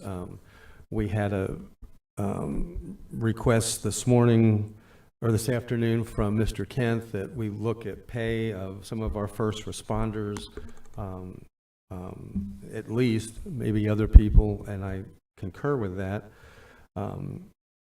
However, you also, we're really good at asking you to do the impossible, and we're not going to change that this year. I think the first year Danny and I served, I had asked for a 5% reduction in the budget, and we actually got up to about 3%.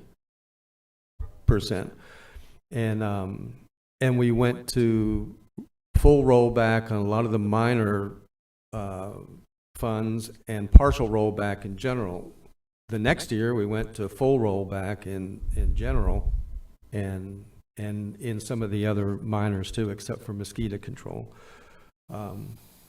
So we're obviously facing tremendous pressures and spending and cost increases and insurance and building supplies and asphalt and personnel.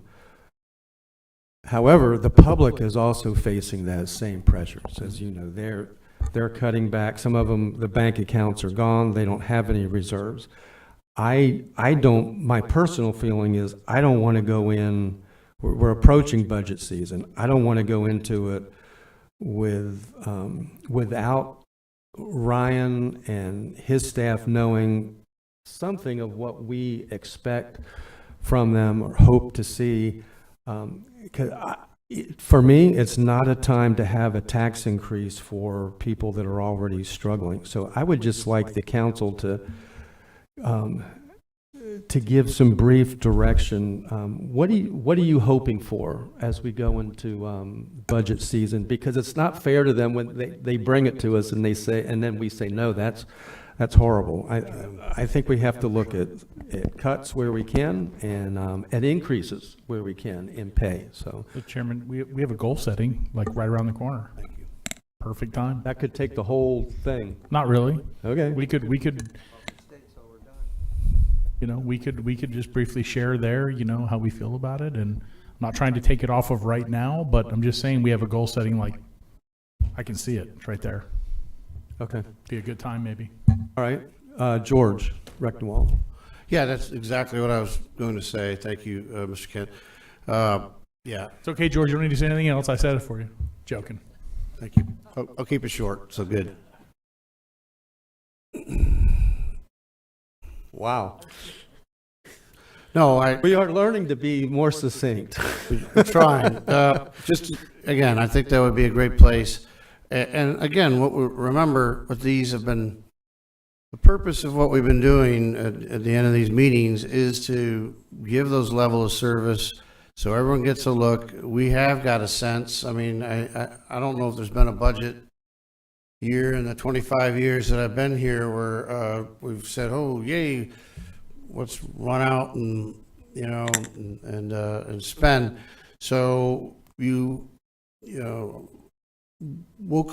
take a look at what those goals are. We know it's not a time to be going crazy, and we got things that are being handed to us. See, that's the other part too, is we don't really know the effect of the FRS bill that's out there. We think it went in a good direction in terms of money, and but of course I think the purpose of it was to help recruit to some of the other things you guys have talked about.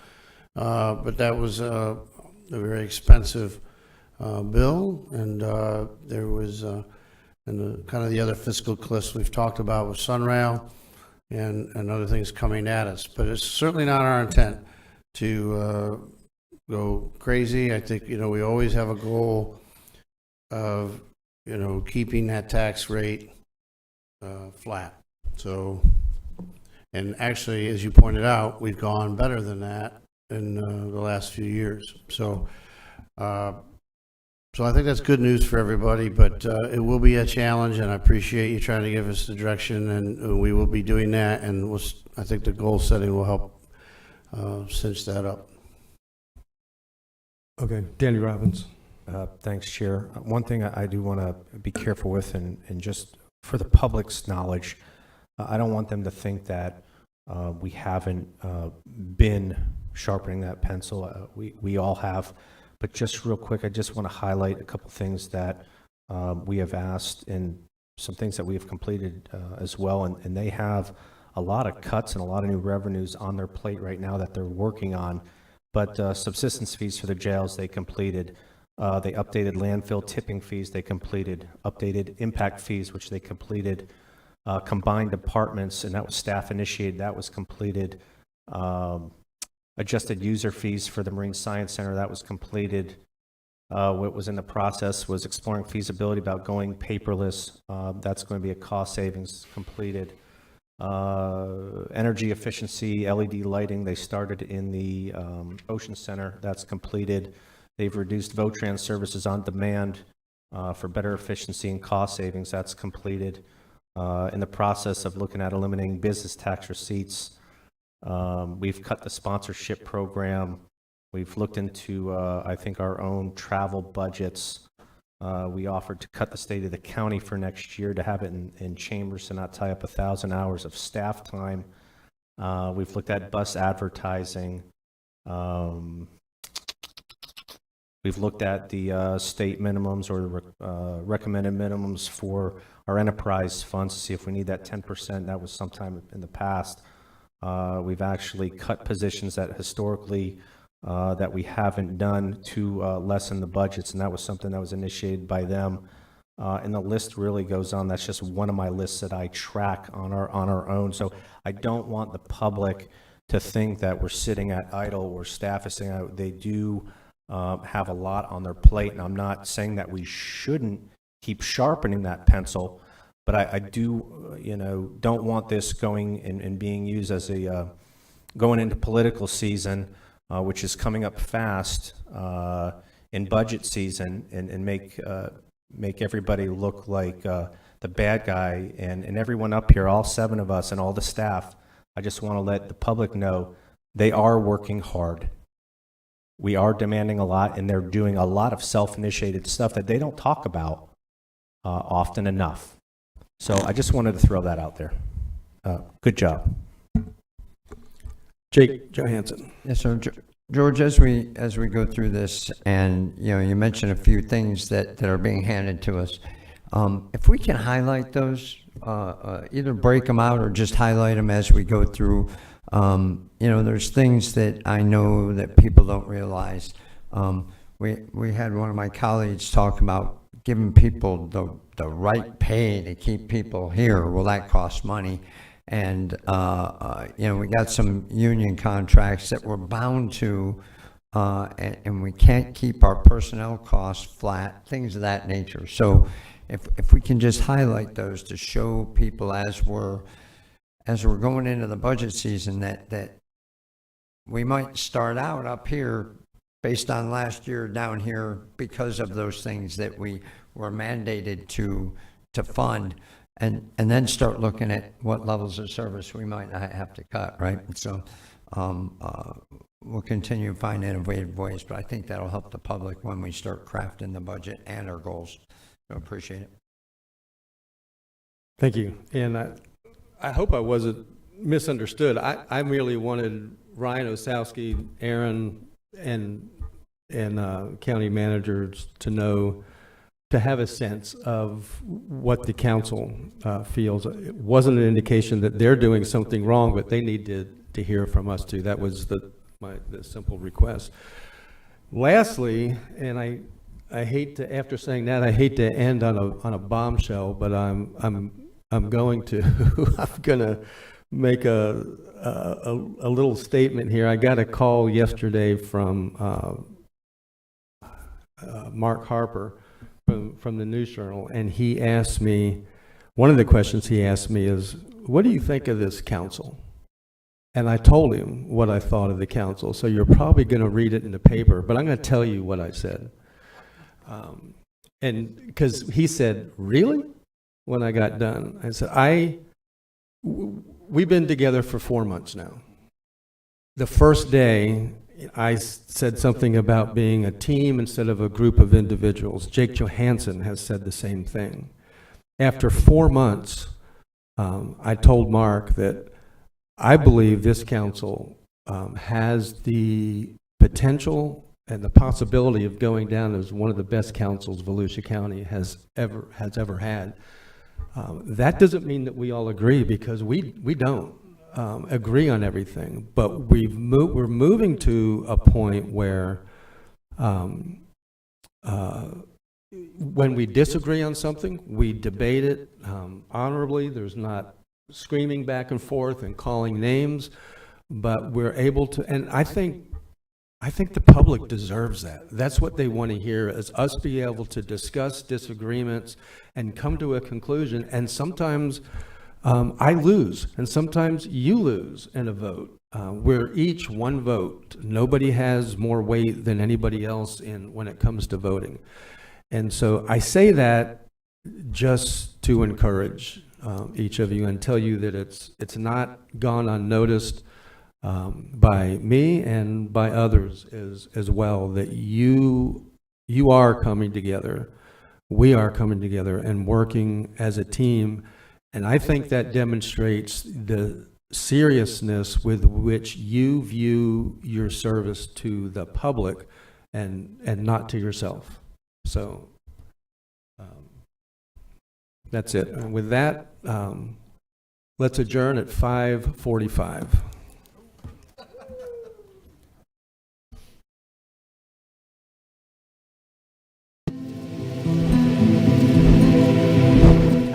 Very, very honored and excited to recommend Tim Riddle as our new Ocean Center Director. Tim Riddle is confirmed as the Director of the Ocean Center. So with that.